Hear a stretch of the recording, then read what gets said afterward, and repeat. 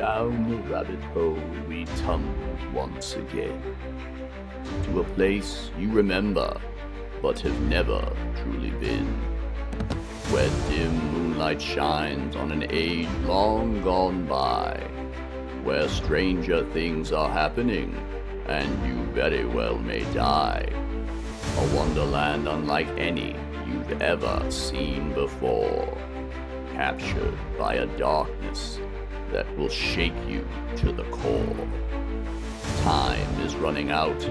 The light is almost gone.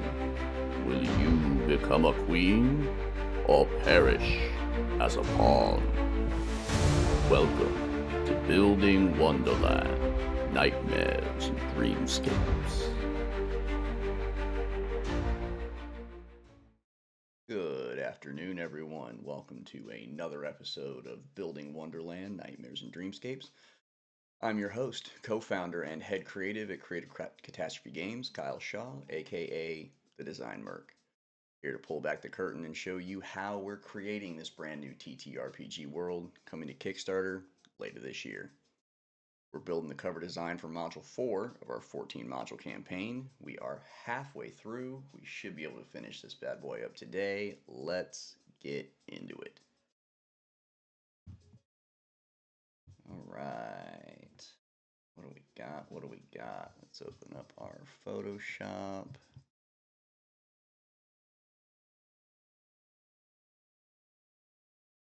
How's everybody doing today? Hope you're having a good afternoon. I imagine most of us are working, or something that resembles working.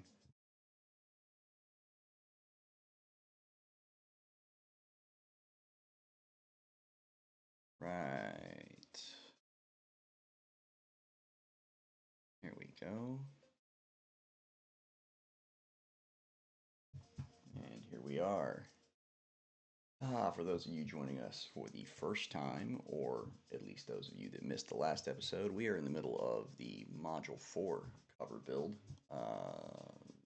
That cover consists of what we're calling a mushroom tower. And that mushroom tower, very interesting and specific style to it. It's very large. It is, like the name states, towering over the rest of the clearing that it's in. At the same time, also has windows and doors cut into it, and will eventually be covered in spider webs. I would love to give you more information on that, but I cannot because it is a secret. There are quite a few secrets and quite a few things that we cannot share about the upcoming campaign, as we are hoping that once our Kickstarter launches, we'll be able to make that a competitive campaign, which means moolah will be involved, and therefore it must be kept under wraps for the entire season of the campaign. We're putting it out modularly, one at a time, one every month, and can't let any of those little details leak, can we? So, big mushroom, lots of windows and doors, lots of spider webs. What we've got so far is this nice little image here that we built yesterday. We've got our bone white mushroom towering over the rest of the area. I think we might add some more mushrooms down there at the bottom or something of that nature, but not really a priority at this moment. What we do want to do is, we left off yesterday trying to change the perspective of how we were looking at this mushroom, because what we want from this is a slightly different look. Now, this is great. This is exactly what we were looking for as far as the mushroom tower itself. But what my job becomes is making this a little more. I want to emote something from you when you look at the cover. I want you to feel something. And while I look at this and go, oh, that's very interesting, it looks kind of alien, wonder what that is, it looks kind of like a mushroom, you know, you're going to get a few details out of it. But what I'm most interested in is I want you to get the enormity of this object, exactly how huge it is compared to you, the player. Um, so in order to get that particular feeling and maybe a little bit of suspense or fear or anxiety or anything in that arena, that's what we're trying to get when you look at the cover. So in order to get that, we want to take this mushroom and we want to convert the image, not convert the image because this image is what it is. We want to go ahead and put this back into Midjourney and re-prompt it to go, I want to see this exact mushroom, but as if I was standing right down here at the base, looking up at an angle to where you're seeing these windows or these doors here. You're seeing the light a little bit from underneath the mushroom cap, and you're seeing a bit of the mushroom cap, but it's just a huge, massive stalk that you're looking at that towers over you and just makes you feel that much smaller. That's what we're going for. So, in order to get that look, we had to build exactly what we wanted first. So Midjourney knows exactly what we're looking for. So now we have that, and we've used Midjourney a couple times to try to create the correct angle. And this one's kind of getting there. It's not too bad. Obviously, we have to remove the whatever village it decided to put around it. But the problem we're running into, and we're going to continue to run into, is that unless you specifically prompt this to, and even when you do prompt it, obviously, because I just did it, when you prompt it to create something, it's going to do it within the confines of the image ratio that you're asking it for. So if you're asking for a landscape ratio, it's going to put it within that rectangle. If you're asking for a portrait ratio, like what we're doing, it's going to be in a portrait ratio as well. But everything is stuck within that confine. They won't, or Midjourney won't expand the image past the edges, even if you tell it to sometimes, which I just did. It's constrained by these edges. So what I have to do is take this image, and it may not be exactly what we're looking for yet, but it's close enough. It looks like this, just brighter. But in order for Midjourney to truly understand what I'm looking for and to get it right, I'm literally going to have to show it what I'm talking about. So we're going to turn this off, and we're going to take this and expand it way past the page so that Midjourney can understand the look that I'm going for.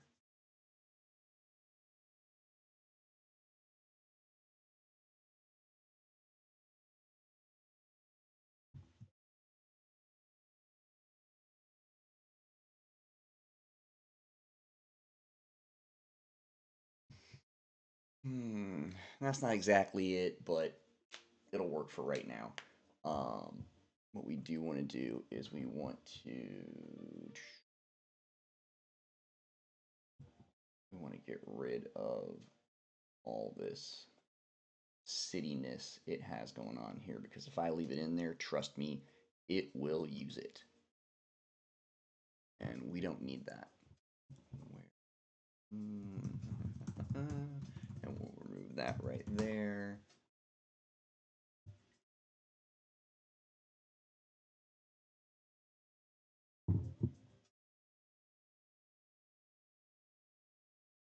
We may actually have to add in the lower environment on the ground later, after we get the mushroom in the right position, because at this point positioning is more important for me than anything else, because unless I have that, unless I get that particular viewpoint, then this doesn't do me any good. So we'll merge those two layers. We'll get rid of this house. Sorry, folks that live there. We're taking you out of the picture. We're going to remove some of these windows. Probably that one and these three here. What I'm thinking.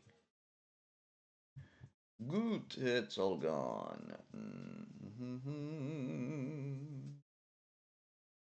That'll work. All right, that will work. Now we're going to zoom in here and we're going to do our little trick that I showed you guys last time, where you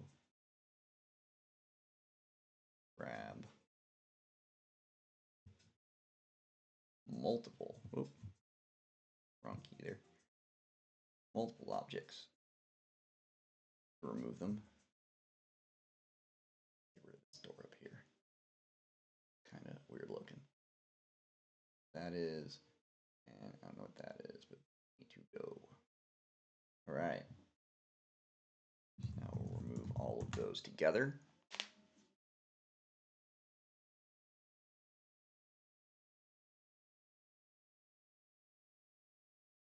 Right.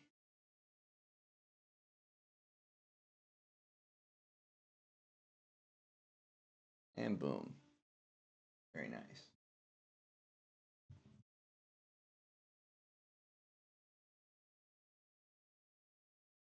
Get rid of this patch of whatever that is. Ooh. About that.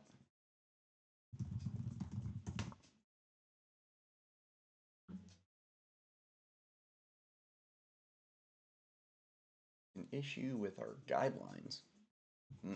Interesting. So you don't want to erase the dots on the screen for what reason? That's strange. Let's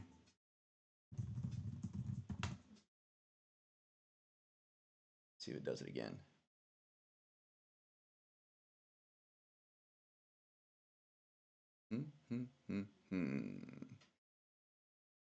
It did not.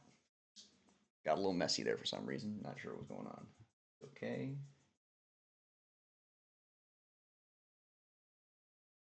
All right.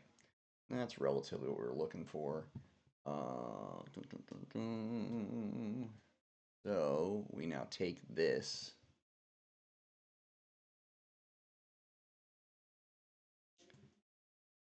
and we save it as towering mushroom. That way we have this image. I mean, I would like it darker, but you know, we can darken that ourselves. Right now I'm just looking for the look. All right, and then we feed this guy into our Midjourney with the same prompt that we had before. Now we're just going to make this an image prompt. We're not going to make it an Omni reference because I don't want this exact thing. I want it to create a better version of this for me.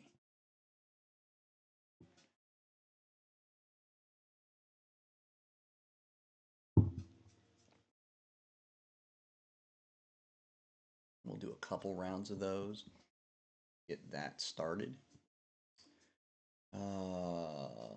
Let's see. Oh, that's what we're going to do. Check one thing briefly. Nope, nothing.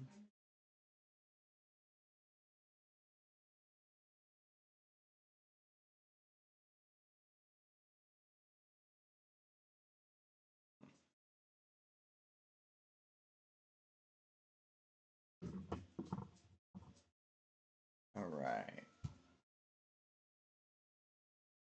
No, it's still thinking. That's okay. Now, here we go. We're starting to get some options.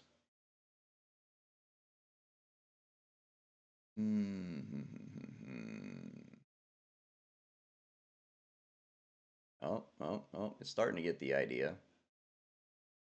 Here we go.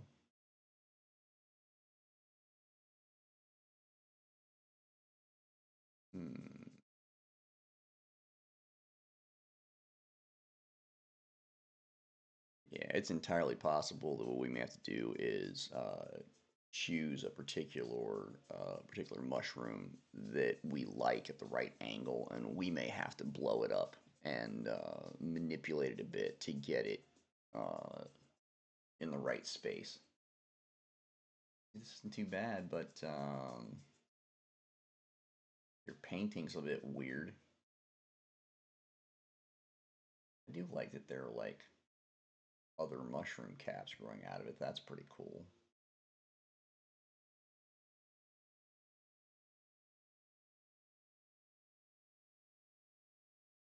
There we go. That's what I'm talking about. Now imagine if we zoom in just a little bit more and make this a little bit bigger. Although it looks super realistic, so it did not at all paint it properly.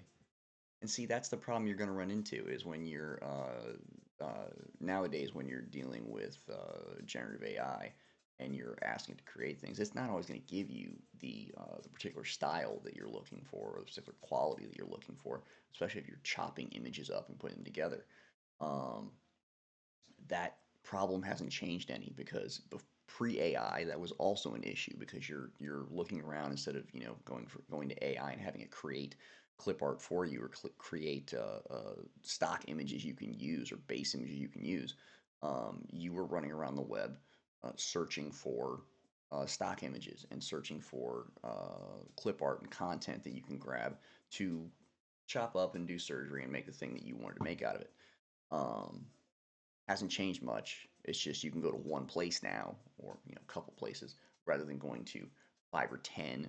Or you know, the other bonus is the fact that this is a lot more custom than what you actually had to experience before. So really, it was more of you running around using the search engine built into whatever stock photo provider you use, typing in keywords, much like prompts and getting whatever stock photos or images related to that, and then deciding what worked best for you. And usually, you're putting, anywhere from 5 and 6 different images together, sometimes more than that, on multiple layers, to try to build something out of something else or many something else's. In this case, you're taking the bits of that process out and letting the computer do it for you. But for the most part, it's actually pretty much the same. So this one's not bad. We want to go ahead and use this as an image prompt now because it is better than the one that we were putting in. To be honest with you, um, we're going to use the same prompt a couple more times just to see what it comes up with. Now, this is gorgeous. Obviously, the holes are not quite what we're looking for. But let's see how it sits on the page because that's going to end up being important.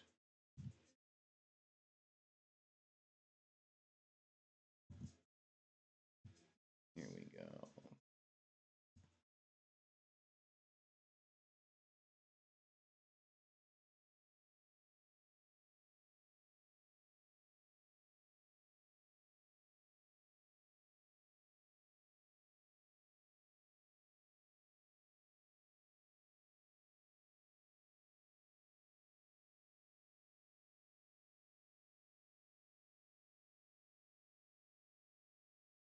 Let's see if we can get something that's a little darker, but just something we can eyeball with. That's not bad. We'll go with that.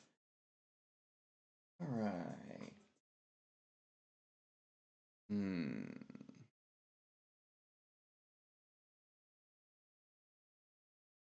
Now, see, spatially, I kind of want this stalk to be wider, larger, so much that it takes up most of the image. So if we take this and we make it even bigger than it is,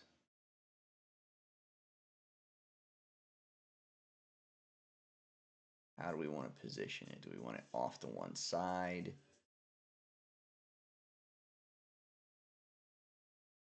I kind of want it more angled a bit.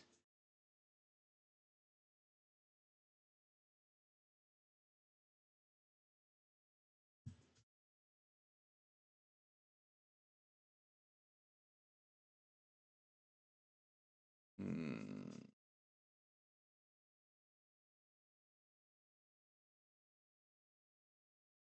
See, the trick with this, and it is going to be a trick, is not creating the image. Yeah, that's, obviously for, anyone who's not a professional designer, it's tricky.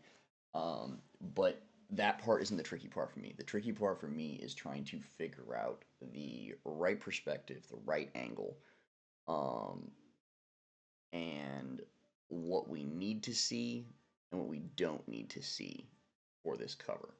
So we don't necessarily have to let you know that this is a mushroom. We don't have to. Um, but the cover needs to be compelling enough for you to go, what is that? What is going on? Blah blah blah. Um, Unfortunately, with at least with this particular image, this is going to be too nondescript at that size. No one's going to be able to figure out what that is.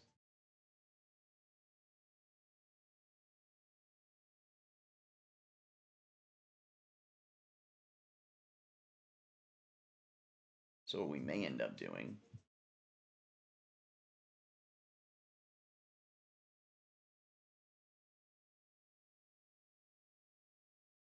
hmm, what we may end up doing, and I'll have to check with Philip on this to see what he thinks. We may end up doing something like this and just doing a reverse uh, Wonderland logo. So it's darker because I do want to get the light from in here, and that's going to contrast with the color that the Wonderland logo is, and we need to be able to see that, obviously. Um, but we do have a reverse version, which you've actually seen before. It's right there. Now, this is for the field guide that goes along with our campaign, but the Wonderland logo is the same. It's just the dark version. So we may need to do that up here so it can be seen with the light. It might not.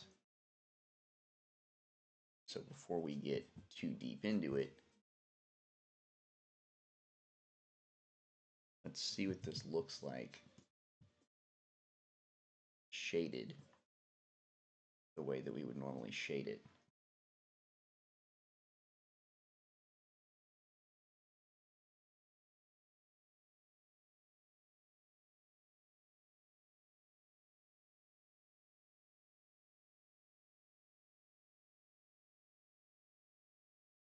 Now, granted, this is just a quick op, so I can see what this is going to look like when I actually take the time to do it, and if what I'm thinking will actually work. Because I don't mind if the rest of the mushroom is darker, as long as you can still see kind of what it is. It doesn't matter. Like I'm fine with it being a little darker. Um, I want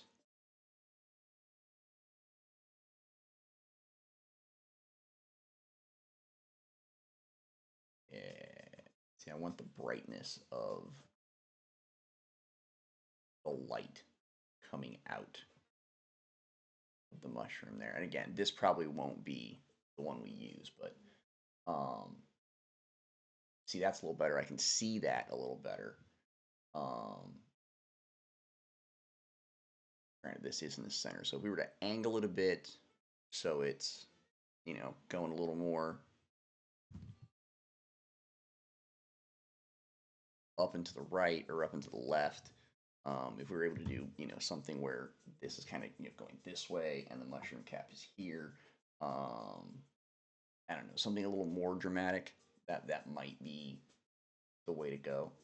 Um, yeah, I also don't like the fact that the center of it is just going to be that stalk. So other than, having the module number down at the bottom and the logo up at the top, it's just going to be stock, and I'm not entirely sure that's the way we want to go. Let's see what Midjourney has come up with here. All right, we got some new mushrooms. I'm liking what I'm seeing. I'm liking what I'm seeing. All right, this is very interesting. Okay, obviously it's hand drawn and it's not paying attention at all to our style. Probably because what we're feeding it is not in a painted style, so that's probably what's going on. Um, but I like the way it's angled.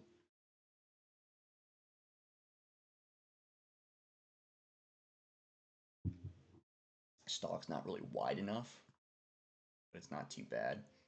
That's actually pretty cool. Okay, I'm getting the height out of that, and if we expand that, this will take up a lot more of the page, so that's not too bad. Ooh, now this might be it. This might be the right one. Who knows? Take a look at this. The whole cap is right here. This is the stock right there. We were to say flip that. You can keep it the way it is, fine. Slide it over. Make it larger so the cap is mostly off the page. I wonder if this will be thick enough. You definitely get the distance, which is what I'm looking for. Some of the previous mushrooms, cap was it was too close to the ground. That stalk needs to be giant. Giant. That one's not bad. That one's not bad either. I do like the little mushroom caps that are coming out of it. But here's the thing. Here's the trick. The way that I want to design this can't have those mushroom caps there. Because the first thing you see from the ground, other than just blank stalk, is a window up here or a door up here. It's got to be a couple 100 feet in the air. It's up there. You're going a few floors before you get to anything that looks like an entryway or a step. So all of this can't be there. But I do like the way that it's angled. We can get rid of all this stuff. That's fine. Look at that. That's not too bad. It's very interesting, this inner thing it has here, these cuts out of the inside of the mushroom. Here's the problem. If we use those, that's extra stuff that I have to design in there that we don't want to reveal. So probably not the best idea, but I can cover through that. It just won't be lit very well, and that's kind of a bummer. Now that is gorgeous. I don't know if you guys can. Let's try this on the main screen here. Look at that.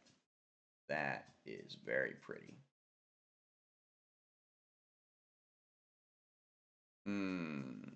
That's a possibility, folks. That's a possibility. I mean, the stalk does look quite tall. Huge base at the bottom here, so you're obviously right there. That's a possibility. Our last one here looks like a space station of sorts, and not quite the angle I'm looking for. So, got some tough choices to make here.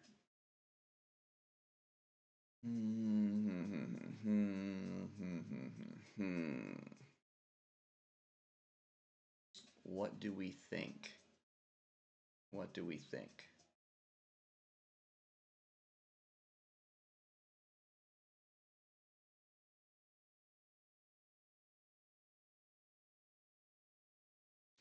All right, well, let's knock out the ones that we're not going to use and make it a little bit easier. Number one down here is a no. That stalk is too thin. That doesn't have a big enough head on it. That's not too bad. So yeah, I'm thinking our choices are this one and these three.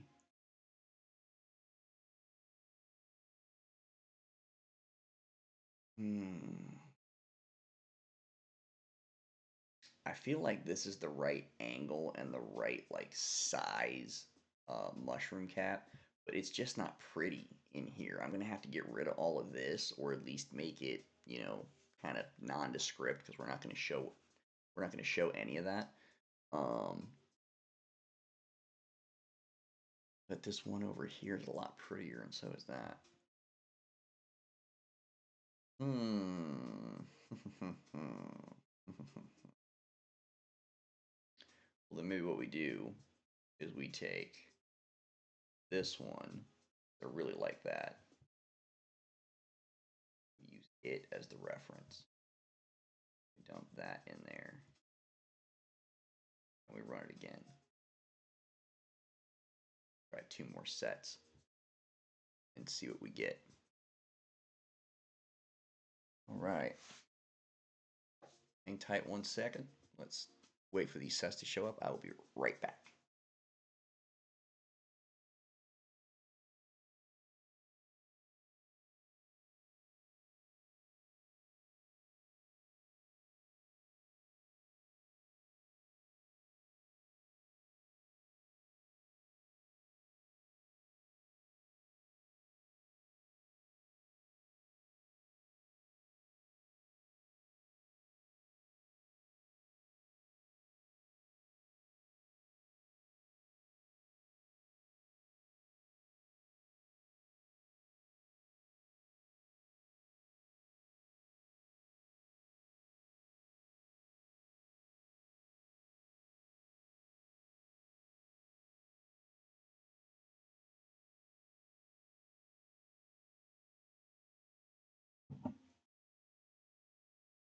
Look at that. Who's got good timing? All right. What do we got? Okay.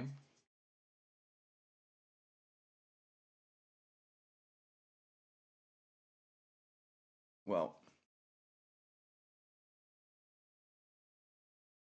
I can tell you by looking at these just straight out that none of these are what I'm looking for. And I'll tell you why. Because what it focused on from the one that we gave it was making sure that the cap was a little prettier, was lit better. But it did not fix the thickness of the stalk. It didn't really change the angle very much. And I like this or this a little bit more because you're right up underneath it. It's the correct angle. Or even this one. The problem is they aren't quite as pretty as this. So we're going to try this one. Add it as the image prompt. And then go add this one as the style reference. And see if it gives me what I'm looking for. We'll do a couple of these. Let it run. And that's one of the tricks of using Gen AI is that, you're kind of rolling a dice every time you request something. You're don't get me wrong, you're prompting and you're putting in data and you're keywording and you're making sure that you're getting the right information in there so you can build what you want. But at the same time, you may have to do that 10 times before you get what you're actually looking for, because it's almost like playing a game of telephone. You're telling it in the words that come out of your mouth from your brain, the picture you have in your head, what you want. And it's taking that and it's interpreting it whatever way it feels like, and then it's going and making something out of what its interpretation of what you asked it for is. Um, that's still a tricky relationship, whether you were doing that with another human and you were art directing from that perspective, um, or you're doing it with a machine. It's the same thing. You're going to get some options back and you're going to have to go, I don't like that.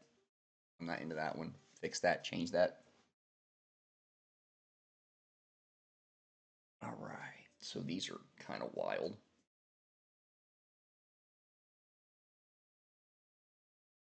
It is prettier, but boy, they are all problematic. So let's try just this as the image prompt without the style reference. See, all it was doing was it's taking the size of the cap for each one of these. Yeah, they're all huge. It's taking that kind of flying saucer pattern underneath it, which we don't really care that much about. But it's also getting the stock kind of wrong. Like this isn't bad, but it's got this vine wrapped all the way around it, and I don't know why we have leaves here. Like that would be the right angle, but not quite what we're looking for. So we're gonna see if maybe it's just the fact that we added the style reference in there. That might be it. Again, every time you're rolling the dice with the change that you're making and saying, this might be it. This might be the one thing I need to pull out or put in to get this to pick up what I'm looking for. These mushrooms have balconies. Look at that.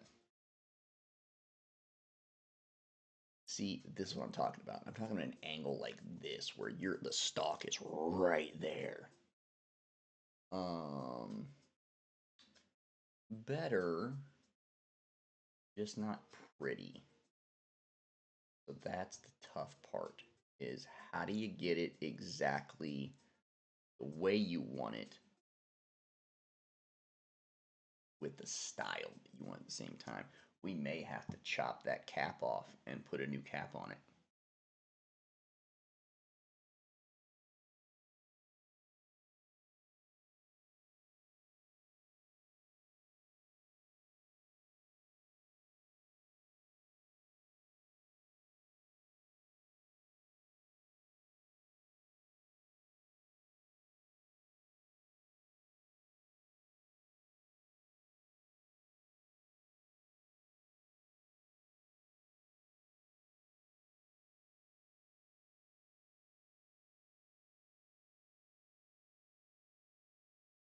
Really, we don't have that cover on.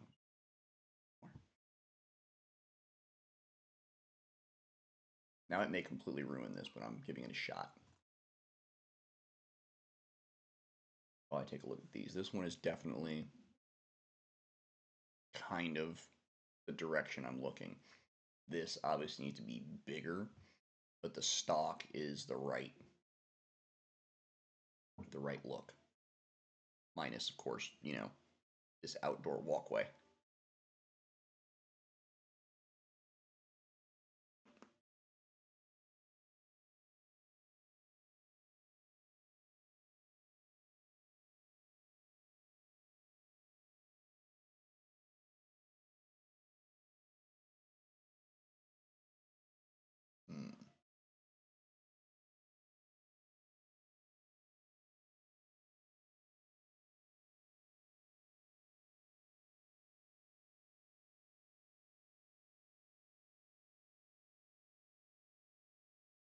Yeah, I think I like that view where you don't even see the bottom of the stalk because it's right directly in front of you. As soon as you look up, you're already a few feet in the air.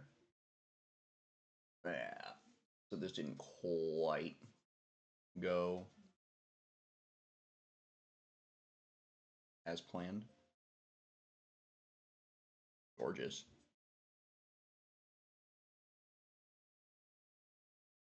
Still the wrong angle though.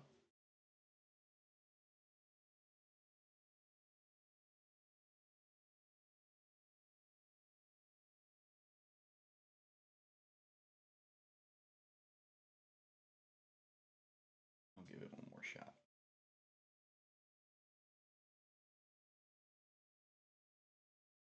Pull the stylization down just a bit. It's not getting it exactly right anyway.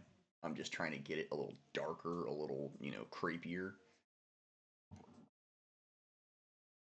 It'd be great if it would pick up the fact that that's painted and this isn't, but it's not. For some reason, it's not listening to it right now.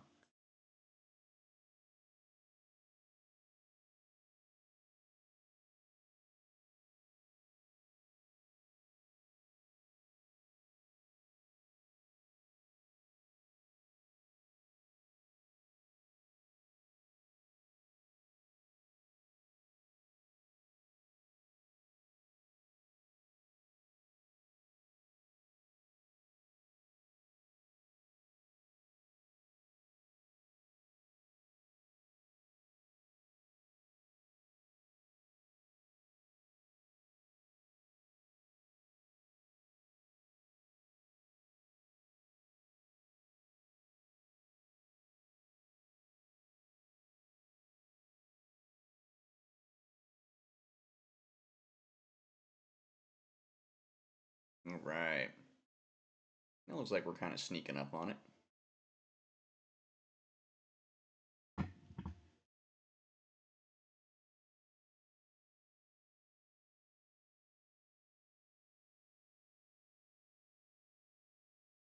Eh,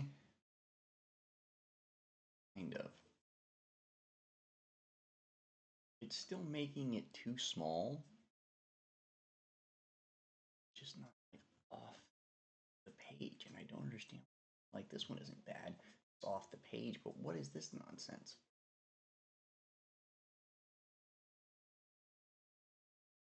Hmm.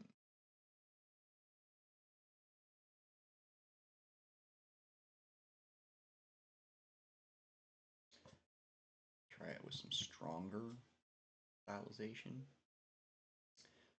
And we're gonna try something that we have not done before on this program. We have the options for variety and, I kid you not, weirdness in Midjourney. So there is a difference. You can kind of choose to where the four options that it throws at you. You can choose a wider variety by sliding this up and down. So that means that you're getting very different images or slightly different images. So they don't all look kind of similar like what we've been doing. Generally, I like to keep them similar because I'm trying to hone in on something. Unless you're trying to kind of shotgun what you're building and say I have no idea what I'm looking for, then you start using variety and weirdness. But variety is just giving you kind of a wider range. Now weirdness is how strange do you want this shit to be? That's the real question. So, and I mean that literally. So I can put in, what I'm doing here with a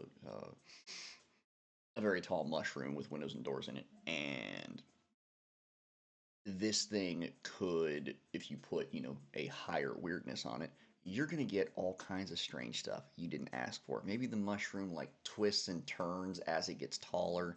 Um, who knows? There could be any number of strange things that it decides to do, but it'll give you four different options, and each one of them is usually weirder than the one before it.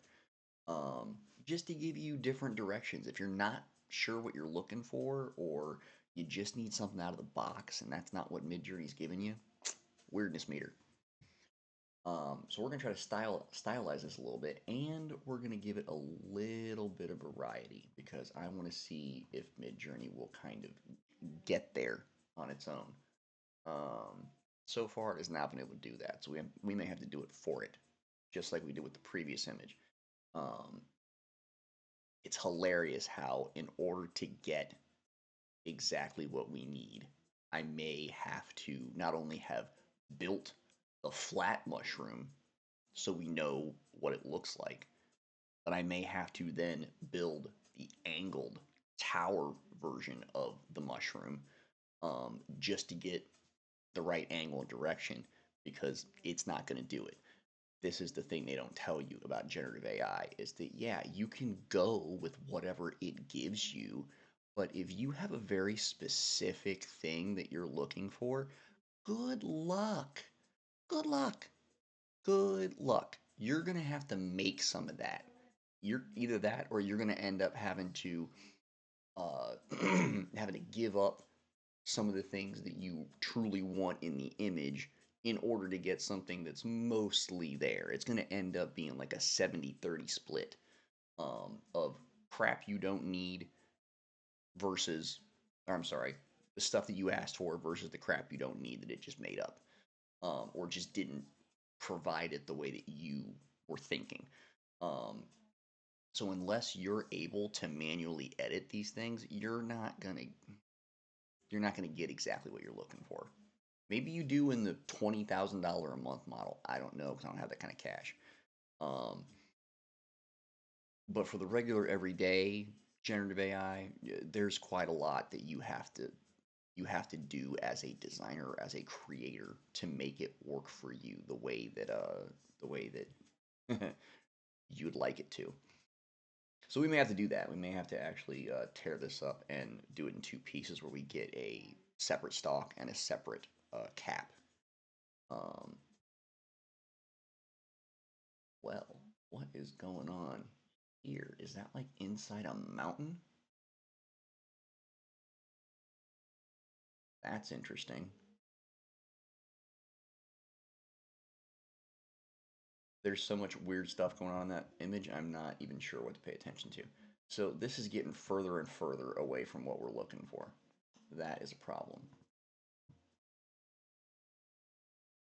Let's get rid of the, we got rid of the style reference. Let's not do that anymore.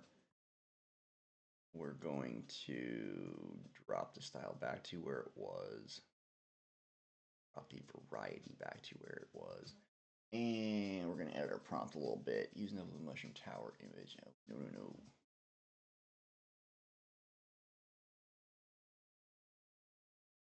That's part of the problem.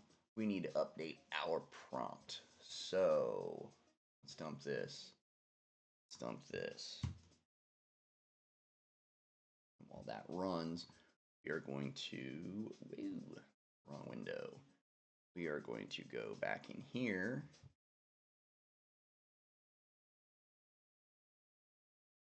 To the GPT-ness.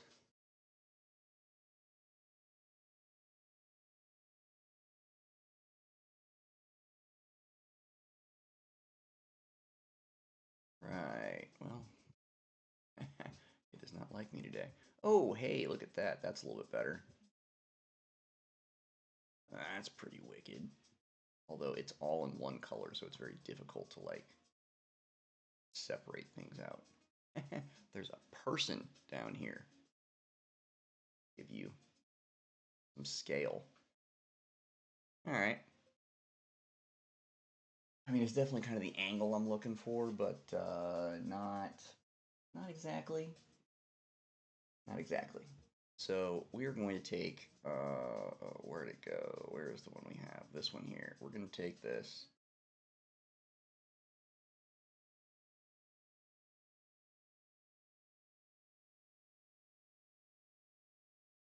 Wake up, GPT. You got all day, baby.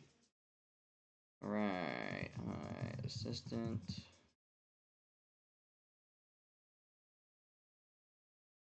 Paste this. I'd like to construct new similar to previous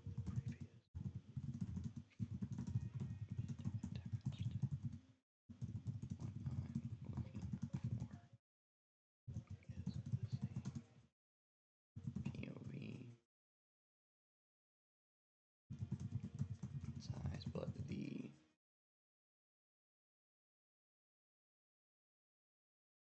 angle of the viewed angle be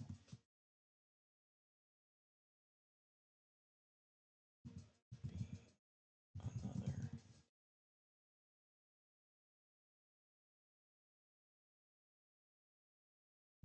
20 degrees.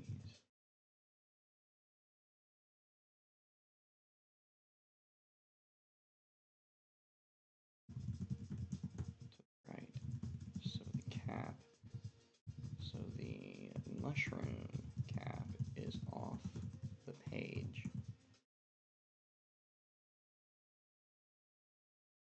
And the stalk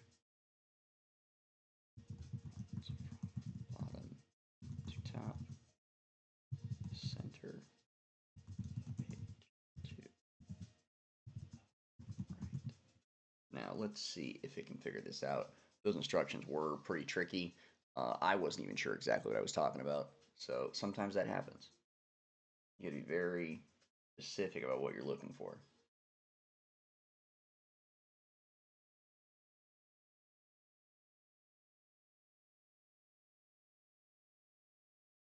All right. We're going to give this a shot. Now we're going to throw this in as the Omni reference, even though I really don't want to. We're going to anyway. We're going to throw it in as 100.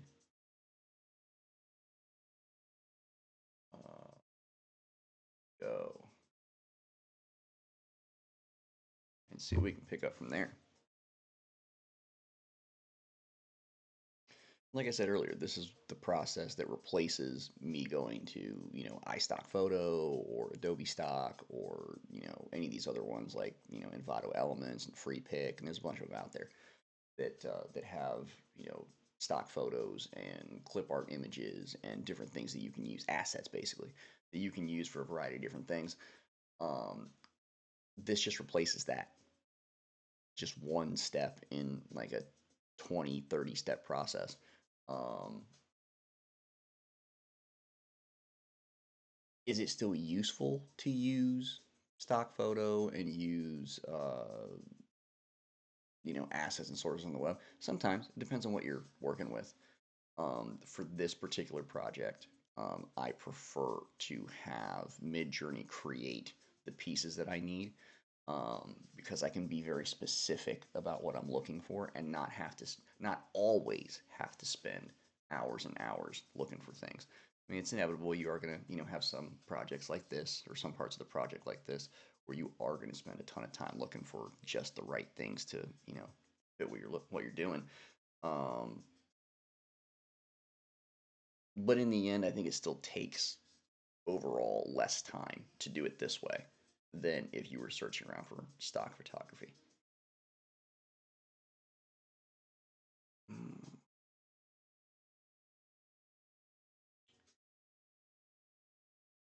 what do we got to play with here? So if we took, let's say we took this one.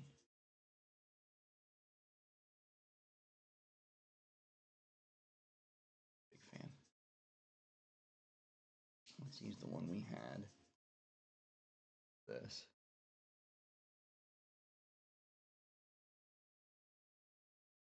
Are we not allowed to paste now? What's going on? What's going on?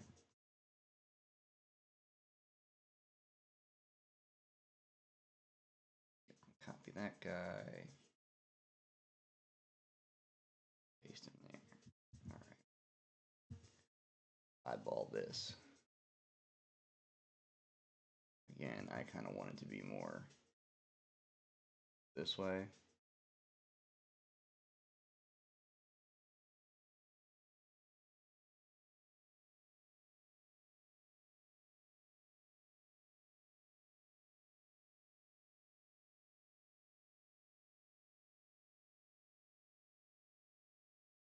Hmm.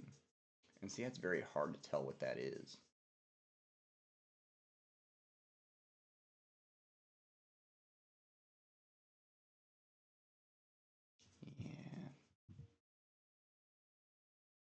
Yeah, that's the tricky part. And it's hard to see what that is. I mean, you can't really tell what that is there either.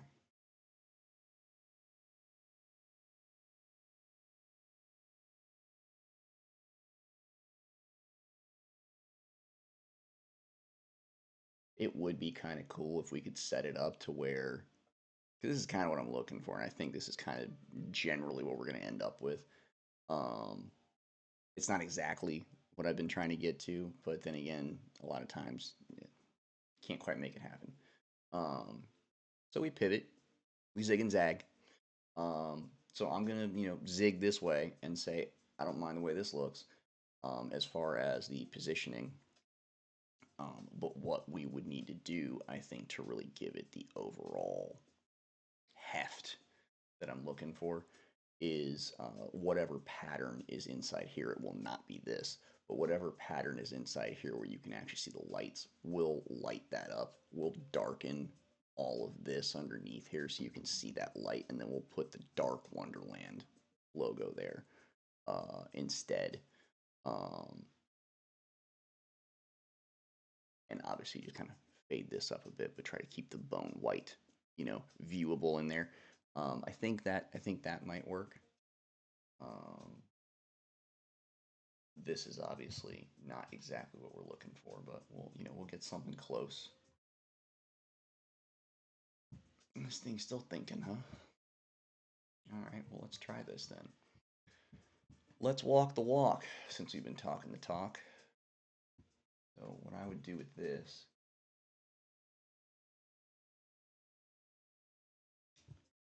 is first, what we'd have to do is grab this file, which happens to have our reverse logo in it. We would take this,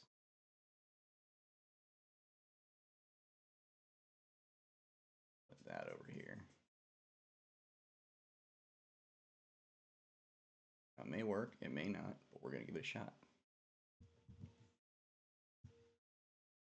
We're going to slide this in here, that in there, try to get it roughly the same size.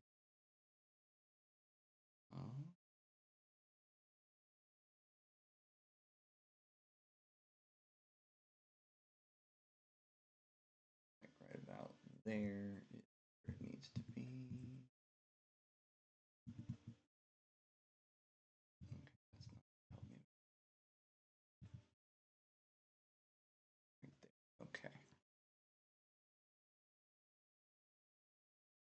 Well, that looks quite dark. We probably won't be able to use it that way.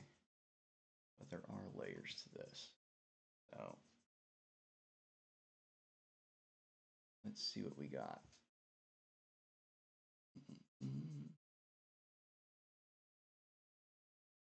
Might be too dark for that.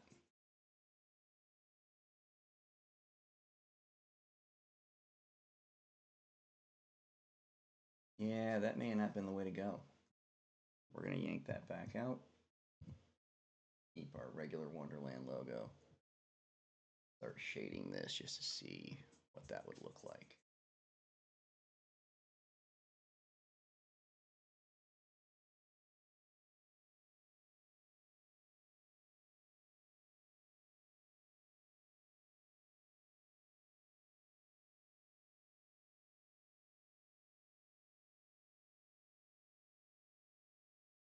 It's okay if you get a little bit of shadow on the lit areas too. That's okay.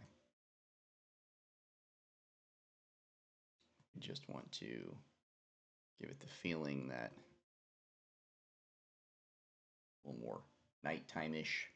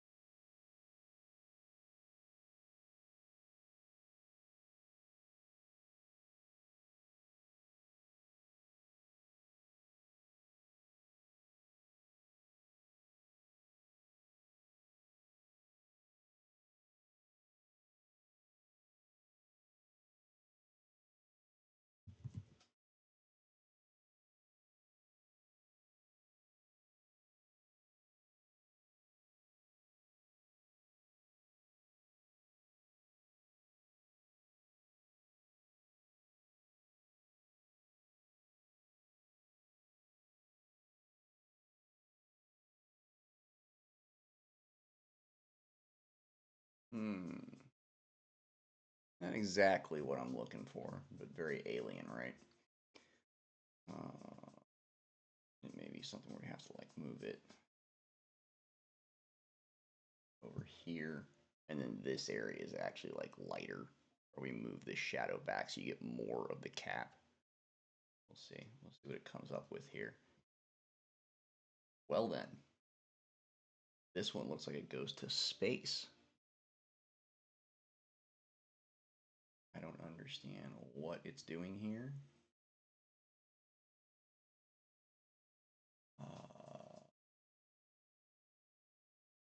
Yeah, no.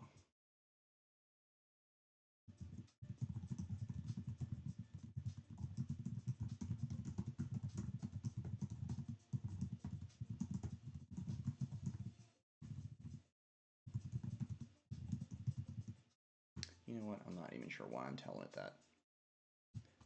Being an idiot right there. I was about to tell GPT that the camera doesn't shift right, it shifts left, but I could just change the prompt. What is wrong with me? What is wrong with me today? All right, the camera is shifted left. Left. Mushroom stalk positioned in the center, in the left center of the frame, half extending off the upper right edge of the image, asymmetrical composition, off-center framing, partial with the cap, structure crop, image boundaries, scale,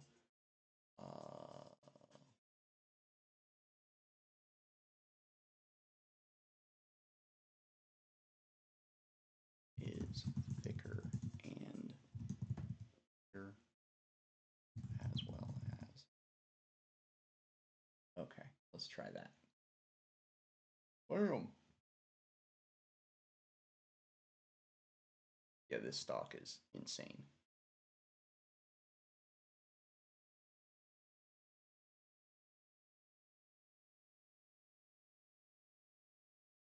So wondering if we gave it this as our image prompt.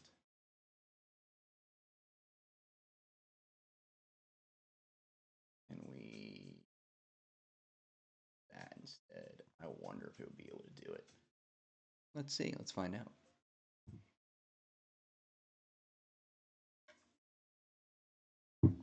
All right, while we're waiting, it's been about an hour. I think we'll take a little bit of a break here and come back when these pop up.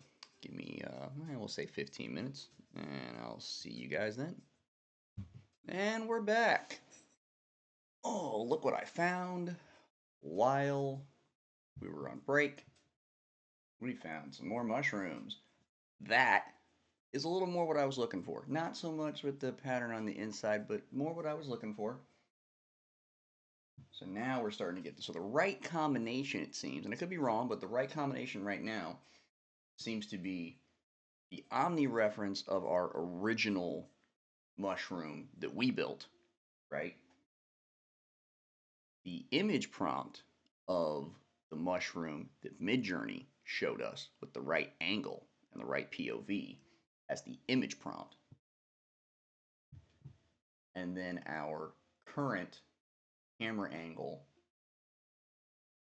prompt.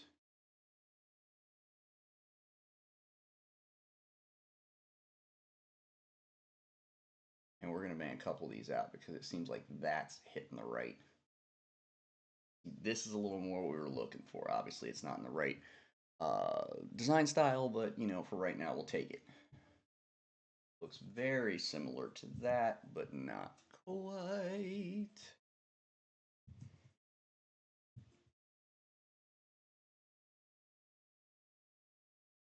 There we go.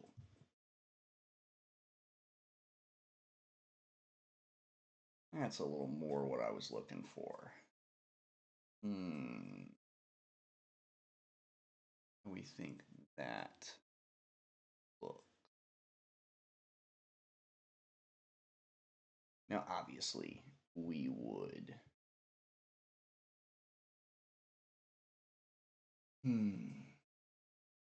I was going to say that, but kind of not happy with the fact that the stalk doesn't look that tall, right? I mean, it does, but it doesn't, you know? I wonder if, I mean, you kind of want to see the windows up there, don't you? I mean, they obviously wouldn't be in that position because it looks like they were intentionally put in 1, 3, 6, and 9.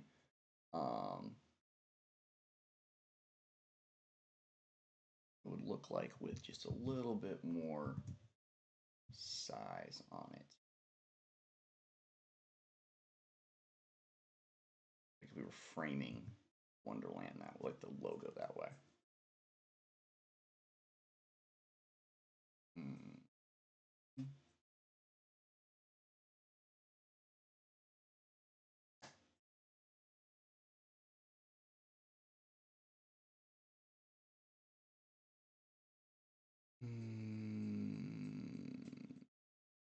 is a tricky one. I do kind of like that.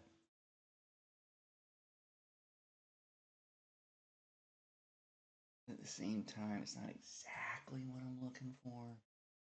Kind of is, but not exactly.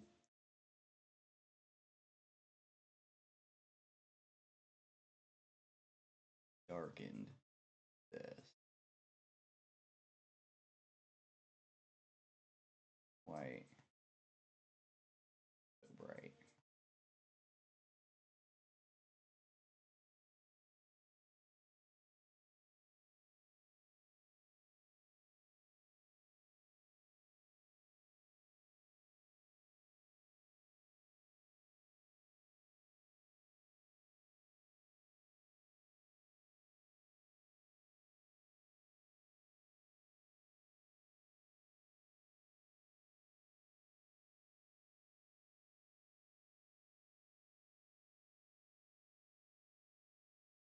Let's see what this looks like with it's a little bit darkened here.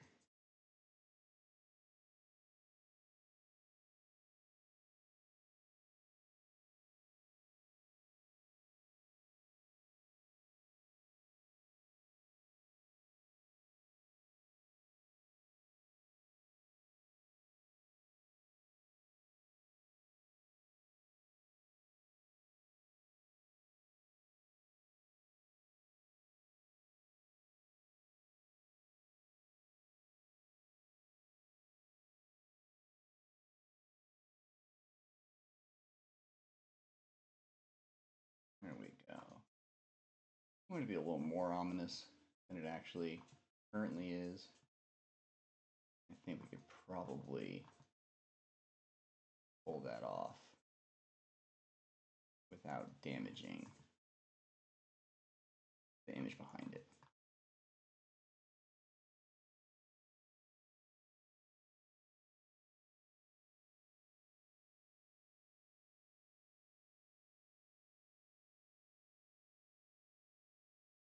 Yeah, I think we could get away with that. Like something similar to that. I mean, this would need to be a little more white. This area in the center here, so you can actually get the the bone white flavor of it easily enough edited. But yeah, that's kind of what I'm looking for is where you get a little bit more light here. So it's almost like a lamp on the Wonderland logo um, at the same time. All right, let's see what Midjourney came up with. Hey, we got some new mushrooms. These are interesting. None of which I was looking for, but interesting.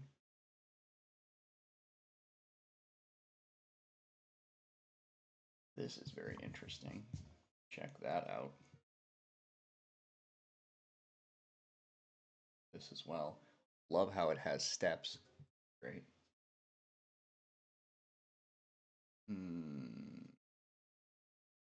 Yeah, I think what we're going to need to do is we are going to need to take this particular version, which is the one we were just messing with in here, because I think it's got pretty much the right angle. But what I want to do is I want to put that in here and say, okay, assistant, let's create a Midjourney ready image prompt using the attached image as base. Get period. There we go. We want to keep the size, shape, and orientation of the mushroom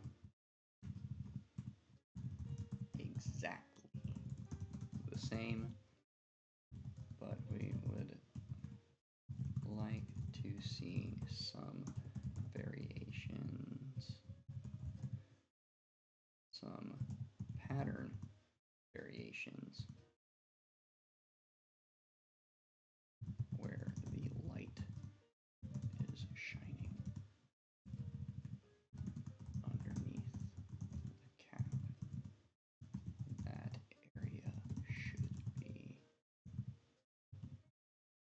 beautiful.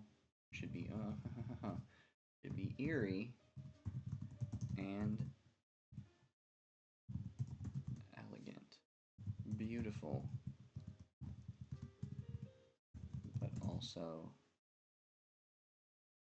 what's the right word for it? Beautiful, but hmm.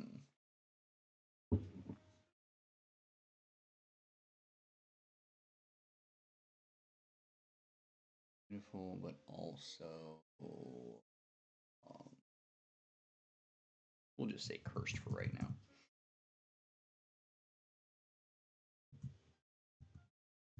We want it well lit with the rest of the mushroom darker to show off the light. All right. Let's see what it comes up with.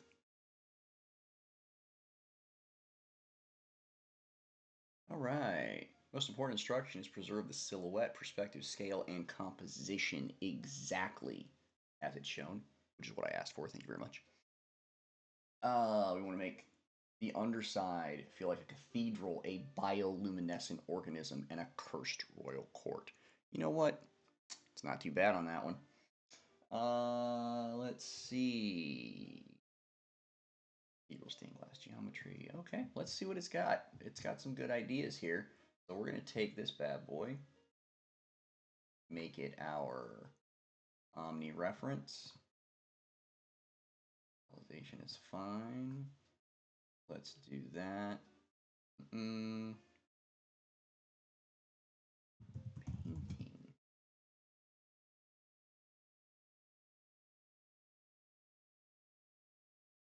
Bam. All right, let's go. 2 sets of these. If you notice, I always like doing 2 sets if I can. I like having 8 to look at rather than 4. With a wider variety of base set to play with. Let's go back to our previous image here. Yeah, I kind of like the way this is situated.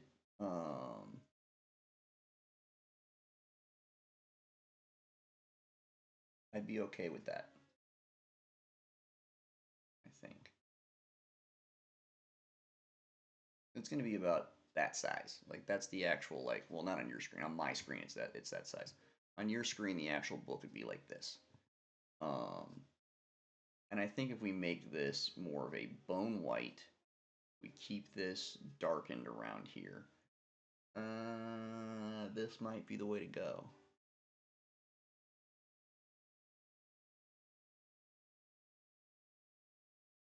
It would be nice if we could get it to where the stalk was a little bit taller, so that this, like the outer edge of the mushroom cap, we could kind of scoot that up so it's more like here, like inside the Wonderland. So the light, the lamp is like really like right in there. But you know, this will work either way.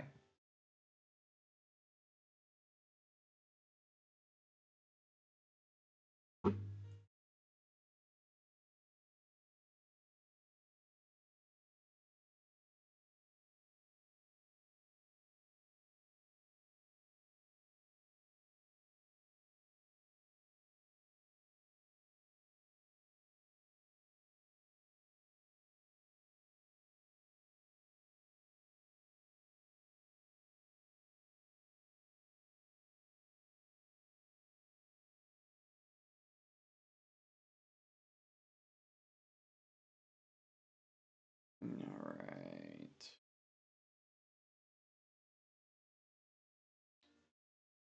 Going to these. Send that over to Phil. I don't know what that was. Undo that.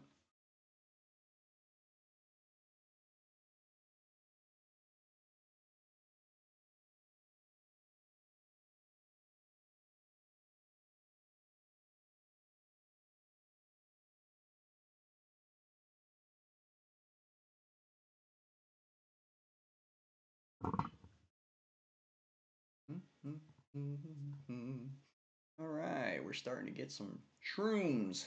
What we got going on here?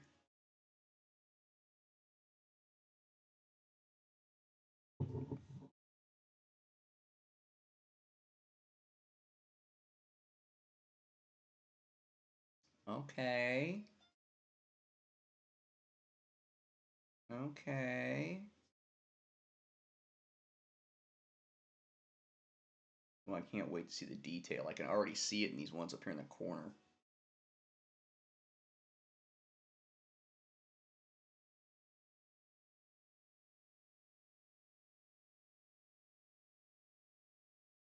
There we go. Now we're starting to get a little bit closer to gorgeous.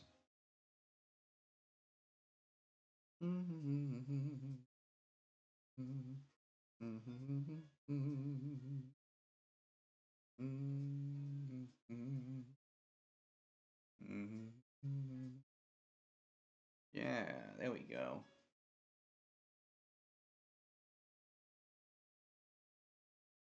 Very interesting. Now, granted, its patterning is a shit show. Like, look at this. It's all over the place. Not very organized, not very clean.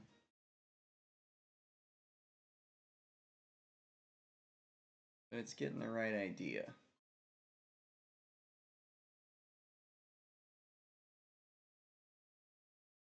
Alright, so we're going to do this one more time.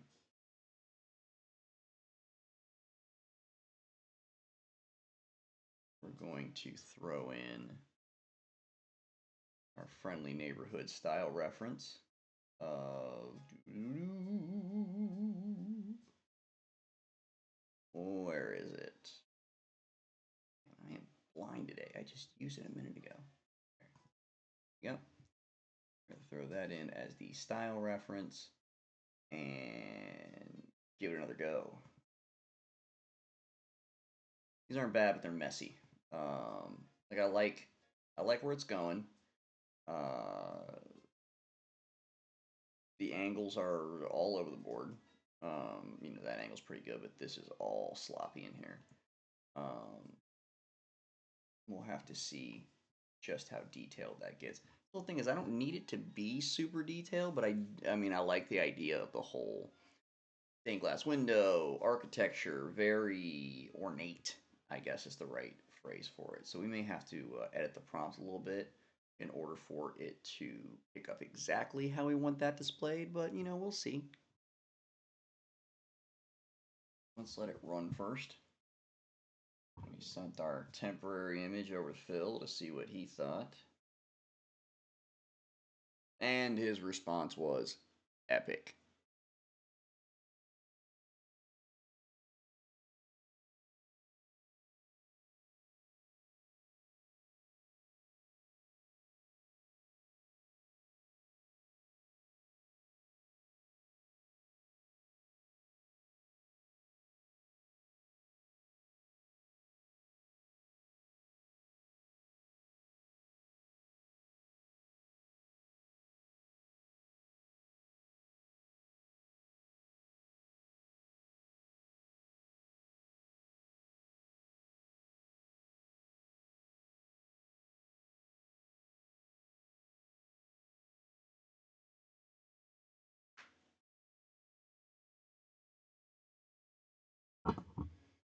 All right, so it's still thinking about it.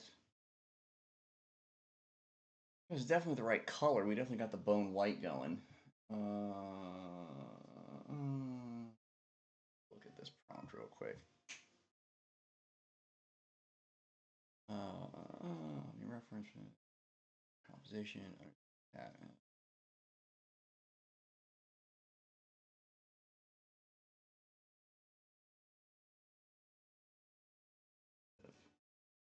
Organic, like that.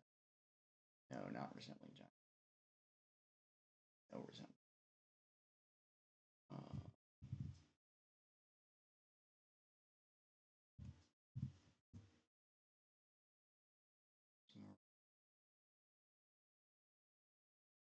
And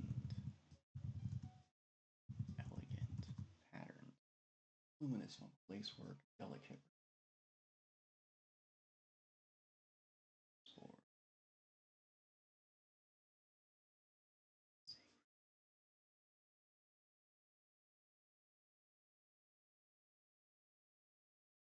Care about the animations, honestly, because I want this to look more like it's carved.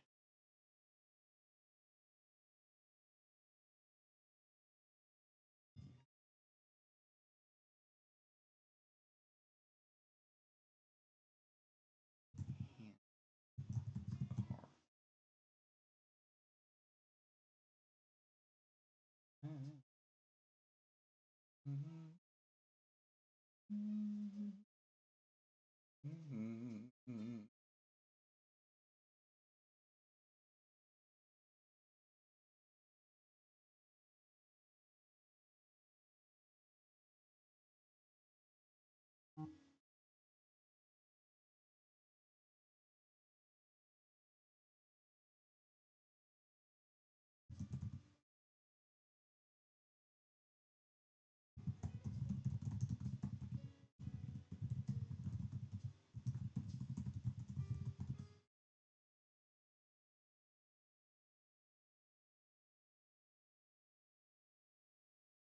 Yeah, we're gonna get rid of a bunch of stuff in here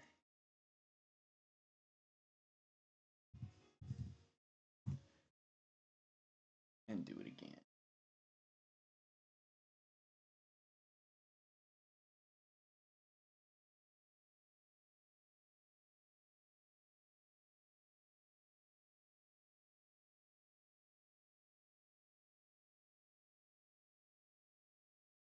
See what we got. These are a little bit better. Definitely prettier. More along the lines of what we're looking for. They are not size we're looking so we can blow them up.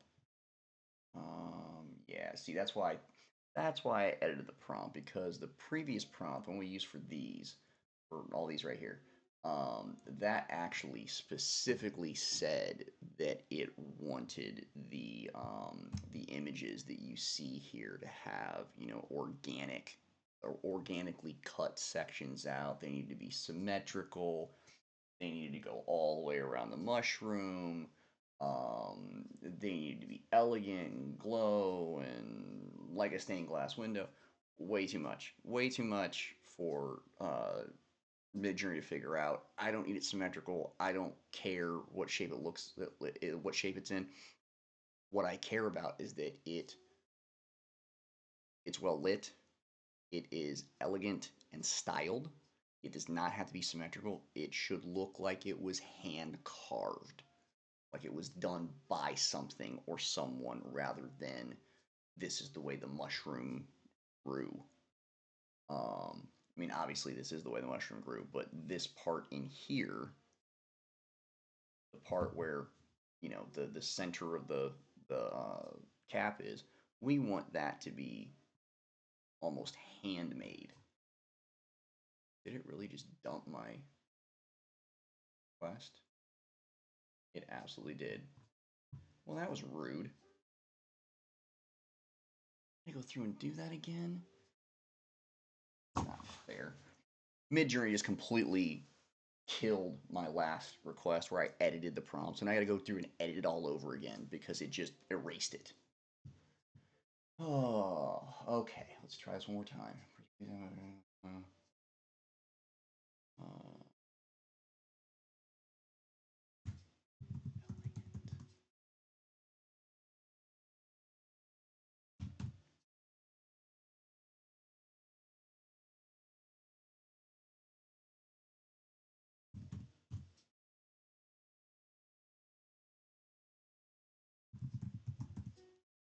Designs.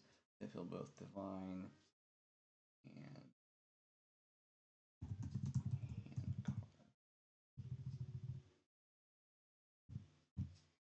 All right, that's all fine. Wonderland.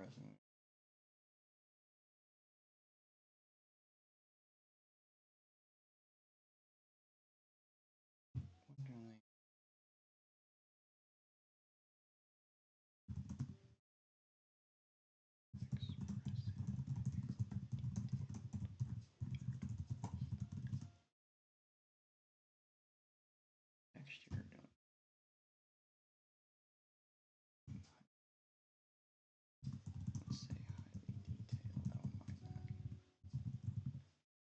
this. All right, we do that, and then we do that, and then we hit go. Cannot touch the screen until it goes because Midjourney may just remove it like it did last time. Rude. So rude.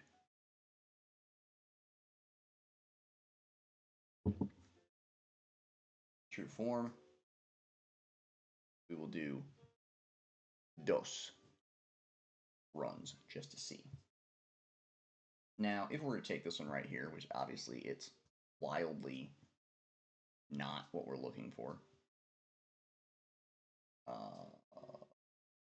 to drop it in here and take a look and see what it looks like. This is what happens when you're a visual person. You just have to see it. We can still do this and blow it up. Like so.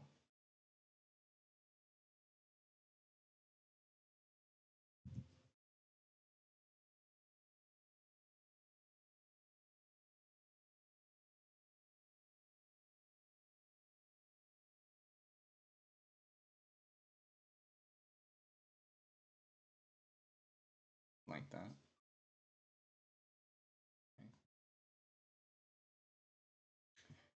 Okay. Let's, just because we can, get rid of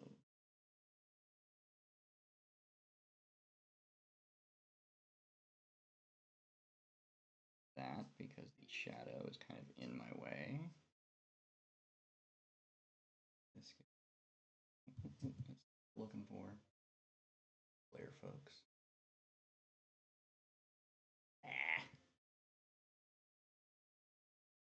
Happens when you don't have your controls pressed, kids. All right, so when we get rid of all this, rid of that, go around here, cut this out, done there, and then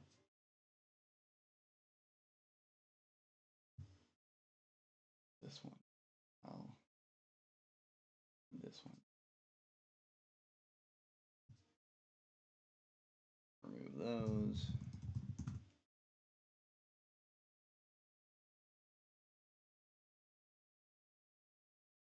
Process sometimes gets like live storyboarding almost.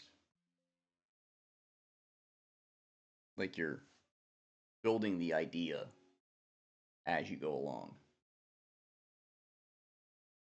That's close enough. Work. Let's go with dos and that and logo. Let's check in real quick. Caught up. Nope, it's thinking. All right.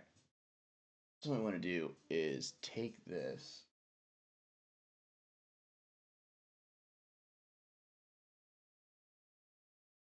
You kind of want to make the center of it here, I guess.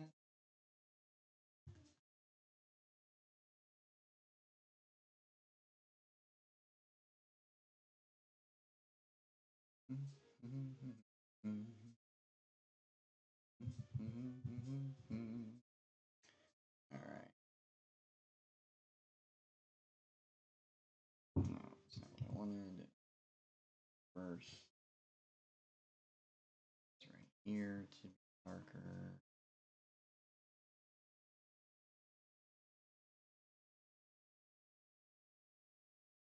Yeah, sometimes you kind of have to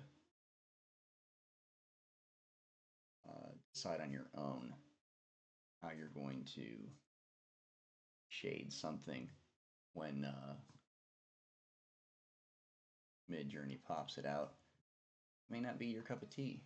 May not be the way that you see it. So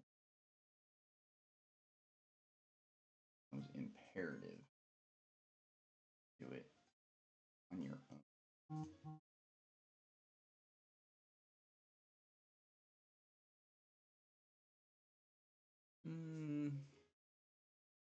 100% happy with that either, but you get the drift.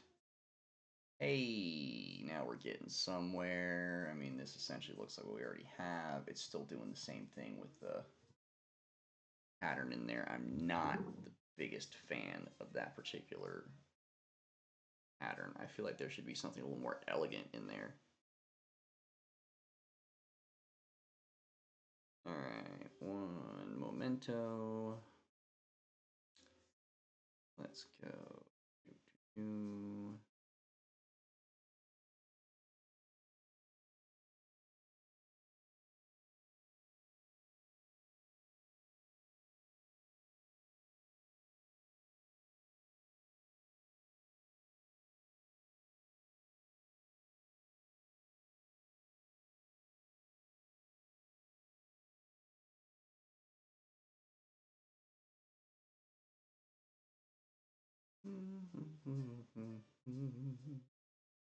That's not one.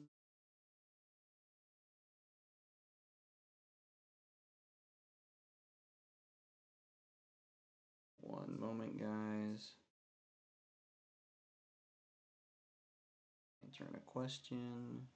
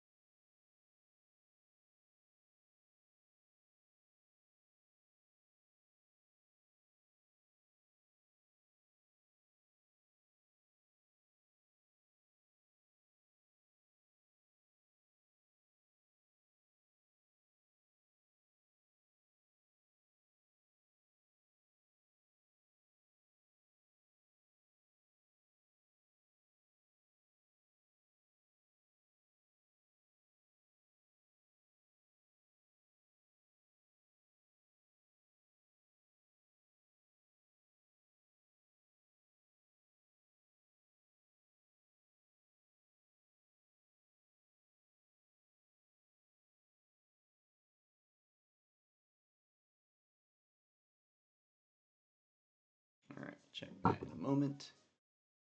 All right, I'm not wild about this pattern that's in here.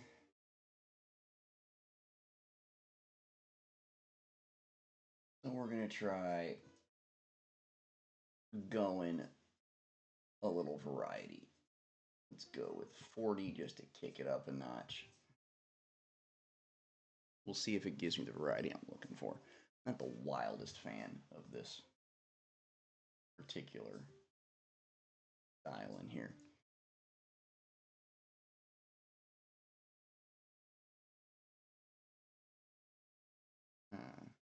I almost feel like we're gonna have to do is take one of these like they are, rip this part out and extend this so it's bigger, because I don't want the rocks in there. I want the stalk to be huge and like right in front of you. And I love how it just ignores every aspect of what you're asking it for half the time.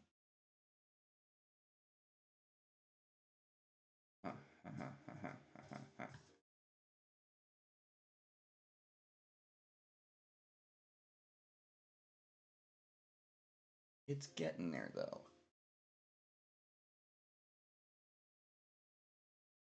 I actually don't mind this so much because you can kind of see the edge of the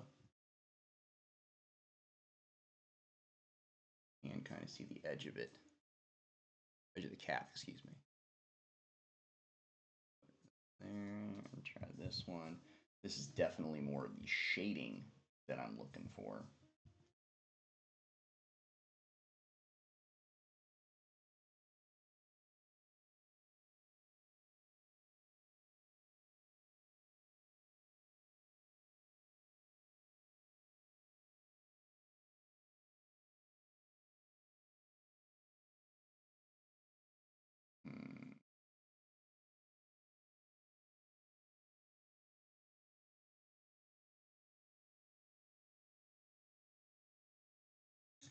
Positioning is key, folks. Positioning is key.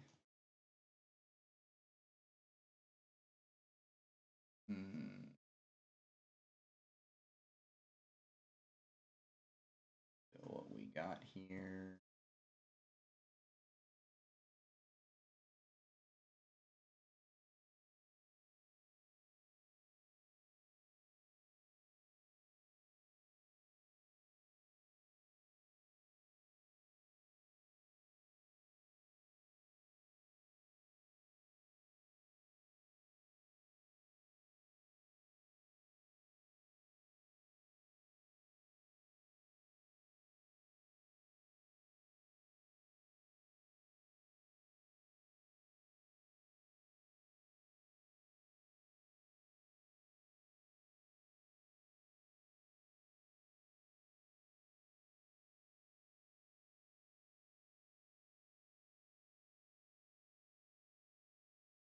There we go, just to give it a little bit of darkness in there. I mean, we probably could get away with that. A little hard to read this. We'd probably have to do a little bit of this in here just so you can read the lettering a bit better. The rest of it is actually pretty dope. Kind of like it like that. Might actually work. Let's see what it popped up for. It's still thinking. Okay. Okay. Now, obviously, if this were in the painted style, it would look a little bit better, but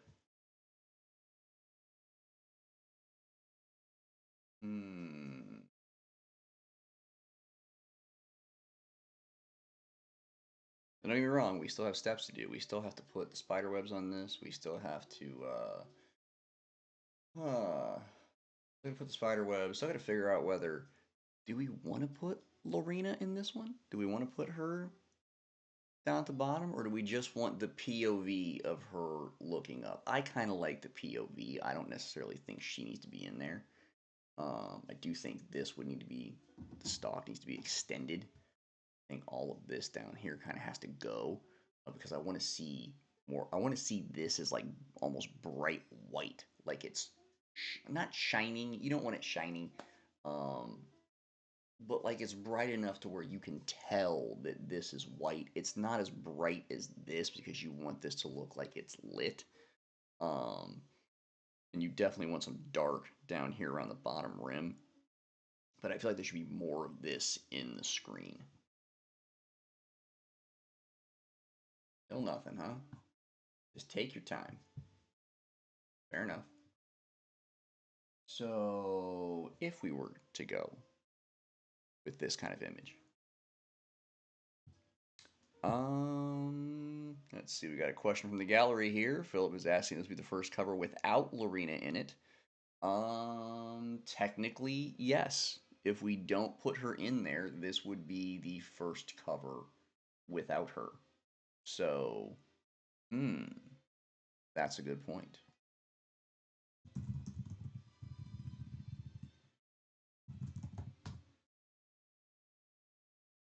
Question is, do we want to do that? Do we want to do that? Do we want to switch it up here? Or not?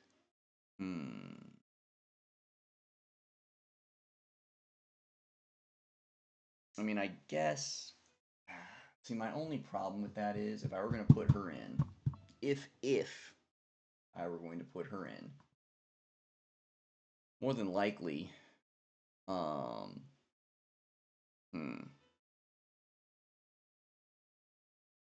yeah, that's probably, you're probably right. That's probably where she would be, is you kind of move all of this.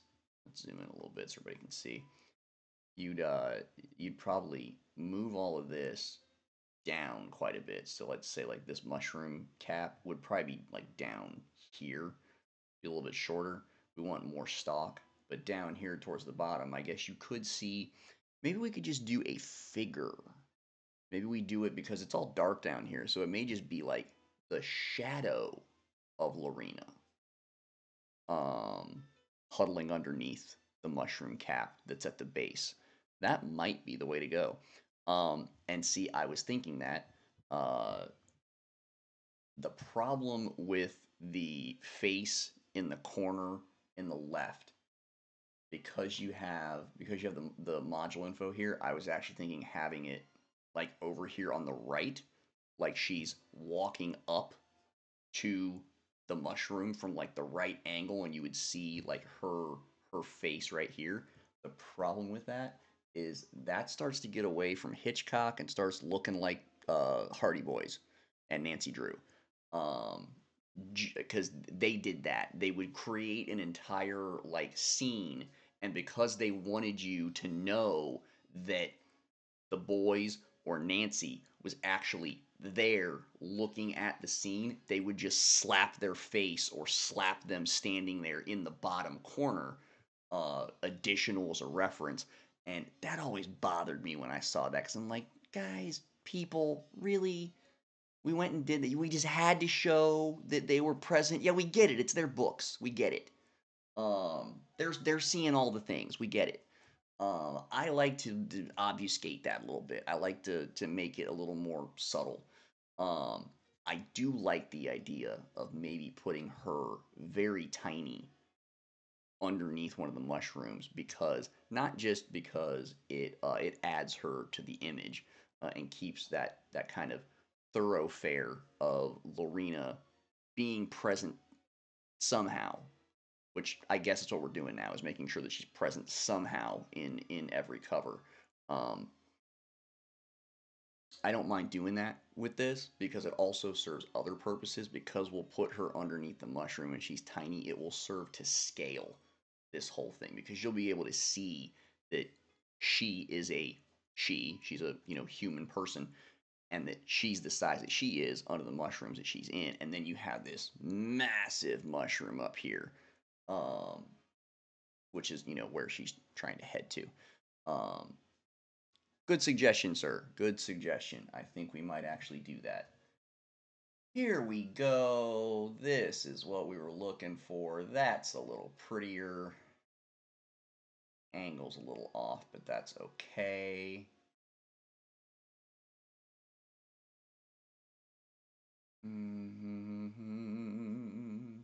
I think that might be the way to go.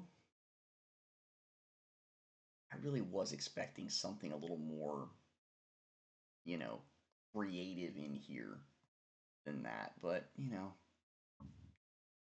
we'll see.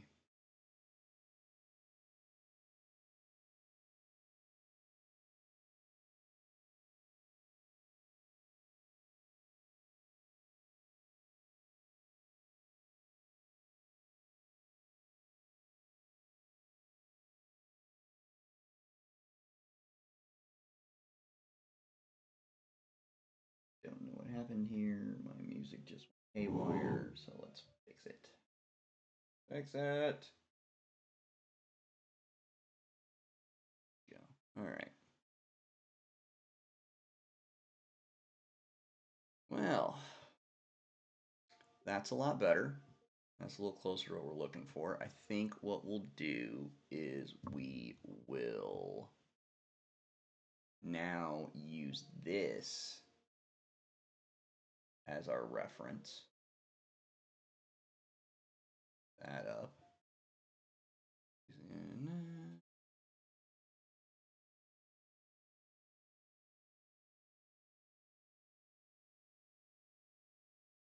All right.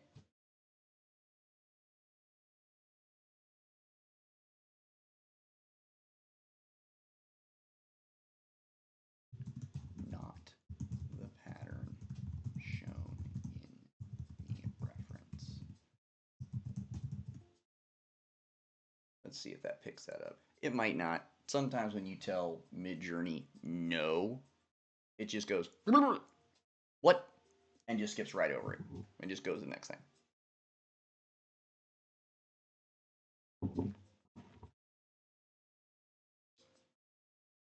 But yeah, that might be the right way to go.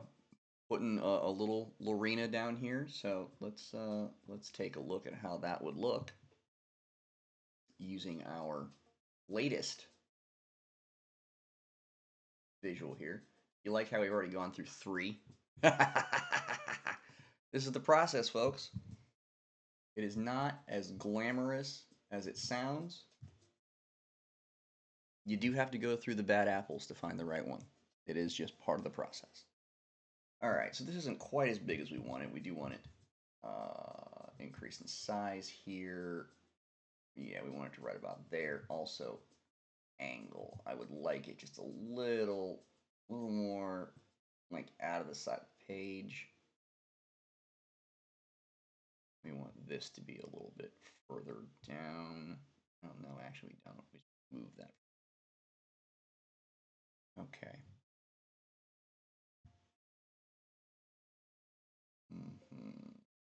There, we would do it like this.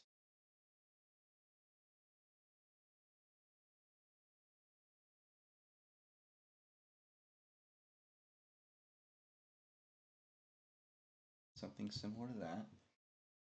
Before we do anything else, let's go ahead and let this build the rest of this. I don't really need it at this time, but my ADHD and TISM are going to drive me nuts if that's not filled in. With similar style and composition. Go. If you're just joining us, welcome to Building Wonderland, Nightmares and Dreamscapes. We are a TTRPG studio building a brand new tabletop role-playing game in the world of Wonderland.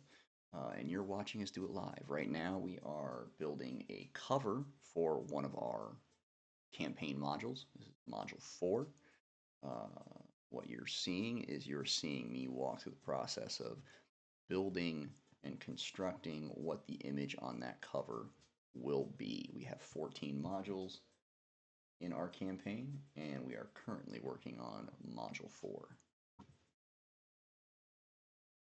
What we're looking at is a big old mushroom. Obviously, the style is not what we're going for either. Fine.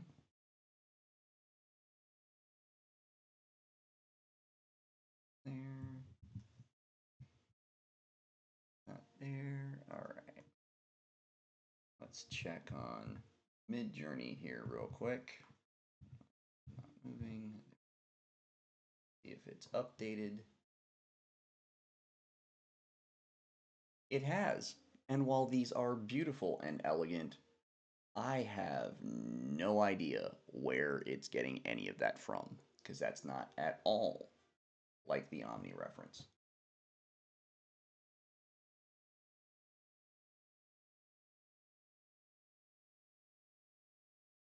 Are we just not strong enough? We might not be strong enough.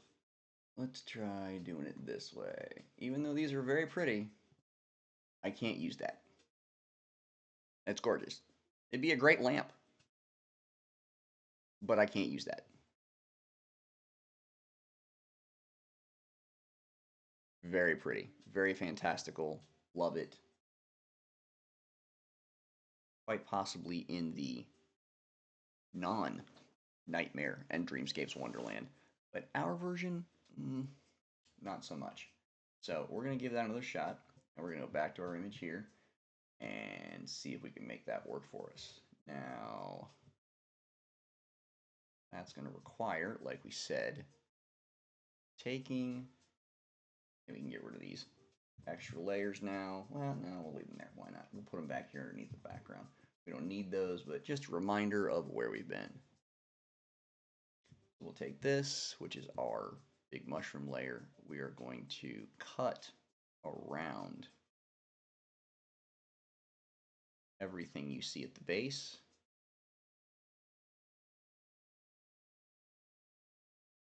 There we go.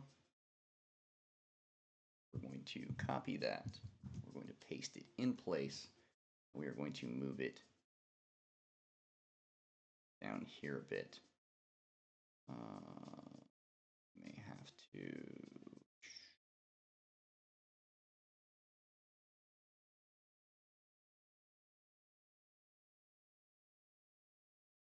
Actually, now that I'm looking at it, we don't want to move the whole thing. We just want to move parts of it. So, like, well, Do we? Hmm. How about this? Let's do it this way. All right, we're gonna. Oh, you know what? I don't need to copy that. I can just paste it again. There we go. We already got it. So I'm gonna keep this. We're gonna keep it where it is. We're gonna turn it off, and then we're gonna have Midjourney. I'm sorry, not Midjourney. Photoshop generative AI go through and remove this whole thing, and hopefully it'll make it part of the stock. Remove object and go there. Okay, time to find a lamp maker. That's good. That's good. Uh, Good luck getting that in a box. Somehow I don't think we're gonna be able to ship that. I don't really know that would be something you would expect to find in a Wonderland box. Just a very elegantly uh, styled uh, mushroom lamp. Yeah, maybe. I don't know. I guess that would work. I never really thought about it. uh, it, it is rather on brand. Now, what you're gonna have to do is you're gonna have to get one of those really talented, like I can't remember is origami Japanese? I think it's Japanese.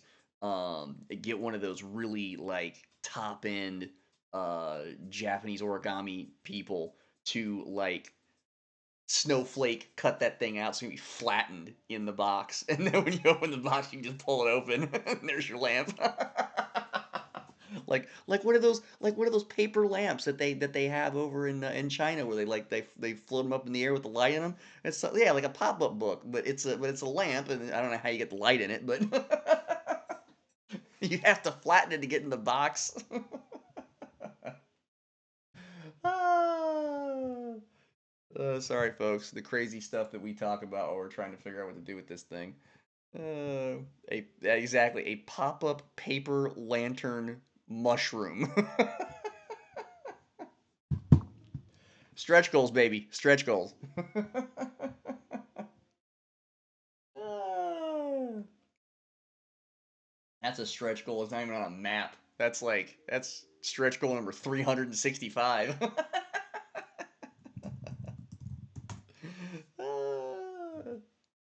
All right.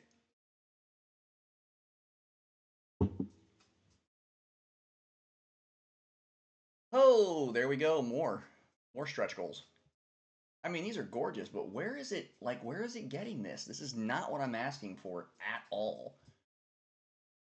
All right, I guess I gotta take out my not the pattern in the reference. Underside the cap glows with a mesmerizing and elegant pattern. Uh, Luminous. Um, what's the right word for it? Interconnecting fungal lacework. Let's get rid of this delicate radial membranes because I think that's where it's getting the shapes. Spores, elegant, lights, light forms, beautiful and intricate. It's all about words, kids. If you don't know your words, you are not going to be able to use AI because it knows all the words. Intricate designs that feel both carved. All right, let's try that guy. Put this back at 100. Maybe went a little too crazy on the variety. Maybe that's what it was. We were quite high up there in the variety pack, so that might have been why we were getting mushroom flowers.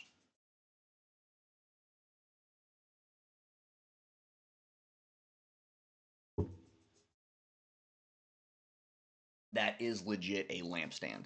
Like it's got a lampstand and a mushroom lamp.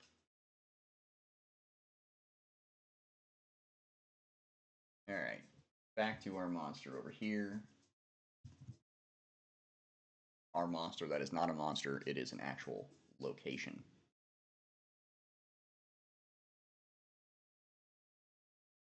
Hmm. I hear thunder and lightning showing up. Just how we like it here in Florida.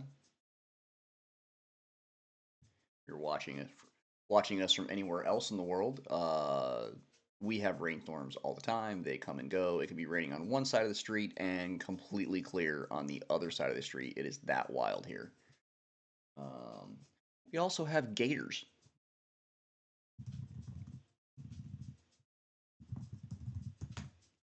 Matter of fact, I saw a full size turtle in my yard this morning. Not to mention the three baby armadillos. We have the possum and all the squirrels. It is a nature hike out back. There we go. Got rid of the extra stuff on the mushroom that we're not gonna need. We're gonna that. That's a little bit closer. All right, now what we're gonna do is this is now a separate piece, so we can take this and kind of maneuver it where we want.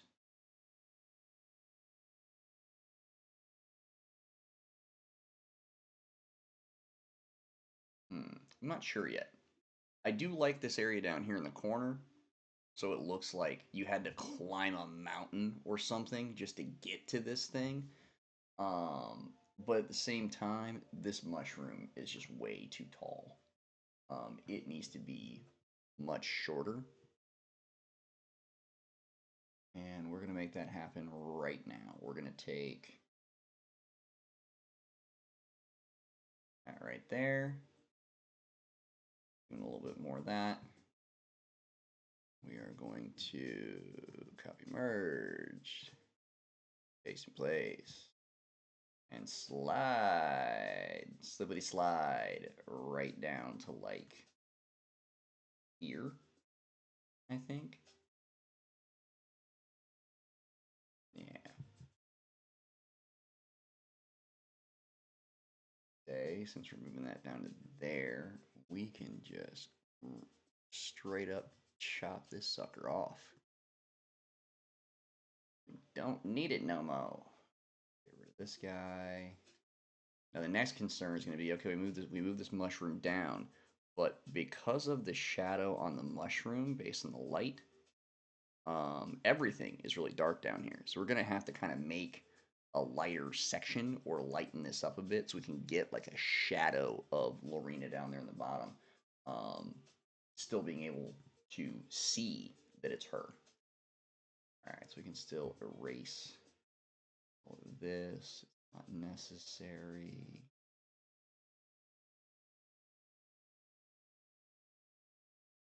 Bit of that too.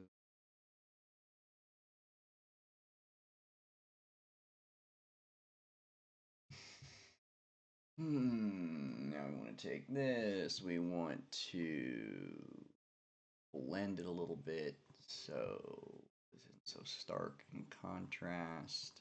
And there we go, folks. There is your mushroom.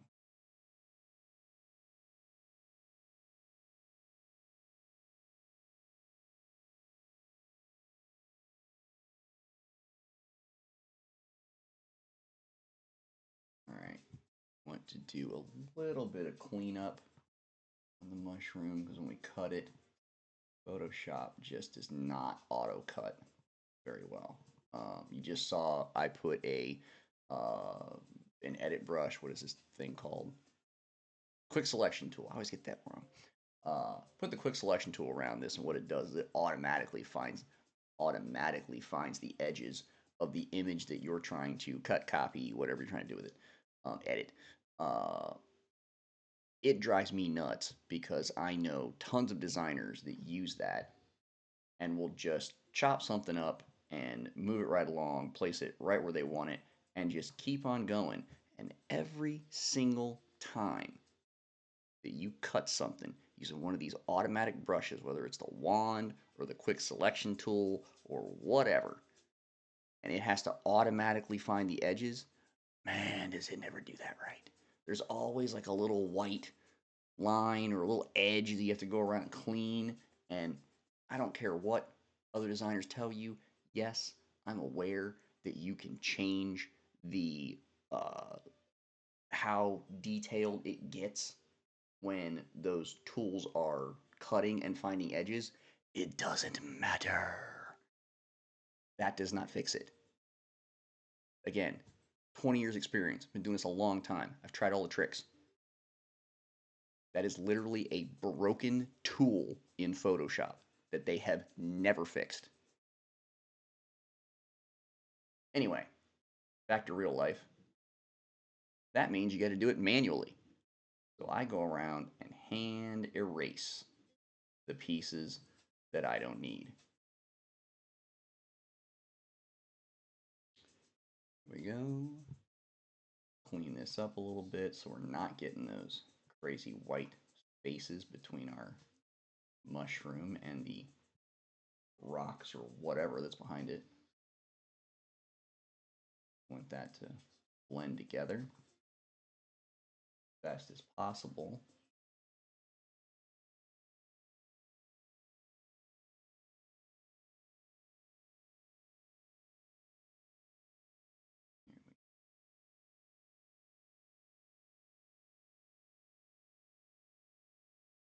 Now, it doesn't have to be perfect. We just want to get it in there correctly. Ooh, all the cracks.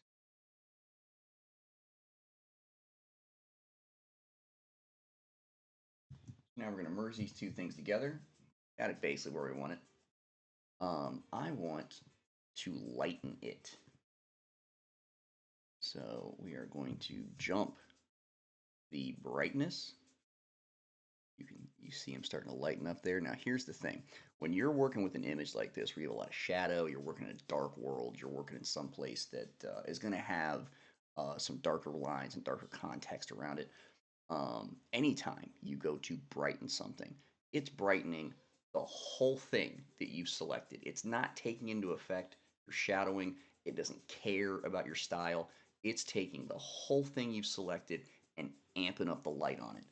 When you do that, you start losing definition, you start losing color, and it starts looking like there's a sun sitting behind your image. Look at that. It starts to wash it out.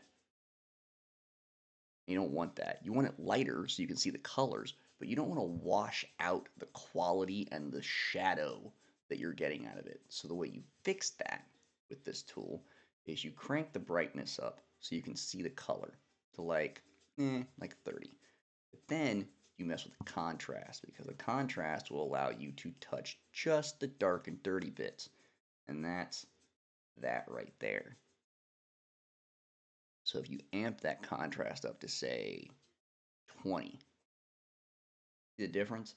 I get the color, I don't lose the darkness. I still get the shadow in there. That's the important part. You still want the light and the color of the environment around you.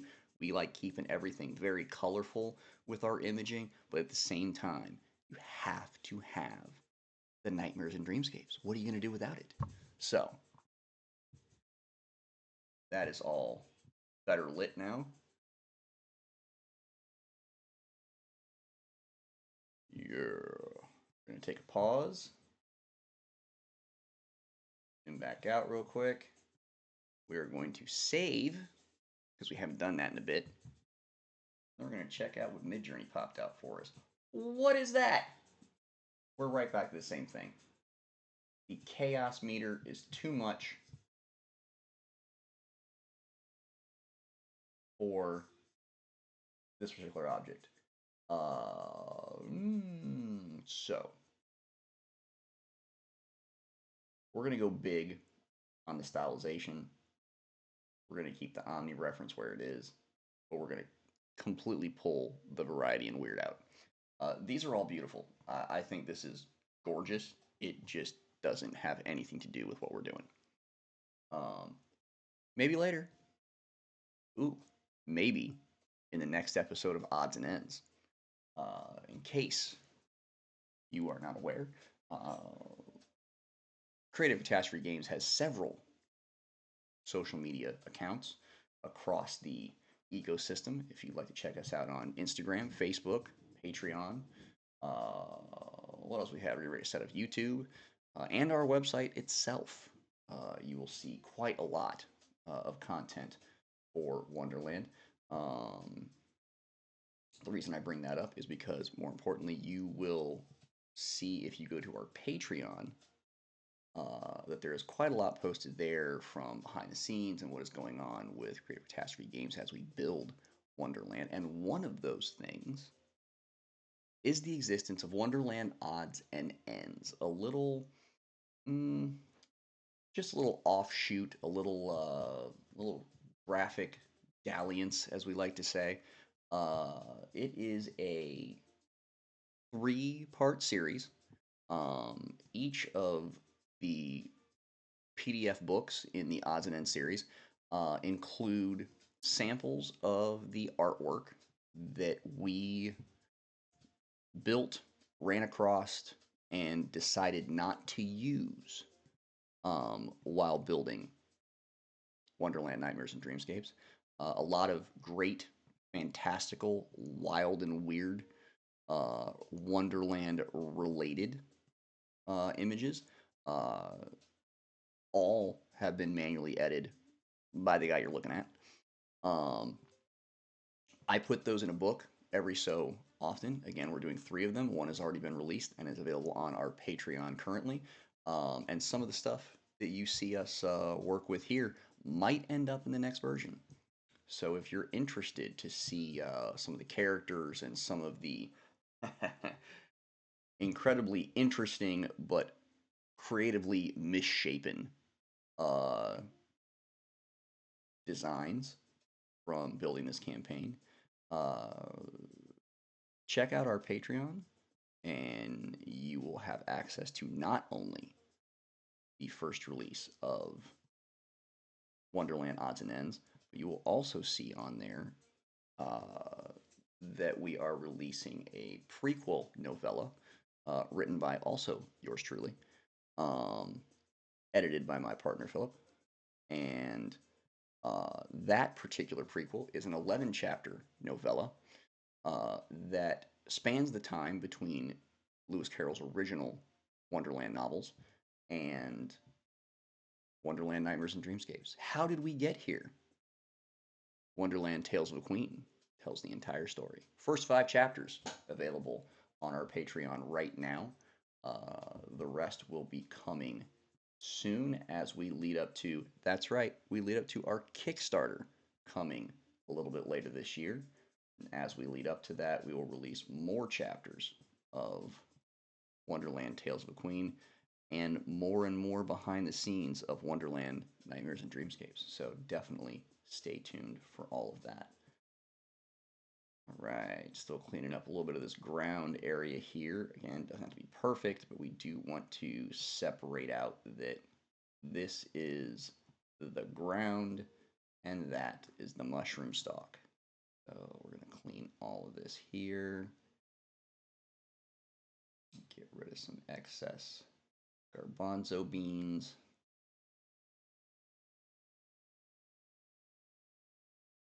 Or as they like to say, garbage. Get rid of some of that. Keep this looking like one image, even though it is several at this point. All right. Get rid of this too. What's going on up here? It looks weird. Get rid of that. And there. Okay. Let's check our mid-journey one more time. Ooh. All right. Well, still very strange. Yeah. I think we're going off the reservation at this point with this thing. So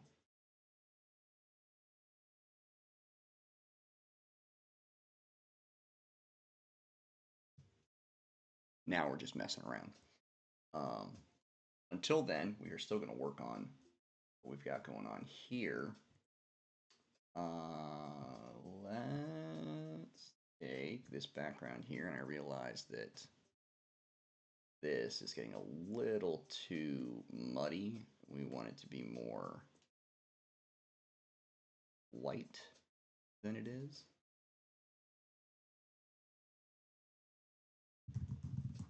So we're going to see if that switches it up a bit.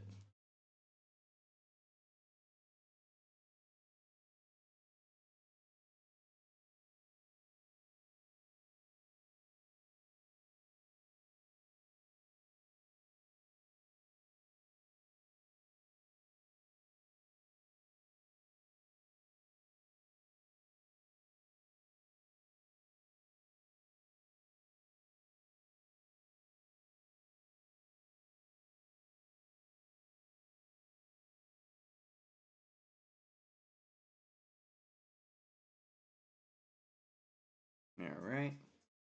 One moment, folks.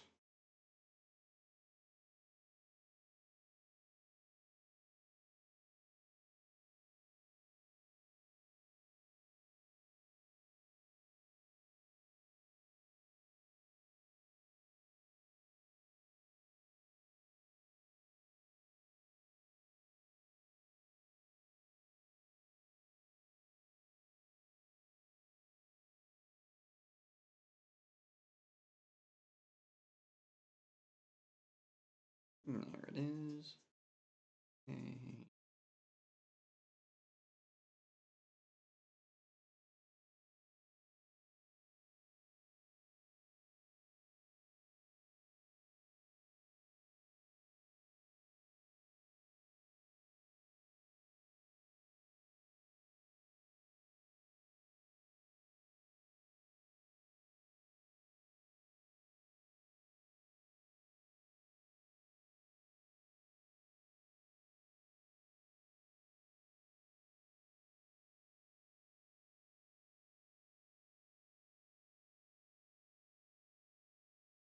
All right.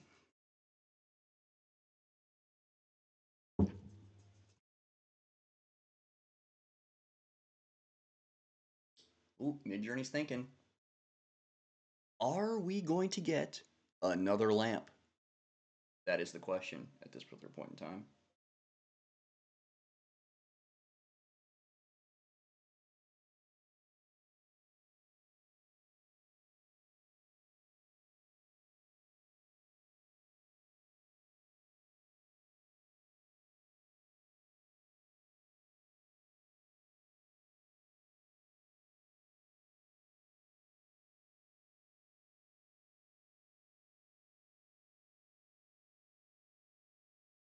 Hmm.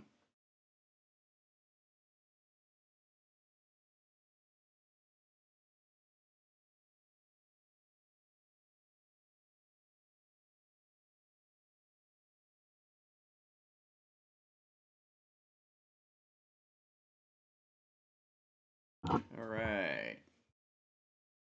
Still getting lamps. All right. Well, that particular direction went off the rails, so we are going to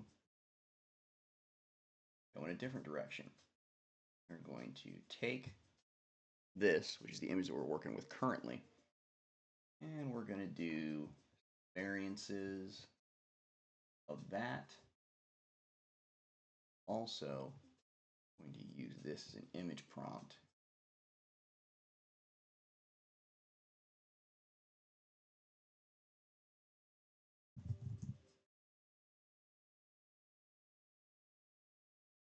And drag this down here and go. We'll give it a few more tries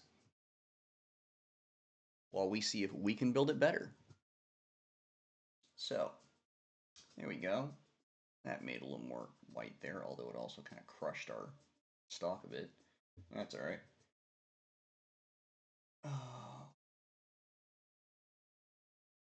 Let's look at this area right here.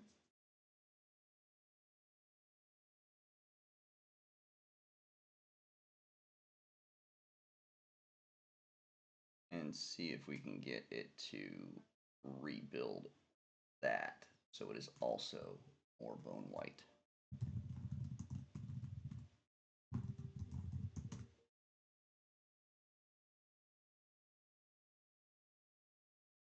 Oh, mid-journey's mid-journeying. There we go. We're getting some things.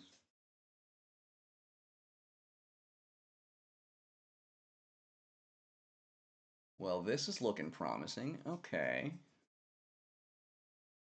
So we did a set of subtle variations, we did a set of strong variations, and then we did a new set using the image that we're building within Photoshop as our base, editing a little bit of the prompt, changing a little bit, dropping down the styling so it doesn't get crazy, and kicking that up, which is where we got these, which is what I was looking for.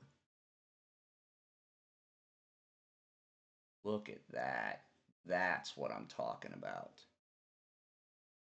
That's beautiful. Gorgeous. Gorgeous. That's what we want. Very nice. Okay.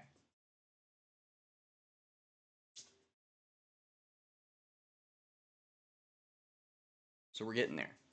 Now I'm going to slide this over to the Omni reference. Drop it down to 100. Also, make it the image prompt. And try it again.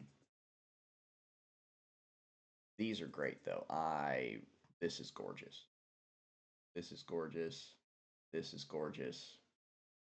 I love all this. I don't know what we do with all that. It's definitely not what I was thinking. But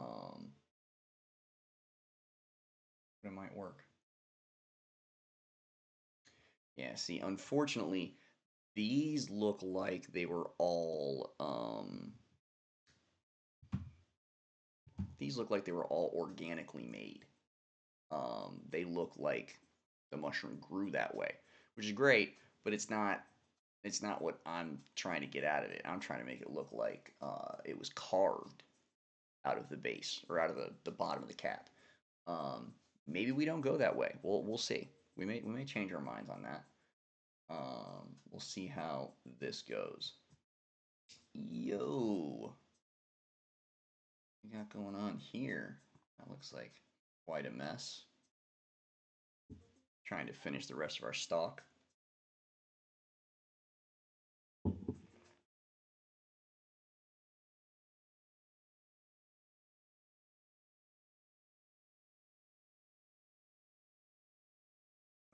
That's ridiculous. I have to leave that the way it was. Yeah, because I took part of the sky with it when I tried to reassemble it. It just assumed that I wanted more of this shoved over here, which was not at all what I was going for. But that's okay.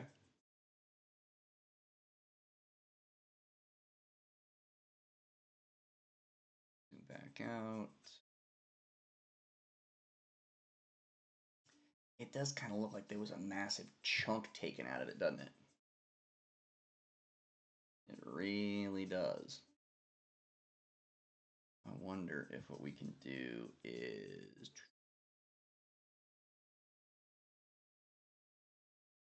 Let's just try to grab this area inside the line. So like we said, Photoshop, not the best at that. So you kind of have to zoom in and making sure you're getting the part you want.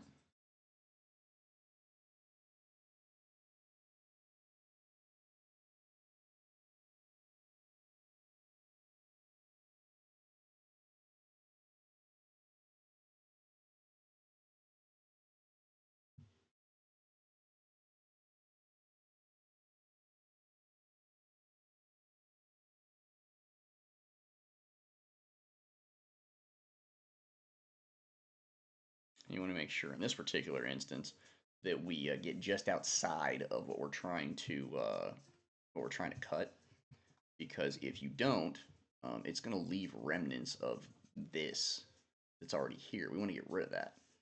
So you want to get completely outside of it. So when it's coming up with new pieces, it's doing so in a way that you can fade the new version over the old one, just in case there are parts you don't want to use. So we will take that. We will remove object. Let it run. What is Midjourney doing? Looky at the mushrooms we got. And it looks to me like that was the wrong move, actually putting it as an omni reference. And that's the trick. Putting it as an omni reference means it's going to stick very close to what I actually uploaded. And we do want it to kind of change the underside of this. So image reference only, it is.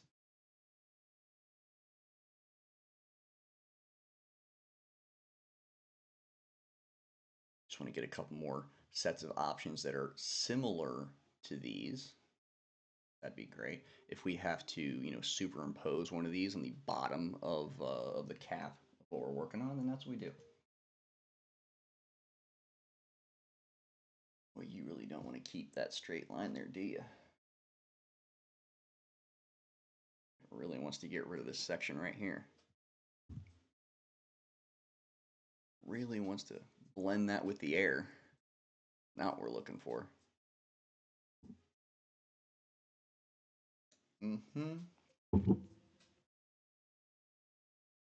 All right. Well, now we learned that just can't hack it. In another episode of AI doesn't do what you ask it to do. So what we're going to do is we are going to take this hole right there. And we're going to do it in parts and try that. This is what I was saying in the last episode about having a toolkit when you walk in to build something. It's probably not going to go the way you expect it to go. Just like, your day and you have meetings scheduled all day. By the time it hits 10 a.m., your schedule's off the rails because of all the things that have dropped on your lap between when you walked into work and 10 a.m.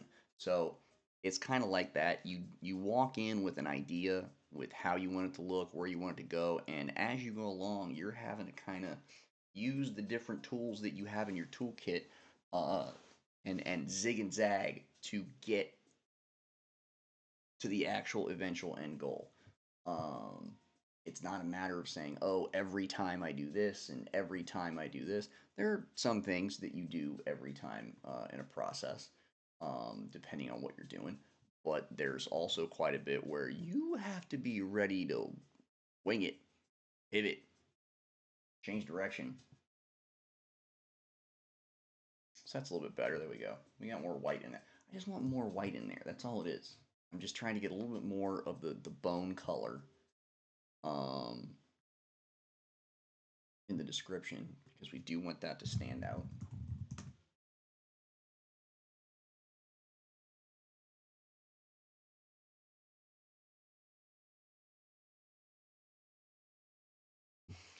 All right, and we are sneaking up on 3 hours here. We are at 2:48 in this session. It is 3:48 here, Eastern Standard Time.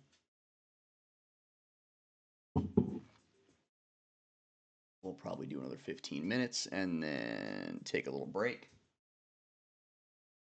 There we go. That's what I was looking for. Check on our Midjourney. Here we go. Look at the prettiness. Look at what we're looking at here. That is gorgeous. Gorgeous.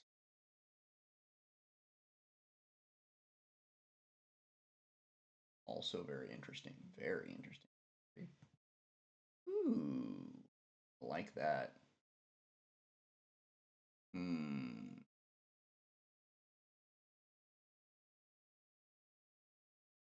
That's beautiful.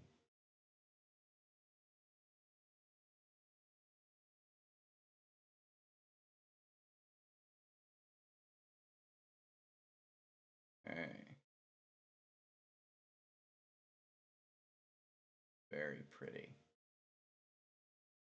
Hmm.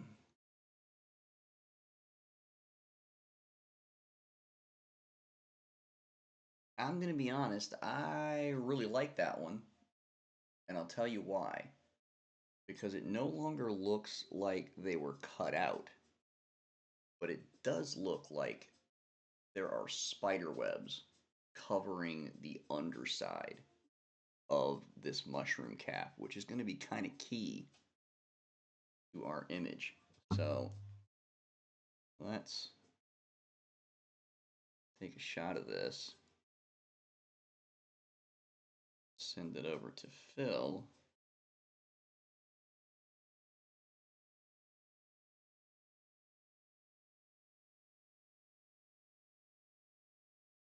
Aha. You see it? I see it. I think that might actually be the way to do that because then it looks like the entire mushroom cap is, I mean, it's not covered in it, but you can tell that it's been designed with, well, like the mushroom cap hasn't been designed with spider webs, but you can tell that a spider has created the webs around the edge of the mushroom cap. Like like it got on top and it started repelling around the sides, just dragging this stuff down with it. I think it might be a very creepy, but also again what we're shooting for, eerie but elegant look to what we're trying to achieve. So this may be the way to go. What we're going to do is we are going to do some subtle variants, some strong variants, just to see what else is out there. And then we're going to pop this bad boy into the image. We're going to make it the Omni reference. And then our last one, the prompt. And run it again. So we got 3 more sets. We're sneaking up on it. We are sneaking up on it, and that's the way you have to do things. All right. That's looking much more bone white. Take this section down here and see if we can lighten that a bit.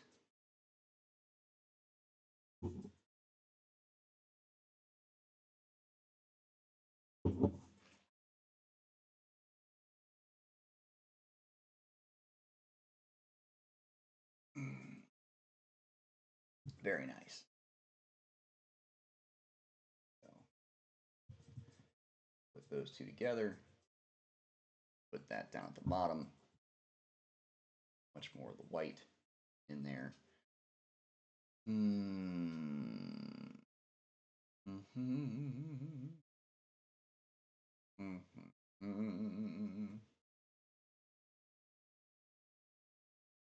Look at that.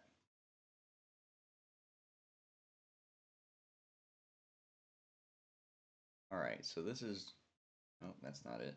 This is the one we were looking at before. Gorgeous. Now we got some variants. Look at that. Check that bad boy out.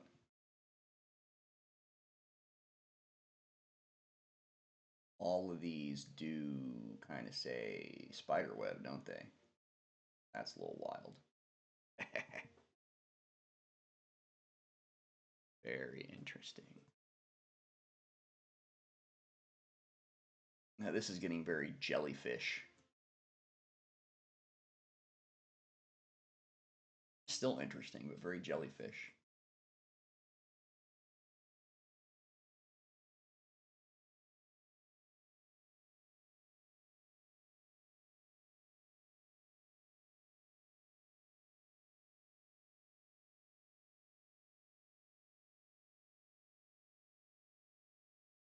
I don't know, Phil. I think we might do is we might take one of these images like this and kind of change the way that we're describing the mushroom and the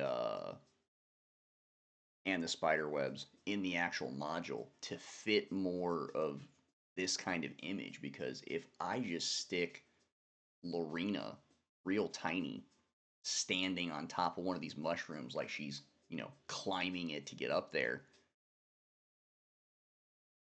I like that kind of says it. And I really like the light that's coming out of here. I like it looking, otherworldly because we are another world. So that might be the way to go. Let's see what we got here. This one on the right and the one on the left have some promise.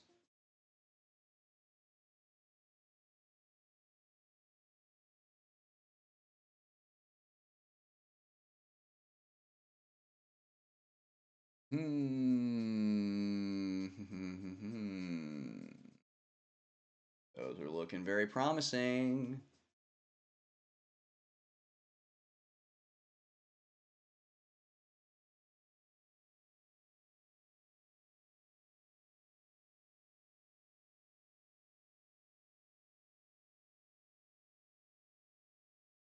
Look at that.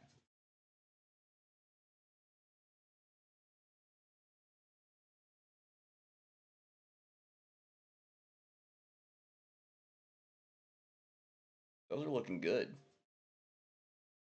Yeah. I like where that's heading.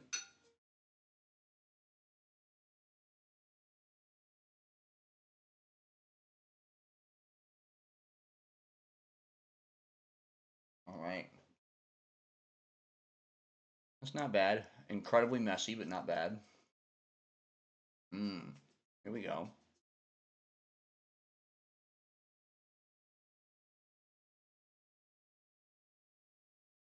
That's essentially the same thing as this thing. Wherever it went. Where we go. There we are. Essentially the same thing as this. Stock is coming up right. So, what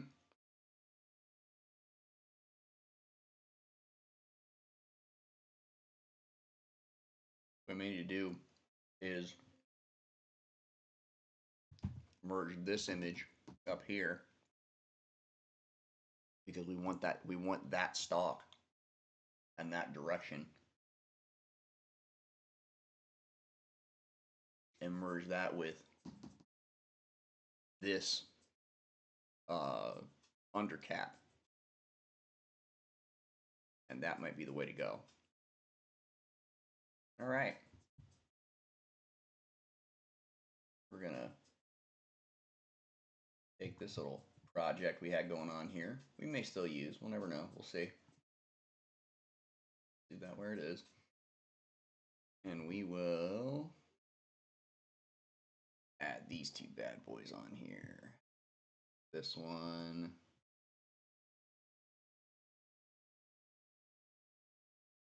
Boop. That one, and all the way to the top. That one.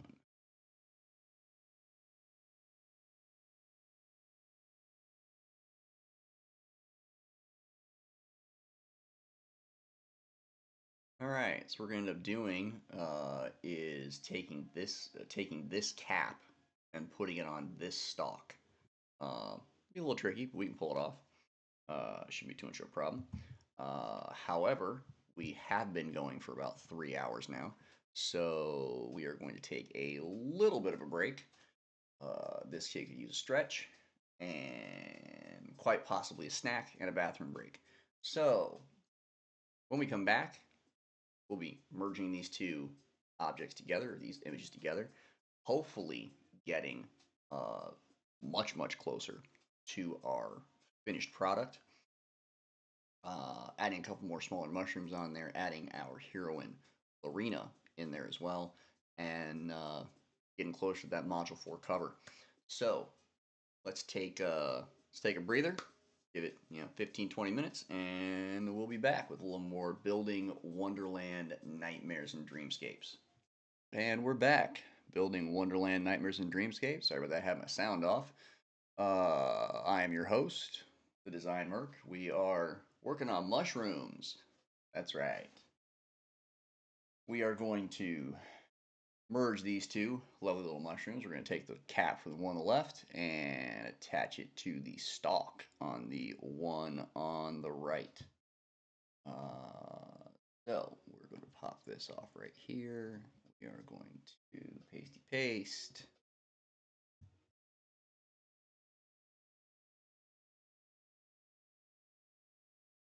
We are going to have to do a little work on this, but there is a reason that we're swapping this particular app over, because even though the artwork obviously not clean, not done very well, we are going to fix that. We had to build quite a bit of a mushroom to even get to this point in pieces, so that will be kind of corrected by the repainting that we do to make this our particular style of impressionism slash watercolor, really more watercolor. But we're going to put this cap on top of this particular stock. And the way to do that is going to be, look at where these two merge. And as you can see on the screen there, see that cap that we're cutting in is much larger. It's angled a bit better. And honestly, I just think it's prettier with all the web work that's underneath it. We are going to utilize that web work a little bit later because we are going to kind of cover this landscape with spider webs. So this is going to be the beginning of our spider webs. May not get to that part today. Today I'd like to get the mushroom in the right place, get the book cover kind of placed, and make sure we have that set. If we can get that done fast enough, then we'll move on to spider webs. If not, pick that up tomorrow. For right now, we want to see exactly how this works. So this cap is, look at that. That cap is probably another 10%, 15% larger than this cap here. Like I said, I like the way it's designed. So what we can do is, if we're super smart, every cap has, I can't really see it there because I got it too low. All right, you see how both of these caps have stems? Right here at the base, there's one there and there's one there. If we can match these two up relatively, you'll notice down here, we want this particular stock. We want to get rid of this one. But if there is an inflection point that can connect the two photos, you only need one, and this is actually a pretty big one. If there's an inflection point where you can connect the two photos, it's actually a little bit easier to merge them. That way you're not screwing up too many pieces at the same time. So we line those up. That looks pretty good. Now what we're going to do, and this is the fun part, we are going to take stock of this one. We're going to get rid of it. We're going to get out of the picture. We're going to do it in pieces. I'm going to take this part right here and remove it. I'm already very happy with the direction that this is going.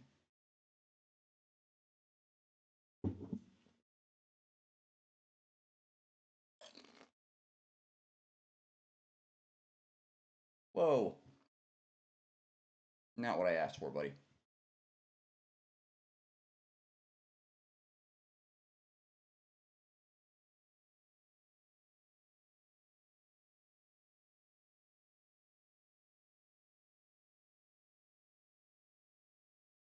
It is not understanding what I mean, and that's okay. Sometimes you got to do things old school. And here to show you the old school way, oh look, the same guy. So we have a spot healing brush here. And we just wax over this thing. Maybe too big, we'll find out. It went a little nuts there, but that's all right. This is not, it's not going to look good. Trust me, it's not. That's not the point. We're trying to get rid of certain things. We will come back and fix later. See, this doesn't work the same way that illustration does, where you're setting out ley lines first. You're putting your base structure in of where you want your character to face, uh, their particular center arc, and then you're working out the individual pieces that you want to view of them, whether that's their facial structure, their arms, their hands, all those things, and you're doing that little bit by little bit. So by the time you get started, you kind of have an idea of where that thing's going, much like with what we're doing. But the trick is that we kind of go about it a roundabout way, where we do know where we're going. But with illustration, you're drawing, drawing, drawing, drawing. You get to the end result. With digital design, rather than illustration, we end up with iteration because, like you've seen in the episodes recently, we started with a mushroom that looked nothing like this. We had an idea for a mushroom. We had to put 3 or 4 different images together to build the kind of structure that we were looking for. So even we had an idea of what it is that we were trying to make in this cover. And then we decided, you know what, that's just the wrong angle. And we had to iterate and iterate and iterate until we get the right angle, the right POV for this particular cover. Um, do illustrators do multiple illustrations of the same character? Sure, sometimes. It just depends on what the project is and how much time they have to build that out, and whether they actually need to do that for the character. I always like to have multiple looks. Um, when I'm doing something like that, this is no different.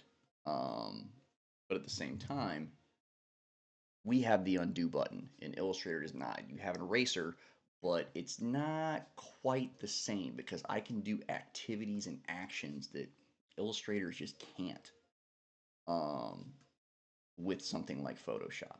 So there are lots of differences, lots of similarities, but what I will tell you is the process of going from concept to finished design, um, is eerily similar when you zoom out.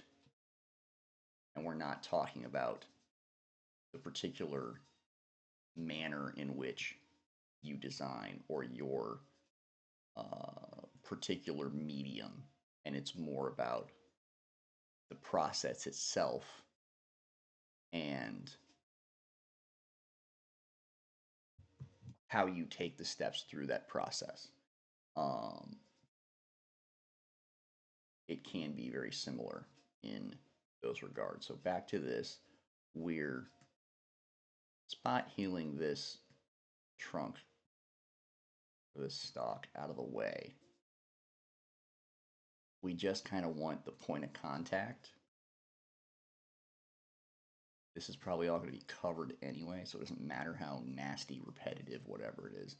This is how the old tools work. The old tools, this right here, just getting that out is the first step. Then you got to go back and correct all this nonsense that it put in there to replace it, which is all over the board now. And what generative AI does is essentially take all of those steps, all of those different clicks that I have to make, to clean all this up, which could take, 20 minutes, an hour, depending on how big the area is that you're working on. Whereas now I can just kind of crop around all this, let Photoshop run with it, and it will edit it so it correctly kind of fits in with everything else. Same process, just faster.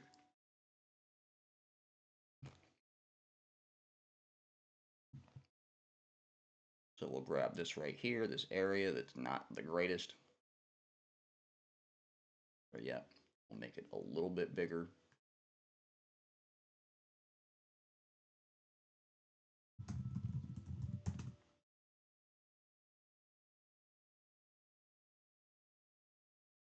Let it do its thing.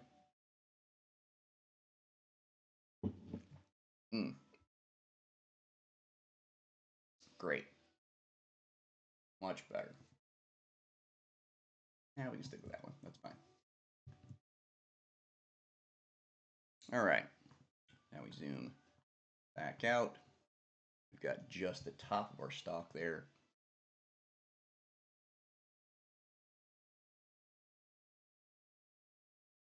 All right.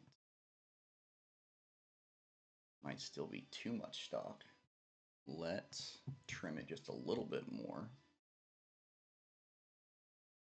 Let's go up to here. Hoping that it won't take off everything that I just put in there. It usually just fade up, which is why I give it a little bit extra room on top.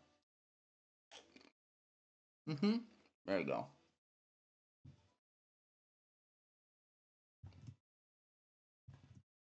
Now again, I could have done the same thing in like 4 steps.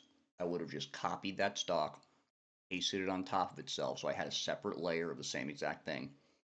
Go back to the original one, use my spot healing brush and erase the stock on the bottom because I don't need it anymore. Up to about where this is, it might cut off here. And then go turn the other layer that I just made of the full stock on, and then just mask and fade that up, and I'd end up with the same result you're looking at. That's 5 steps for me to do instead of 5 steps for AI to do. Same thing, same process. All right, so we're gonna merge these together.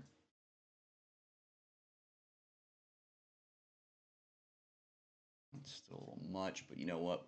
We'll try to skip by it when we do the actual fading. Are we ready to fade? Let's fade. So, little mask, little gradient, 50% transparency. We're going to do a little bit of transparency on our, yeah, because I got to see where this thing's going. And we'll probably do 50% to start, 50 or 60, somewhere in there. Yeah, let's just get this going.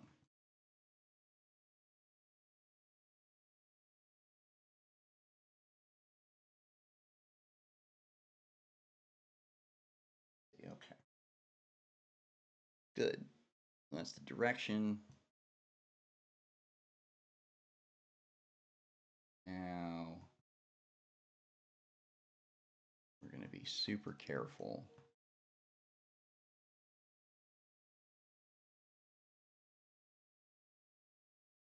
Now, this is actually a point where you want to be super careful. Usually, I'll tell you it's not that big a deal until you get down to working on the final image. Well, we may be working close to the final image, so we want this to be as clean as possible if we can.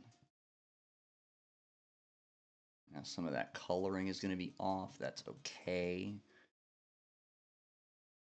It's going to get repainted. I want the objects. I want the drip down, but I also want feathering on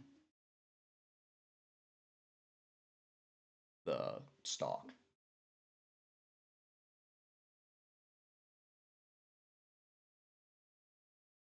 This is what we call detail work. It is boring, it is time consuming, but it's the job, kids. It's the job. This is why they pay you the big bucks.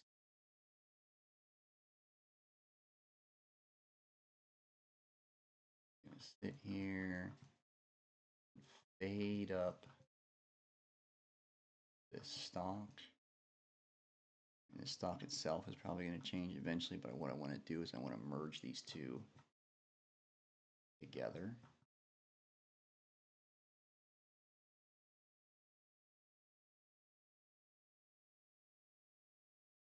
first,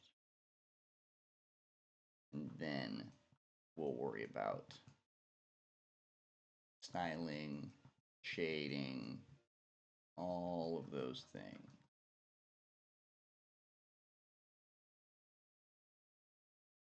You can't be afraid to constantly click back and forth and check your layer here. We want to make sure that we're doing it right. We're going to make a few little mistakes, and that's fine. You want to try to be as accurate as possible here. So this image looks like it's one image, and the only way you get that is if you are accurate. That's going to get a little hairy here in a second when we start getting to these outside edges. Because those outside edges over here, you'll see they have little pieces, and this starts going into the underside of the cap of this image, whereas we still need to bridge these two together, and those caps don't match. So we got to be very careful about how we merge as we go up. We don't mess up our cap. So in this particular situation, opposite what I usually tell you, for all you puzzlers out there, you know exactly what I'm going to say when I say when you get a brand new puzzle, you have to put the whole thing together. First thing you do is you take all of the edge pieces and you put the entire edge together. I have never seen anyone put together a puzzle any other way but doing that first. You may put some of the signs or some of the things that you can pick out that are real easy in the center of it, those little sections. Sure, totally get it, but the major thing you're doing is getting the edge. And normally that's what I would tell you to do when you're doing a mask, but because the edges don't match up between our top stalk and our bottom stalk and the way that our caps are set, I'm going to tell you the opposite on this one. You want to start on the inside because the inside will show me the full direction and connect this stalk with the top here. It'll connect those two things together, and then I can go back, know exactly kind of where the edging is along the entire thing, and hopefully that will save me some time screwing shit up. So that's why we do it inside out on this one.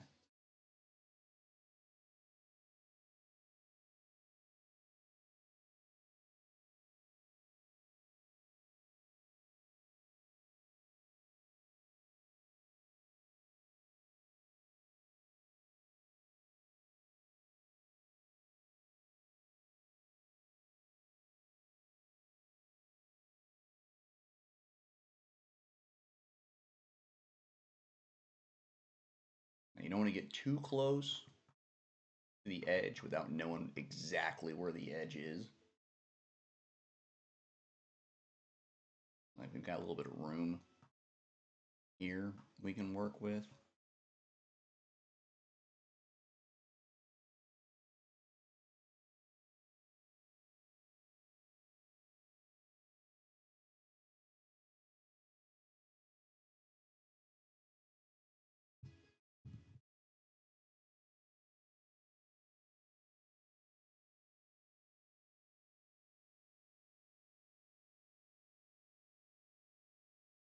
Slowly we climb the stalk of the mushroom. That's pretty much what we're doing. Slowly cleaning this.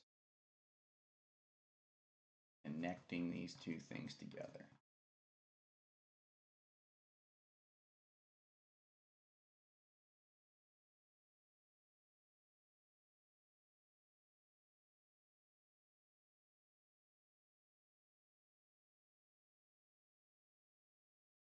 Plenty on this side.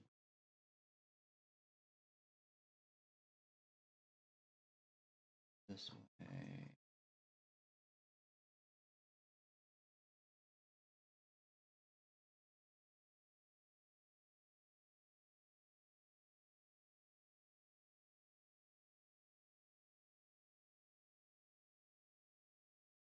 Alright, and that's looking pretty good. Let's go over here a bit. And you want to as much as you can, but you also want to kind of stay away from the edge until you're really ready to hit it. Right now, we're just trying to put the center area together. Connect these two. Get our little railway going.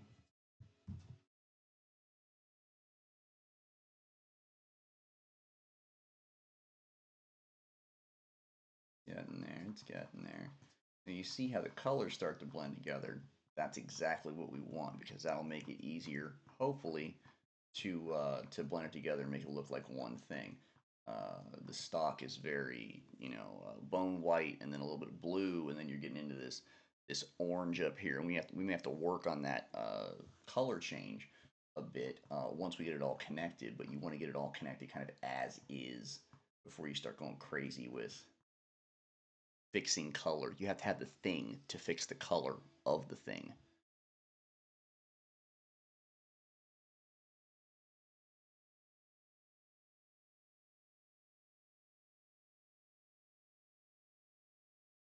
As you can see, this is a much darker shaded color. Look at that. Look at how that line matches up right there. So if we can, we're going to try not to mess with that. At least not for right now. Now, it may not be useful. It might be useful. We won't know until we get this a little more complete.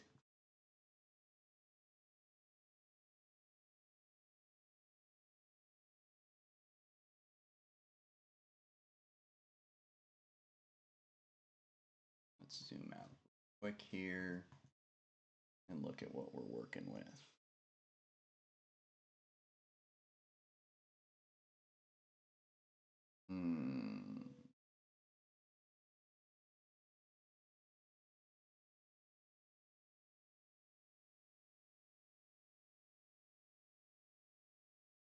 What we might be able to do, let's see here.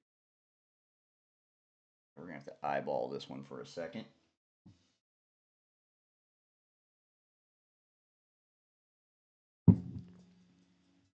Hitting the 4-hour mark today.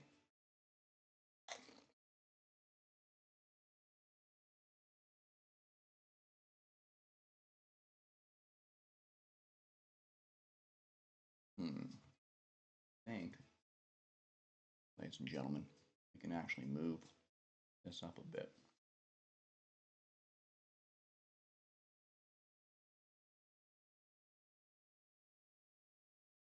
And there.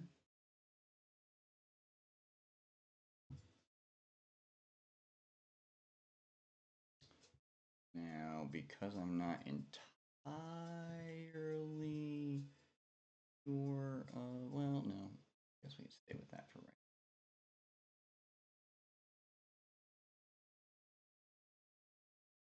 here. Come down.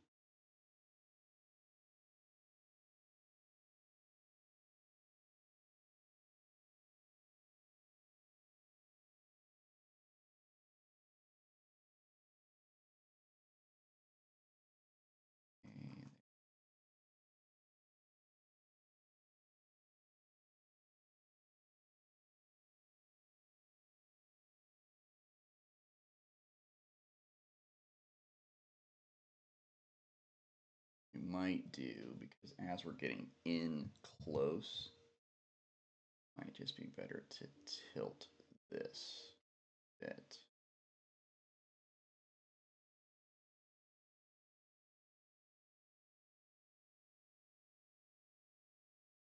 Doing something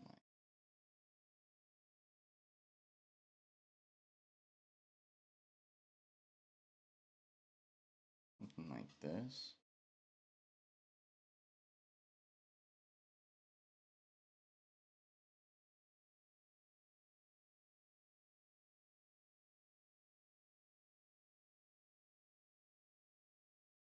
Yeah, something like that.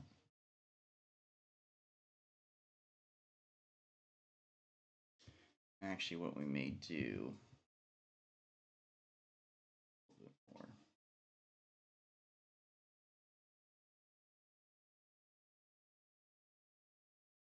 Make it like that, to be honest with you. Get better there. Tell there. So it kind of turns a little bit.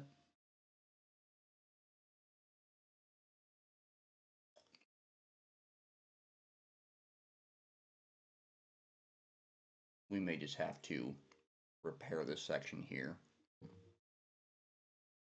a bit.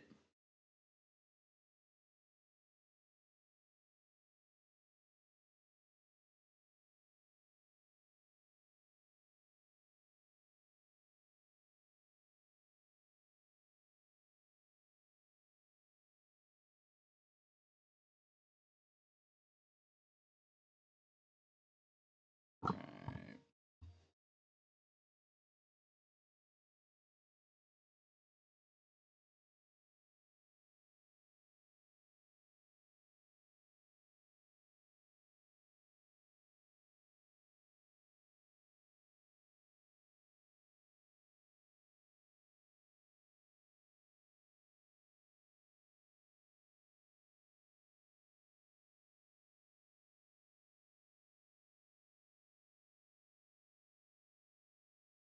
Here.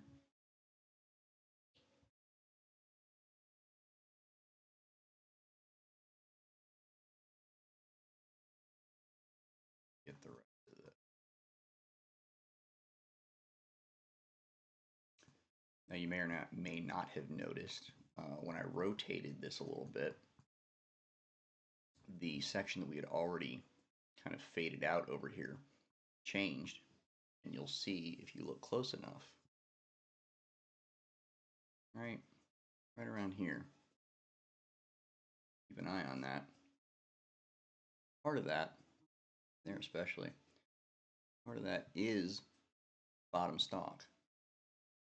It's not the top one.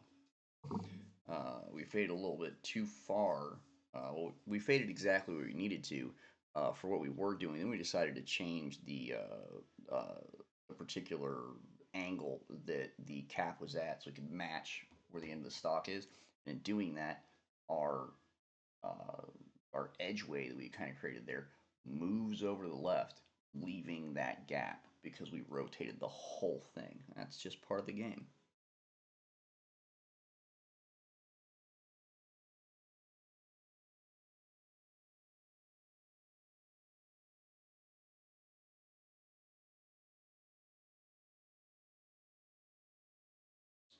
All right.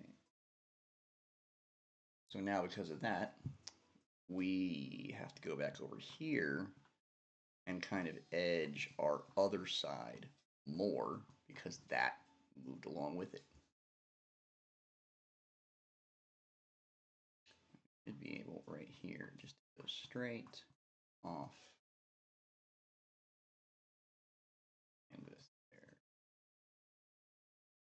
there. Good. Look at that. There we go.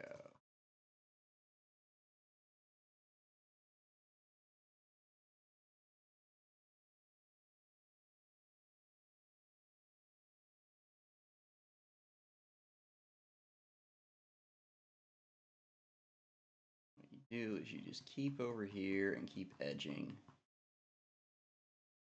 until you get what you're looking for. Now you do want to make sure, if possible,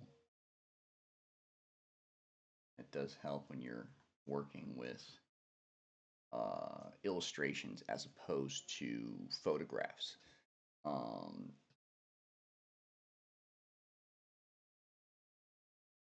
Photographs tend to very quickly blend color, light, shadow, angle, all of that in one small area because again you're capturing real life, so what you see is what you see.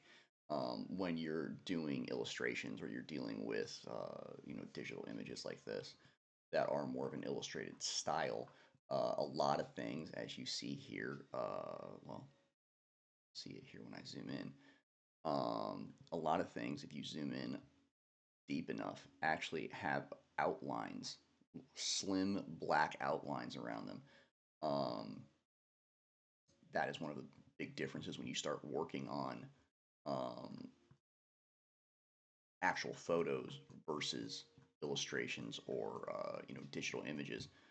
The digital images a lot of times do have the black outlines around them, so it's a little bit easier to kind of clean around those lines and use them as an edge, and then take that piece and slap it onto whatever other part of the illustration you want to use.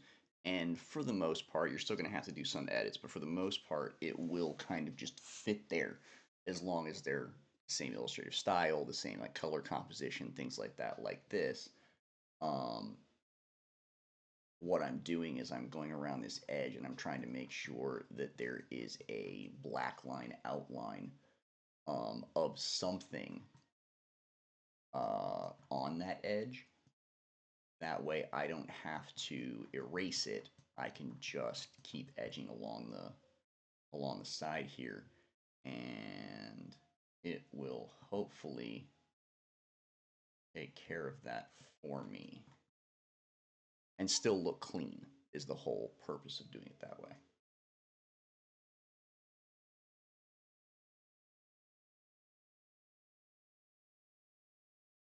Last thing you want to do is blend something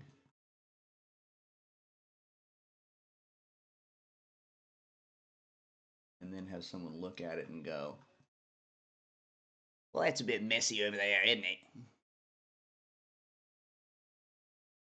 Don't want them doing that. Oh. Same goes for white. So you'll see, especially in this one, definition generally is outlined by black or white. So you will get one or the other in there, especially when you are looking at more three-dimensional looking images like this, where there's again shadow and light involved. One is usually used for one thing, and one is usually used for the other. So if you have darker elements in your image, like we're working with right now, yes, you'll have some black outlines in there, but you'll also see that in order to show light hitting sources and in order to show different angles, you have to do some kind of an outline in white. And when you zoom out, it ends up looking like just the light hitting something, or an area where there would be shadow, but there isn't shadow now, so it's just brighter. All of those things kind of make up a composition like this. So you do have to be aware of your edges and what you can actually use. You don't want things to get too muddy. This is the part of what we're doing as far as detail work goes that you do want to stay very detailed with. You do want to be as close to a perfect product as possible. Otherwise, things will get hairy. Nobody likes hairy things. Well, a few people like hairy things, but we'll leave that to them. All right. What I'm trying to do is get this white line here. It's an edge. Okay, I've got that. Now I want to get this brown right in here. Let's get that in there.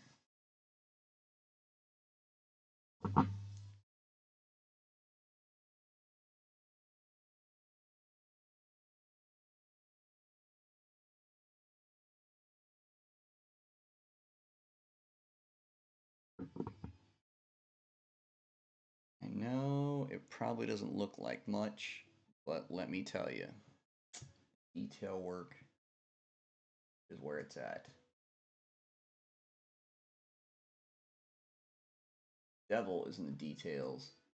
So is the serious loss of time, but so is quality. Quality is what also lies in the detail. And we at CCG are big fans of quality.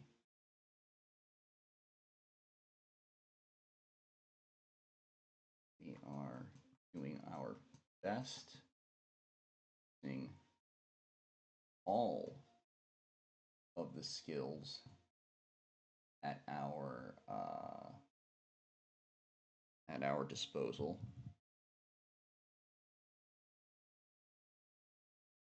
Put together a very high quality product. AAA if we can.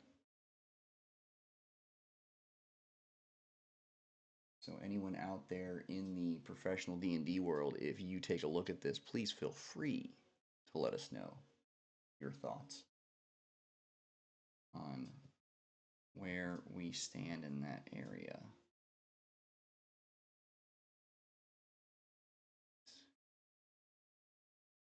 We're going to clean up some haze over here. Don't want that. Don't want it down here either. Get this up. Not as drastic.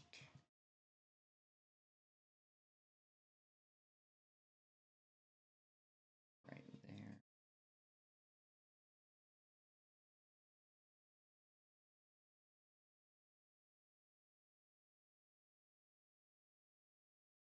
Sorry, I got distracted by another edge. We'll come back to that. Here we go. So I think we want to do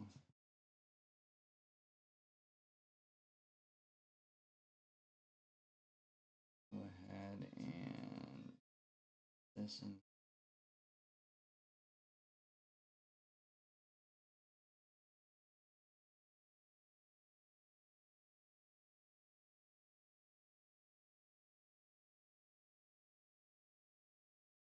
Yeah, see, this is the area where we can kind of blend two together, make it seem like they're one thing. That is, it is not an easy task, but we do give it a shot.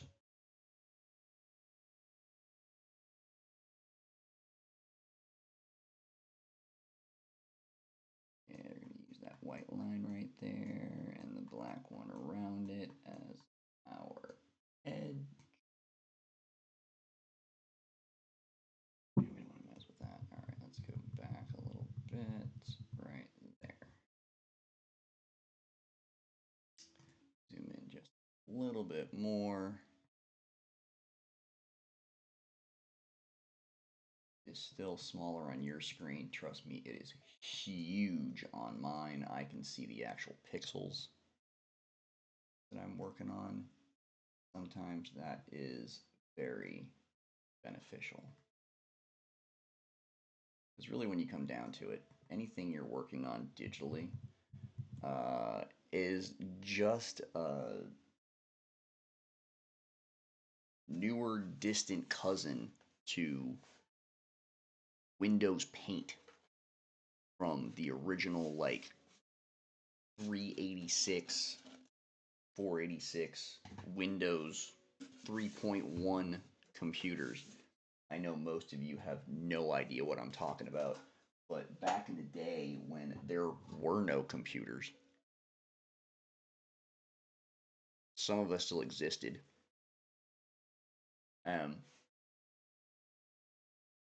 The way it actually went is people worked on typewriters, then you had electronic typewriters, and the electronic ones would print faster, print the actual page faster. Buttons were softer. Then they went to the ones that had a digital screen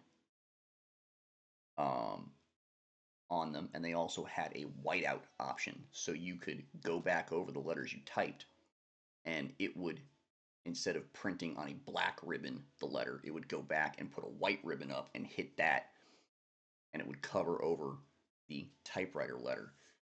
The digital screen you could use to type out basically like one whole line or like a line and a half or something like that, and then you'd hit enter, and then the typewriter would type the whole line out and then go back, which was huge, huge jump back then. Then we went from that to they had the typewriter keyboards that actually had like a cashier screen, one of those that had a few lines where you could type in. Then you get to actual computers where you had MS Paint, and MS Paint only let you work really in pixels. Um, so every little box that was on the screen was very important to whatever you were trying to create. Um, and you could literally zoom in and just paint each individual box uh, and go from there. Well, that had about 256 colors. I think it started out as 16, but it eventually got up to like 256 colors. Um, and now we're dealing with, I don't even remember where we're at. We're in the hundreds of thousands of colors, I believe, at this point. Um, so your pictures are more, your pictures and images now are more voluminous. They're more detailed. They can have a lot wider range of color contrasts and gradients and fading, so you can do more with them. That's why you can do more with them, because as technology progresses, we get more pixels, baby. And the more pixels we have, the more colors we can play with.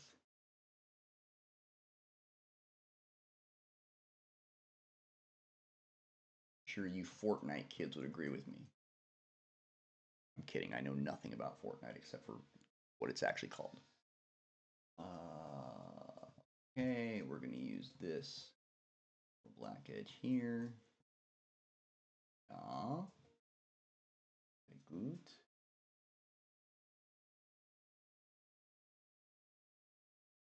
I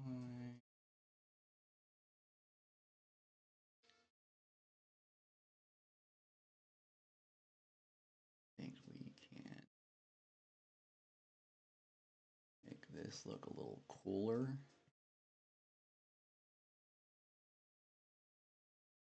by doing this. Getting that right? Yep, we can probably do this.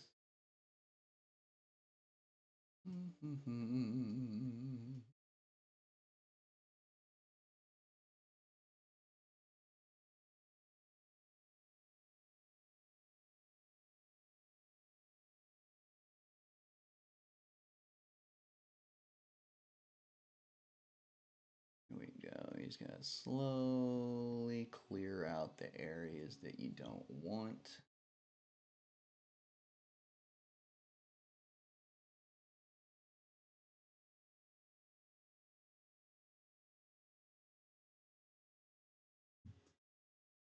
That.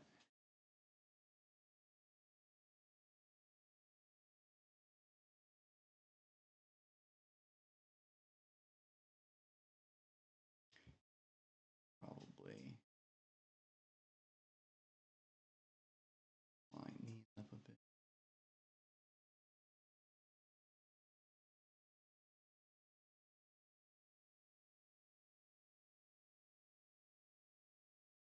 Yeah, one of the tricks is finding areas that you can blend in well, and they look like that they were created that way.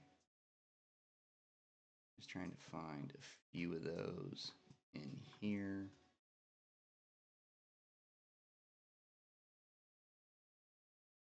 I'm going to clear up whatever extra action we want to get rid of. We can turn this right here into a thing.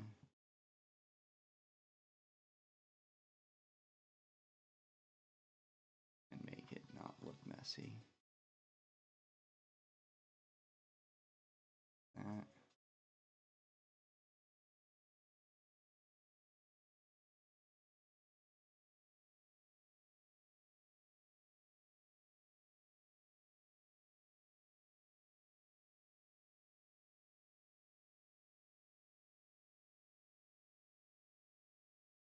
and see how that looks. All right, it's getting there. It's getting there.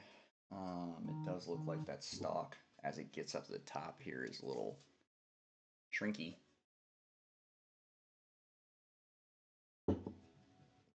Not quite as wide.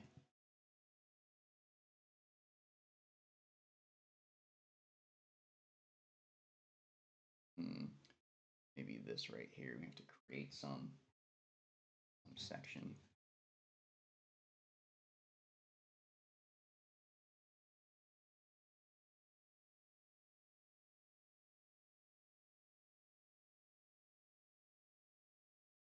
Otherwise, it does blend pretty well, so I can't complain.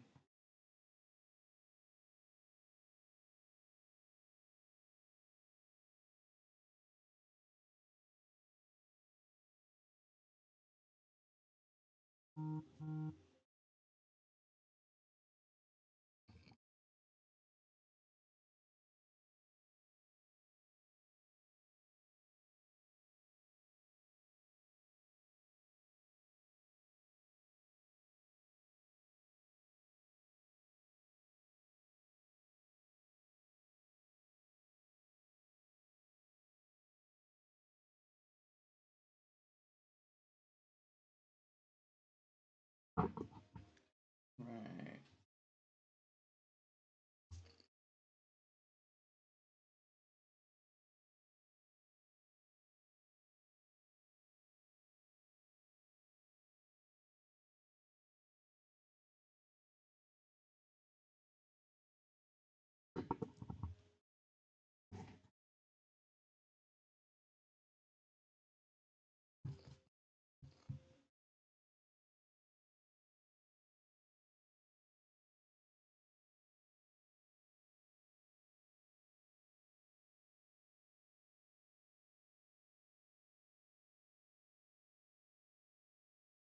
All right.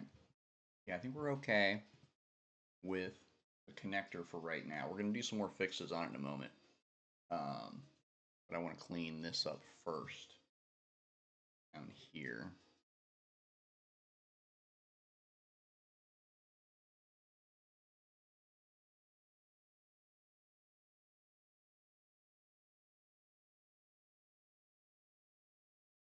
Now here I don't mind if it has a little line around the outside, because you can see as you go around this, there is a little bit of a line around there, and that's to show you the top of the cap and the what really is the spider webs that are coming over that edge there. So I'm not actually going to get rid of that on this. That little light edging that usually drives me nuts that I'll go around with a pencil or go around with an eraser. We don't need to worry about that this time. I want to make sure that the webs that we have here that connect one piece, as in our cap, to the rest of the image, we want to make sure that those are consistent.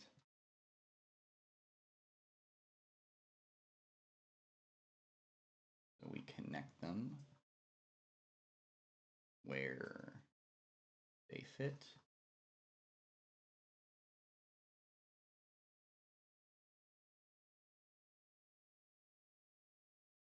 And that is how you end up getting two images that can be one image.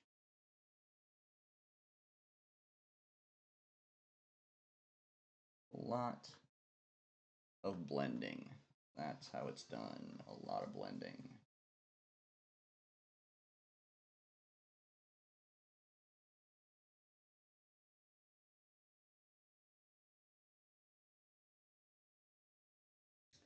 As you can see, as we get over here, make sure where that one goes, the cloud cover in the background is actually merging pretty well with our foreground, so we can really kind of just swipe this largely, let it do the rest.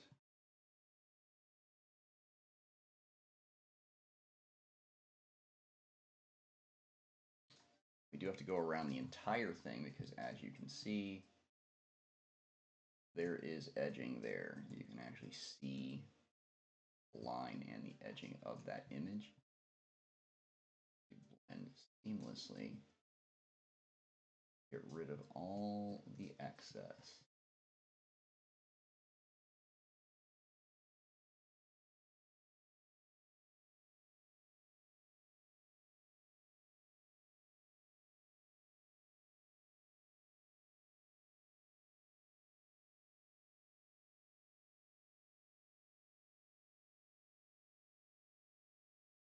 You see that? That line appears right there, and that line we want to hit.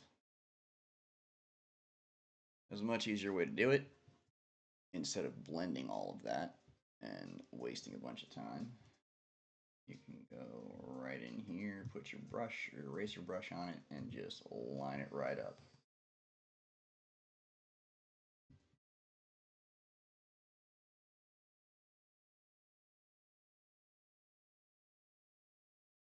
Right, we do the same thing on the other side here.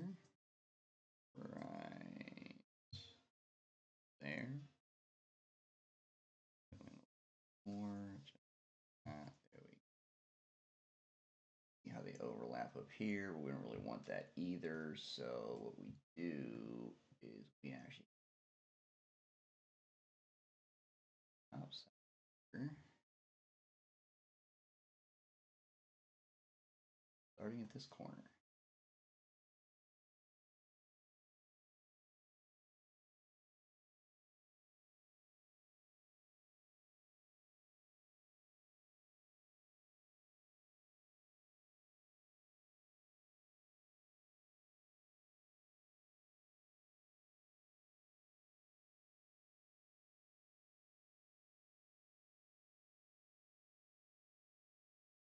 That together.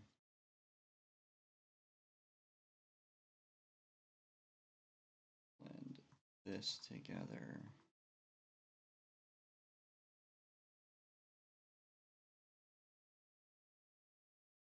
That way we don't have to worry about that coming back to bite us in the booty later. Corner.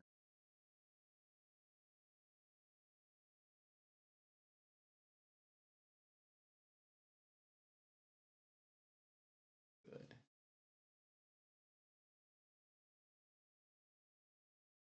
All right, now we're in a little bit better shape. I